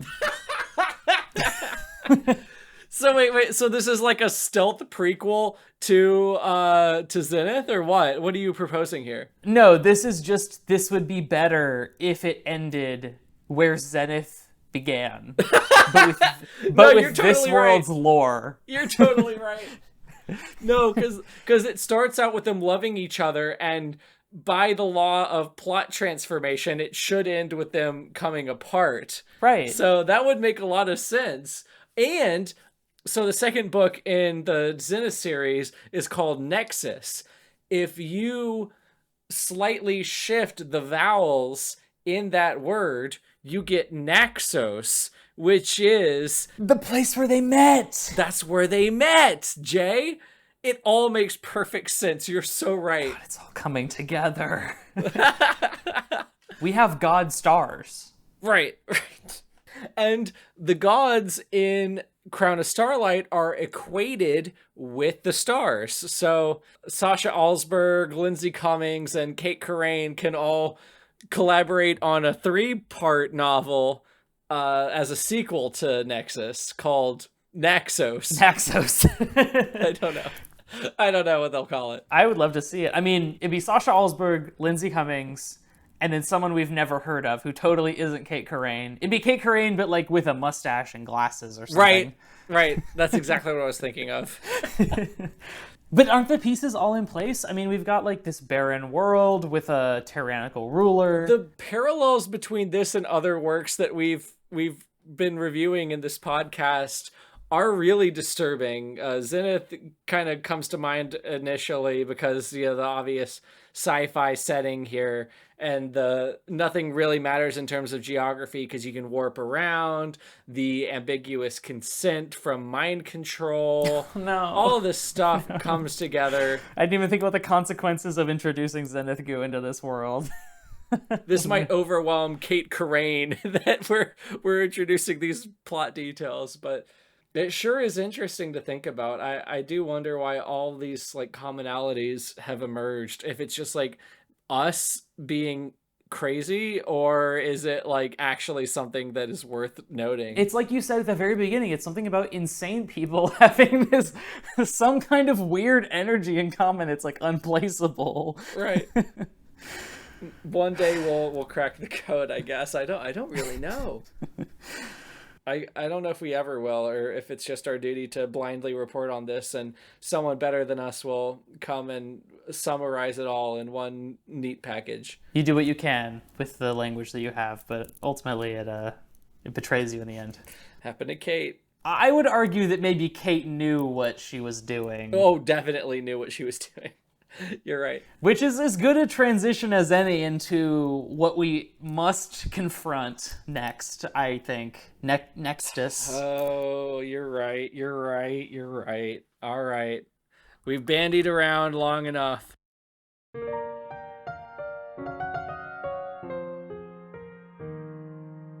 Hey guys, hope you're enjoying the episode so far, and I swear one day we'll get better at having these conversations with y'all. But if you like what we've been up to, please consider donating. We have a coffee open. Big shout out to someone who put their name down as Isla Crown for donating. No idea who that was. If you're on YouTube, super thanks are a safe and easy option as well. If that's not something you're interested in, feel free to let us know in public or private what you think would be valuable to you. We're not Kelton College kids asking for handouts. We want to be providing you with something you can't get anywhere else. Sure, buying 2 arcs of a discontinued book set me back, but I would do it 10 times over for you guys. No matter what, though, just by listening, you're already supporting us, and we are not going anywhere. What Andrew's trying to say is that we need to destroy the Athenian Empire. We need to leave it in rubble and in ash. And without your donations, we will not be able to succeed. Crete will fall. The labyrinth will be destroyed. The priestesses of the Moirai will be killed. So please give us $5 on the internet. Do you want Asterion to have died for nothing? Listen. If we don't get any money, Asterion died for nothing, and it's your fault. Anyways, back to the club meeting. The influence of Greek mythology on the English-speaking world cannot be overstated, for better or for worse. But something I didn't fully understand until I began working on this was how different most common versions of the myths, versions translated by white, cishet, Christian, wealthy British men in the 1880s, for kids and adults, were from the myths as told by the ancient Greeks. For example, by changing the word raped into seduced, countless translators have turned Zeus from a monster into a playboy, altering our cultural perception of him and erasing, rather than addressing, the suffering of his victims. Since these myths play such a fundamental role in modern literature and in academia, this shift in perception and erasure has a domino effect, impacting how related works are viewed and scholarship is conducted. Greek mythology is considered by many to be part of the foundation of Western civilization, but since Western civilization is, in and of itself, a racist concept, people who subscribe to this belief need to believe that the ancient Greeks were white, which is objectively false-based. The people of ancient... that's not in there. The people of the ancient Mediterranean traded and intermingled with people from North Africa, the Middle East, and large swaths of Asia, all of which is evidenced in the archaeological record as well as by first-hand sources. But acknowledging that means that the entire Western cultural identity is built on lies. To be clear, I am a white, non-Greek American who was mostly unaware of this until Greek friends and sensitivity readers opened my eyes to it, and I began making an effort to educate myself about the space I now occupy. Remembering that our history with these stories doesn't make them our stories is the first step to combating their misuse as tools of oppression, so that they can do what they've always done best, help us understand one another and the world we inhabit, something we need now more than ever. Jay, allow me that I may perchance tell you a tale of, I guess a lot of shit, but mostly hubris and creativity and tragedy. Tell me the tale, a tale of a fateful trip. A long time ago, in a galaxy far, far away, there was a community known as... Raylos? Yes! Yes! I knew it. You already know this story. They were a small but proud and tightly knit group who shared a love of one particular ship in the awful new Star Wars movies between Kylo Ren and Rey Star Wars. One can only imagine the steamy AU fanfics they produced in their Oh, height. I don't have to imagine. Right. Because perhaps some of them were even ones where Rey is whisked away by a dangerous but kind Kylo Ren as they navigate their respective family dramas and fall in love, and Rey works at a vineyard in the sun. But I'm only speculating here. Enter SCAD graduate turned programmer turned writer turned societal menace, Cait Corrain. Wait, Cait Corrain went to SCAD? I don't know what she majored in, but it was something. Cutting her teeth on Reylo fanfiction, she went all in on her dreams of publishing a novel, somehow managed to get an agent, got a big 5 publishing deal complete with audiobook, art distribution, the whole works, 2-book deal. There was going to be a duology. There was one of these stupid loot crates that partnered with her, and by all accounts, Cait Corrain was set up for success. Yeah, like Suzanne Collins level success, it sounds like. Literally like Suzanne Collins level, or I think what was her name? Who was the Mortal Instruments lady? Whoever that one was, she also was a fan fiction writer who became like a famous published writer. Anyways, that was just like a comparison. She's not important. That is the Harry Potter incest fanfic one, right? Yes, that's the one. That's the one. So here's where the story gets hazy, my dear Jay. A lot of this takes place behind closed doors, as it were. There's a lot of he said, she said. They said. They said. We'll do our best to stick to the facts and avoid sensationalizing as much as we can. I didn't know this, but apparently the writing world has started using Slack, which to me sounds like my personal hell because I use Slack for work, and I was hoping that one day I would be able to find an escape from that god-awful rattling notification sound. No, that is really horrific. I think we should dwell with that for a second, because you might as well have told me that, like, all of the up-and-coming YA writers are talking to each other on GroupMe. Like, that's exactly how disgusting it is. Right, it's really not great, but they're all like, yeah, like you said, YA up-and-coming debut authors hanging out in a group together, kind of as like a knowledge sharing, like community building sort of thing. I don't think it's very official. I think it's just between them. It cannot escape notice that there are a number of suspicious accounts that are cropping up on this other platform that I hate, Goodreads. Now, I have heard that there were 6 accounts. I have heard 8 accounts. I have heard a bajillion. And I have heard, and I quote, more than 9. Whatever that means. I'm just going to assume that this is 10 because I've not heard any double-digit number of accounts other than more than 9. More than 9 could be a golly gee drillion even. Right, anywhere from 10 to a golly gee drillion. I'm going to say 10 for the sake of argument here. So these 10 accounts would leave 1-star reviews for random books, usually with little to no review, and mostly for these other debut authors on the Slack thread, hence them noticing it. Some of these books hadn't had arcs released. So forget me in a bidding war for Crown of Starlight. That's like me making a review of a book that doesn't exist. You know, there's not an interesting way to put that. These are all debut authors, so it's not like there are gangs of haters following them around yet. It's not like they have any reason that anyone would like go out of their way to spread negativity about that.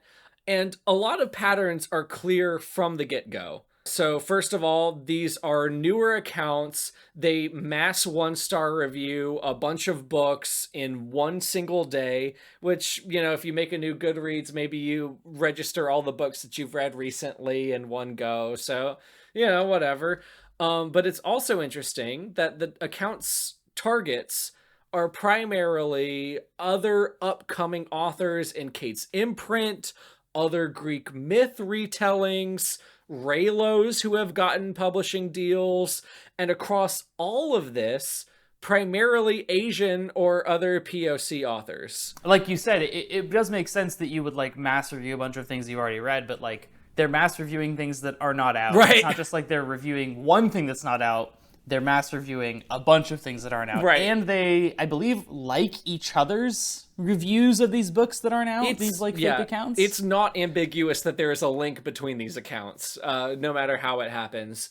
But yeah, don't think of these bullets as like discrete points, but rather other facts that modify the existing ones. You might say, hey, it was a good group of Asian authors debuting that year. Maybe this is a result of statistics rather than intent. We will get to that, but by this point, you've probably heard our dramatic reading of the chat log, so you probably know where it's going with that whole detail. A lot of these are pump and dump 1 stars, but every now and then there is a written review, such as this one for Molly X. Chung's To Gaze Upon Wicked Gods.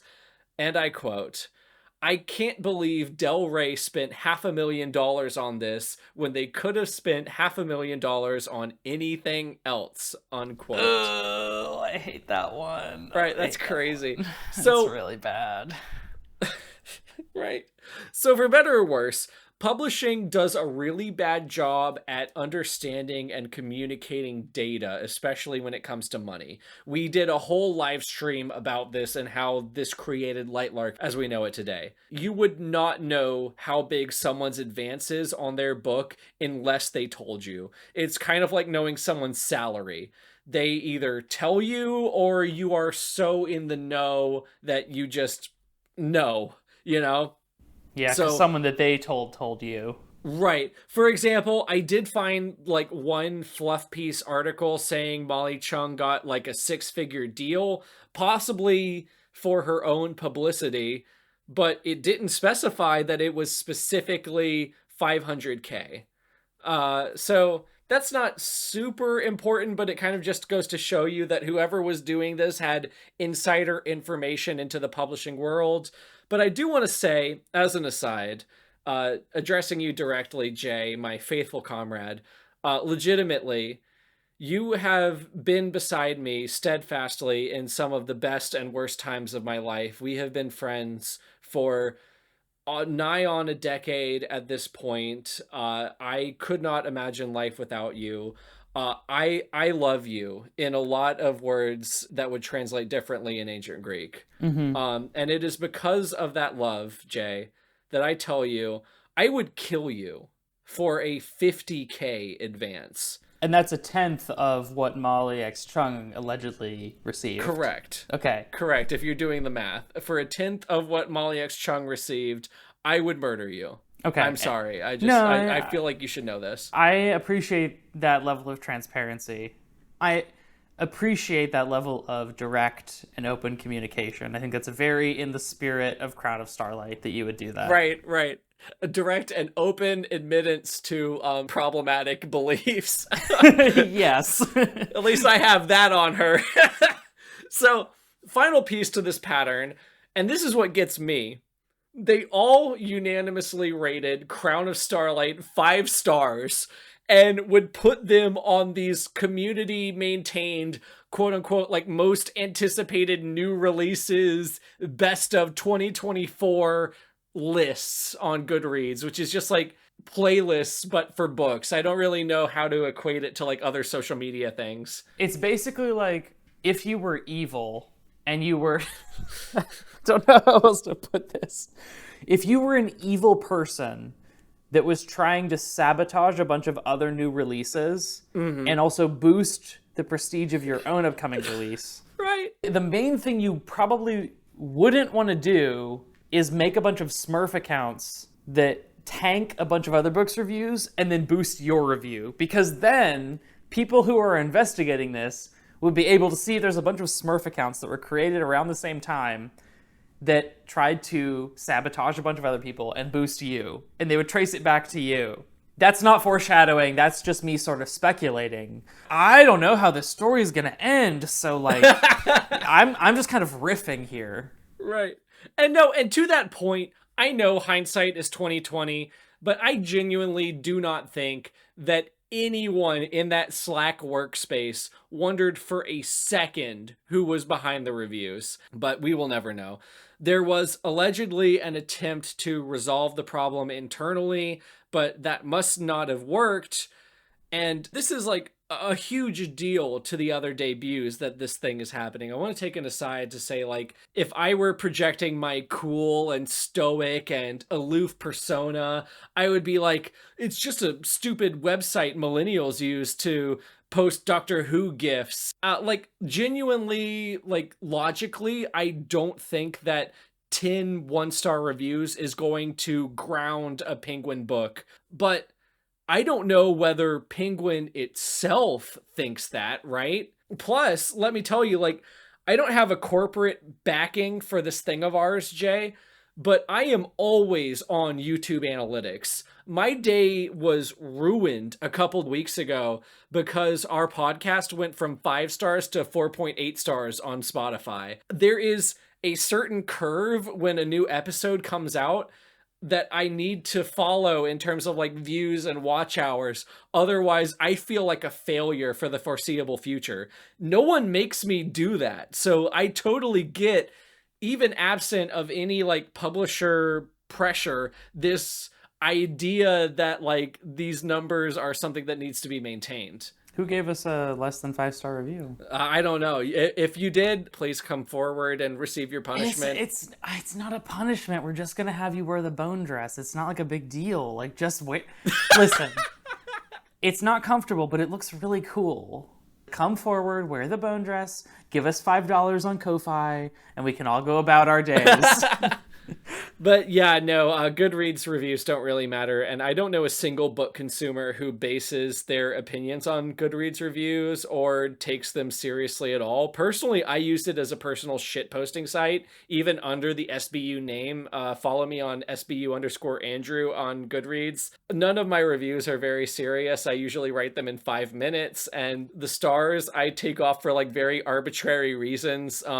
Someone autographed a book one time and called me wild-eyed on it, and I took off a star because I felt insulted by that. So I don't take reviews seriously on Goodreads. I don't feel like other people should, but again, I understand the concept. Legend has it she's still seething to this very day. Right, I don't know how she reacted to that. She's Marianne Baruch, like, I don't think she cared. No, but again, Penguin might care. Maybe they care for their own like psychological reasons. God knows, I'm in no position to judge. Anyways, regardless of what private discussions were had on Slack, Cait publicly tweeted the following. Nasty surprise of the day was learning that there were fake accounts messing with my Goodreads ratings recently.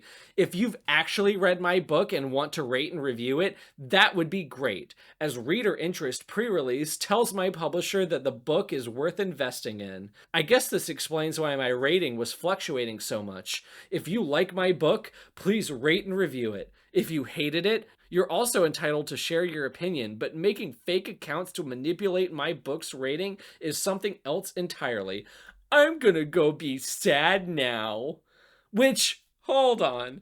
Cait is the one being rated 5 stars by these fake accounts. Mm-hmm. What do you mean you're going to go be sad now? Why are you the victim in all of this? Yeah, Cait, why are you the victim in all this? Let's hear more about that. Right. Contact us at the link in bio. Anyways, this is unsatisfactory, both as a statement and to the people affected. So key players in the investigation are given quote-unquote proof. This is the Discord chat log between her and this made-up Raylo named Lily, which we have illustrated in our dramatic reading at the beginning of this episode. Certain people external to the Slack are given a redacted version of this chat log, which leaves out that last part where Cait acknowledges that, or Lily, I should say, that Lily acknowledges that this was targeted consciously at Asian authors. So these are bad. I encourage you to look up the screenshots. They don't communicate like human beings. I hope that was illustrated very well by how we acted while reading it. The dates also don't match up. It vacillates from like today to yesterday to today. The emojis are misaligned in the like text. It's weird. Yeah, the kerning is weird, and Andrew is like a slick editor, so I'm sure that you won't be able to tell this from listening to our readings. But there are parts where, as I was reading my part, I played Lily, starring me as Lily. I got confused reading these out loud because the timestamps don't make sense. They don't line up. They switch between like yesterday and today mid-conversation. And so like they become achronological, and for like there were moments where I hesitated and I was like, what's happening here?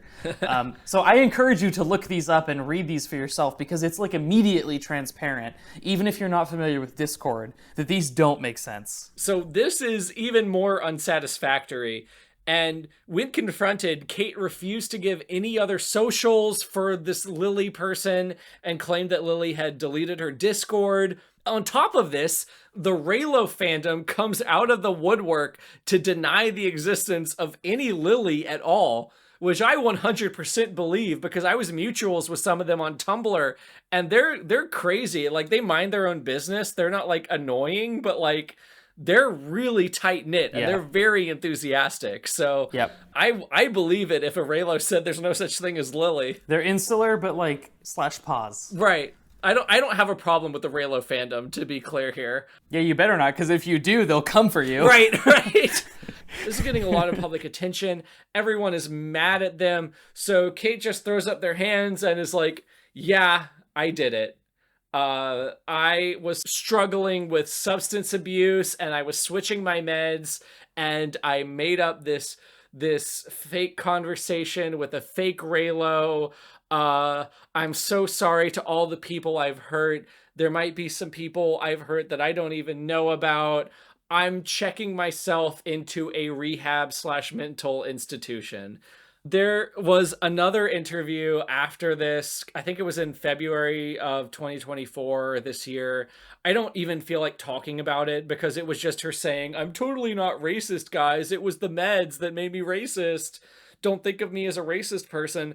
Which is why I wanted to be specific that we are laying out the way that this book is, because we want you guys to know that like she's playing this game of like resuscitating her image, and we'll be trying to return to this eventually.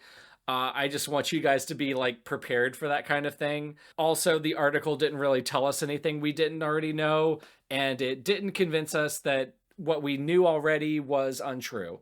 So yeah, that's the story of Cait Corrain. That's why it's so hard to get a copy of one of these arcs, because she intentionally targeted POC and specifically Asian authors for very specific reasons that they had gotten like really high advances. And so we're just at this point where like, why did you do any of this? Because I don't know if I joked about what I would do for a 50K advance thing, but like if I were at the point where arcs were being sent out, my Audible contract was finalized, I was in a loot crate, I flatter myself to think this would not be what I'm thinking about, but... Man, I hope that me saying this doesn't make it sound like I'm sympathizing with Cait, but they must have been dealing with like a really, really terrible amount of insecurity to be thinking about who else was in their debut group when, as you've said, they had already made it in so many ways that really financially matter. Like, their career was kind of made. Like, they were set, and they sabotaged themselves for God knows what reason. God, like, even if they never made back their advance, let's say because I was making a joke about it, let's say Cait Corrain got $50,000. Even if they never made that back in terms of sales, that's a life-changing amount of money. For a lot of people, you would have to be pretty high up there for that not to make a lot of difference. You won, Cait. You won, and you did this. It's the fact that you knew that you were targeting minority authors that makes this really hard not to even pretend to be on your side with this. SBU has taken some hot takes before, but like, I have to side with the masses here. You know, before I really understood the magnitude and the consciousness that this was done with, my mentality was kind of, I'm sorry, again, I want to front end and back end this with Cait Corrain is the bad guy in this situation. But I want to say 10 accounts is a pathetic number of sock puppets. You could have paid $10 for a botnet of thousands of accounts to do this work for you if the idea was just to give everyone 1-star reviews to the point where they look mediocre. You could have swatted them, sent them threatening letters, anything. Cait Corrain is a pseudonym in and of itself. That's not her real name. So I bet other people were using pen names. You could have doxed them, anything. This is not some agent provocateur or highly trained character assassin we're talking about here. Cait Corrain is a child throwing a temper tantrum. It's a racially motivated temper tantrum, and annoying children don't deserve 6-figure book deals. But like, what's going on here is what I'm trying to figure out. Obviously, I've heard all this before, but it's just like a lot every time you think about it. It's so crushing. Like, it's really crushing. It's hard for me to imagine why this book got so much hype in the first place, if I'm being honest, having read it. Money. Because it's in the pantheon of this podcast. It is really, really fucking good, frankly. For all of the things about it that are quote-unquote problematic, it's a good book relative to other things we've read. Sure. But in the grand scheme of like books that come out in a year, it's extremely mediocre. 100%. It's hard for me to imagine this book being given the preemptive success that it was given. And given that it's hard for me to imagine that, it's hard for me to imagine Cait being in a state of mind that was like, this isn't enough. Like, I deserve more, you know? Because the thing about this book is that it feels to me like the limitations that it possesses are not Cait's limitations as an author. No. I really feel like Cait is quite capable of exploring some of the questions that we have raised throughout this marathon of an episode. I think that many of the limitations that this book has are the result of Cait trying to conform to the expectations of fanfiction and of YA as genres. So I think that like it's really sad that Cait felt so insecure in her own ability that she thought that what she needed to do in order to succeed was to like tear other people down. And then the crazy thing is, in those Discord chat logs, to say in the voice of Lily something about tearing other people down in order to succeed, and like lampoon that mentality that they clearly held themselves.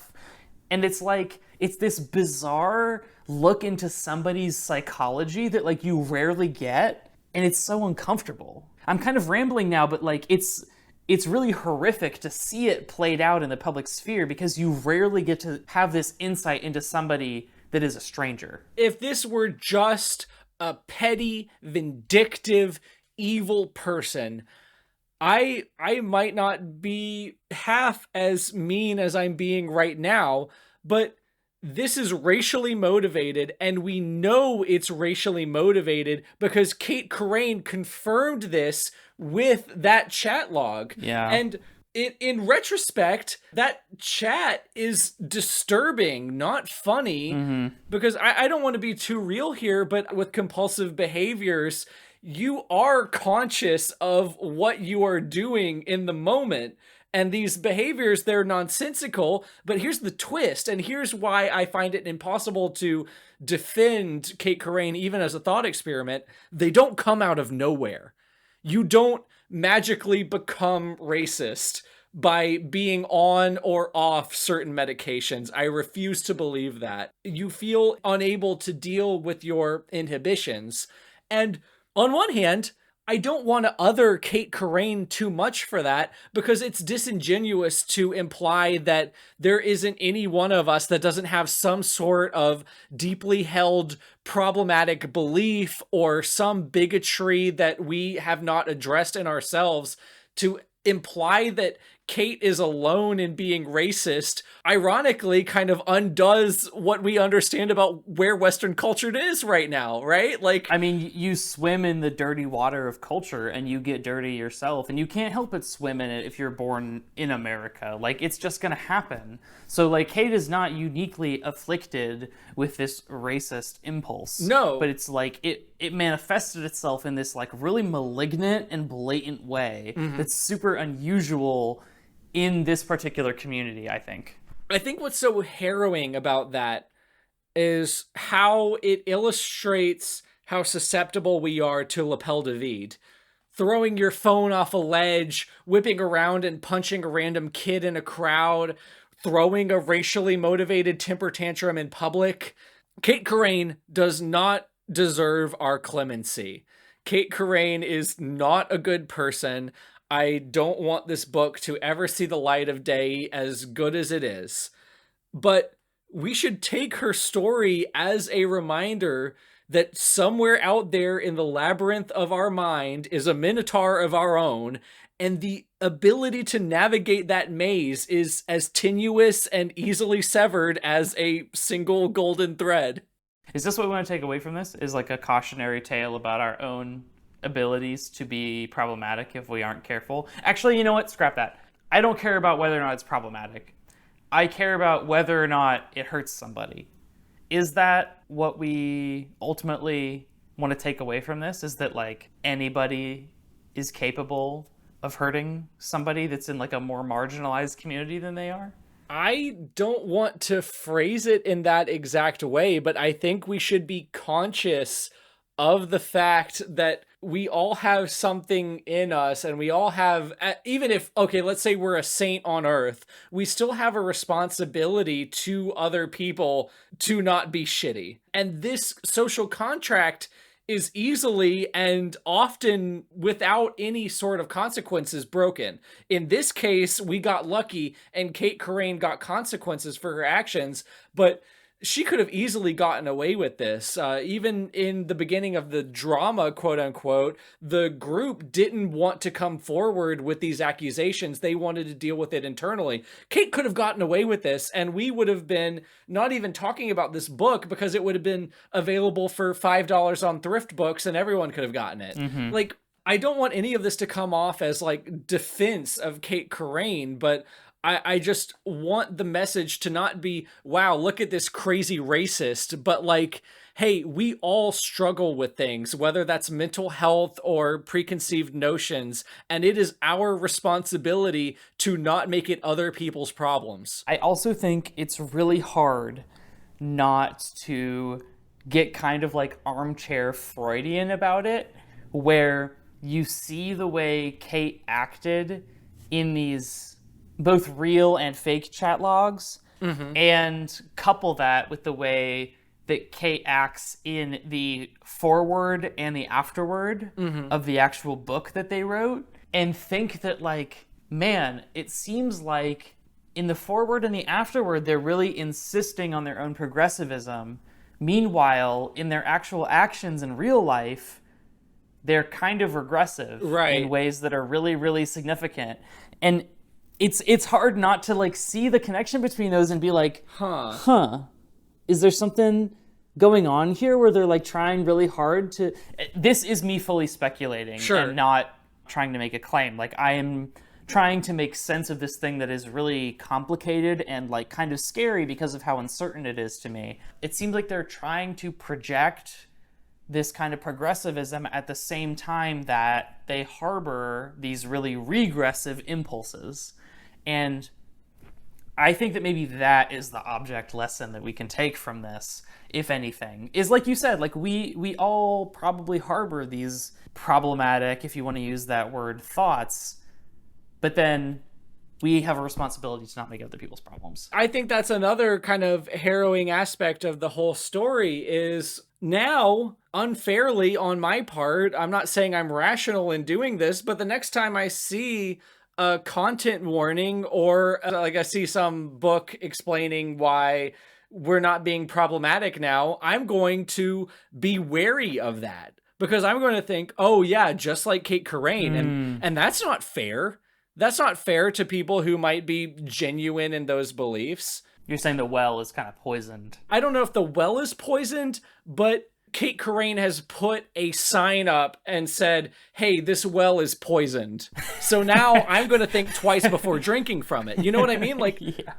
I'm not saying that, like, I'm going to, like, be dismissive of everyone who signals virtue from now on, but I'm definitely, like, combining the epigraphs in this book with what Cait has actually materially done. Ironically, this goes back to Ariadne's speech about King Minos.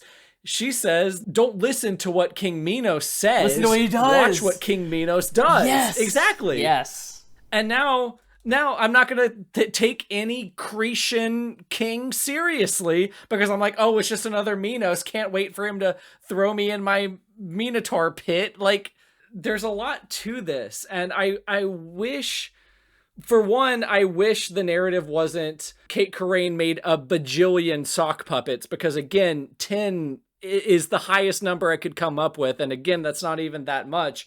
And 2, it's like, hey, this is this evil, insane, exceptional woman. I think we should be taking this more as like a cautionary tale. I also think that I haven't heard anybody say this in any of the other content that I have reviewed about this instance, but like between 6 and 9 Smurf accounts is like a kind of a weird number because, like you've said, a bot network is not prohibitively expensive, especially not for somebody that's received a 50K advance. Sure. So it feels like weirdly deliberate. Like it seems like she probably created each of those accounts one by one, and then on each account rated a bunch of things 1 stars and then rated her thing 5 stars, and that makes it feel like a little bit more visceral to me in like a very uncomfortable way. I really don't like that at all because a bot network would be way more impersonal and way literally more robotic, but she chose to do it herself, it seems like. I don't know. This story could have ended literally any other way than the way that it did, and things could have been different. Again, I want to go back to the metaphor.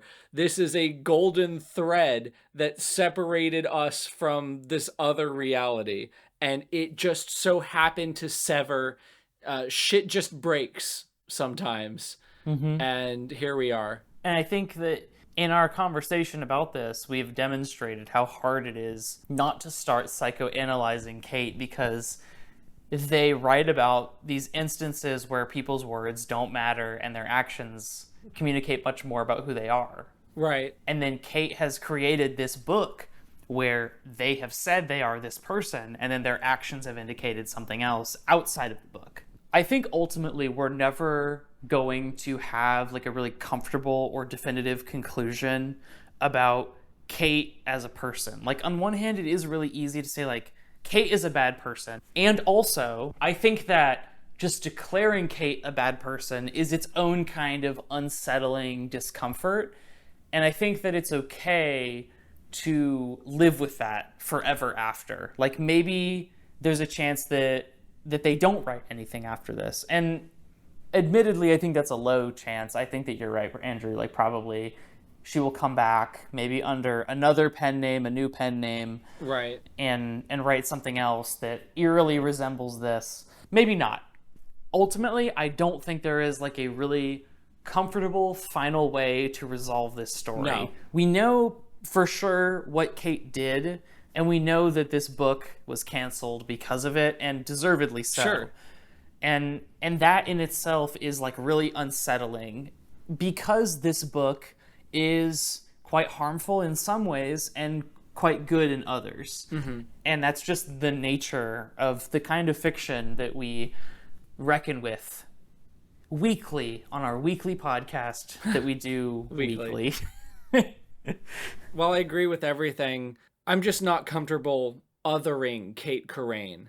I think that just invalidates a risk that we all have, regardless of who we are, to cause harm to other people. To say whole cloth unambiguously, I am nothing like Cait Corrain, is just as dangerous as anything else, because we can get ourselves into maybe not exactly this ridiculous of a situation, Right. but something akin to misunderstanding or taking some outsider as a threat, any sort of misapprehension that could lead you to this level of villainy. I think it's kind of full of ourselves to imply that we couldn't also be like them given the chance or given the circumstances. I don't mean to be like, oh, we're all intrinsically racist and there's nothing you can do about it. I just mean you just don't know. You just don't know. And that's why having a community is so important, and why respecting that community is doubly as important as having it. And if you dismiss Cait Corrain as something that you could never be, you're all the more likely to become like them. Because it's really easy, as Andrew's already said, to be like, I'm not like that, I would never be like that, I never do all that stuff. But you swim in the dirty water of this culture, as a friend of mine has said, and you will get muddy whether or not you like it. And different people are predisposed to get dirty to greater and lesser degrees. Sure. But it can happen to any of us. Not to call anybody out or point any, like, gnarled fingers and be like, it's you listening, Right. James, This'll be you I one see day. you, James. It's like we're inviting you to think about this kind of thing as you're writing your own fiction, and to be aware of like your own prejudices, Sure. in the hopes that you can avoid echoing or repeating the same mistakes that Cait has made. Because I if nothing else, this is a really useful object lesson. As crazy as it is that this happened, it did happen. Like, this is the kind of thing that if someone described it to me, I would think it was fake. Especially in current year, this happening, I simply don't believe it. But it did. Right. But it did, and it's a really useful reminder of the fact that, like, yeah, it can happen in current year if you're not vigilant, and if you're not, like, self-examining and willing to be critical of your own writing and your own thoughts and prejudices. It's just one bad day away. We could all become the Joker. I was thinking of that like awful cartoon this whole time. What do you call it? The Killing Joke. I don't know. I don't like comic books. Don't quote me on The Killing Joke or whatever. Who are you? I ask without a voice. Charon the ferryman, they say. Then look down at their wrist and, improbably, the comband encircling it. They sigh.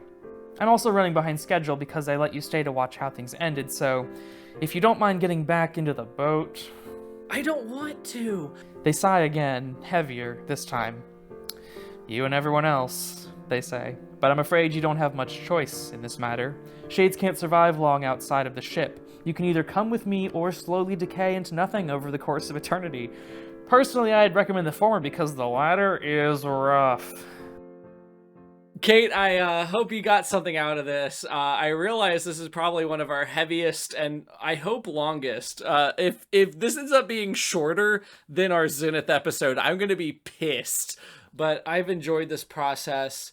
I hope we've been able to add something to this conversation. We are 8 to 9 months late on it, but again, there were certain economic realities that were holding us back from being in this position. So Yeah. we try to make good for lost time. Hopefully we did. Whether we did or not, let us know in the comments or the response section of whatever platform you're listening to this on. But Cait, I think we've taken up enough of your time at this point. Any final thoughts from you, Jay? I meant to include this in the part where I initially started talking about Dionysus's sexuality and gender, but I would fully welcome any kind of critique or feedback that listeners have about how we've interpreted that aspect of this book in particular, but also, like, as Andrew has said, this is probably going to be our heaviest episode, so if anything that we've said rings untrue or complicated or uncomfortable for anybody, I would absolutely love to hear back from you, whether it's in the comments on our YouTube or if you'd like to hop in the Discord and let us know your thoughts, whatever. We would love to hear it. I mean, we are a feedback-based podcast, so we would be extremely hypocritical not to welcome with open arms your good faith feedback as well. Yeah, see how easy that is, Cait? So please do let us know what you think.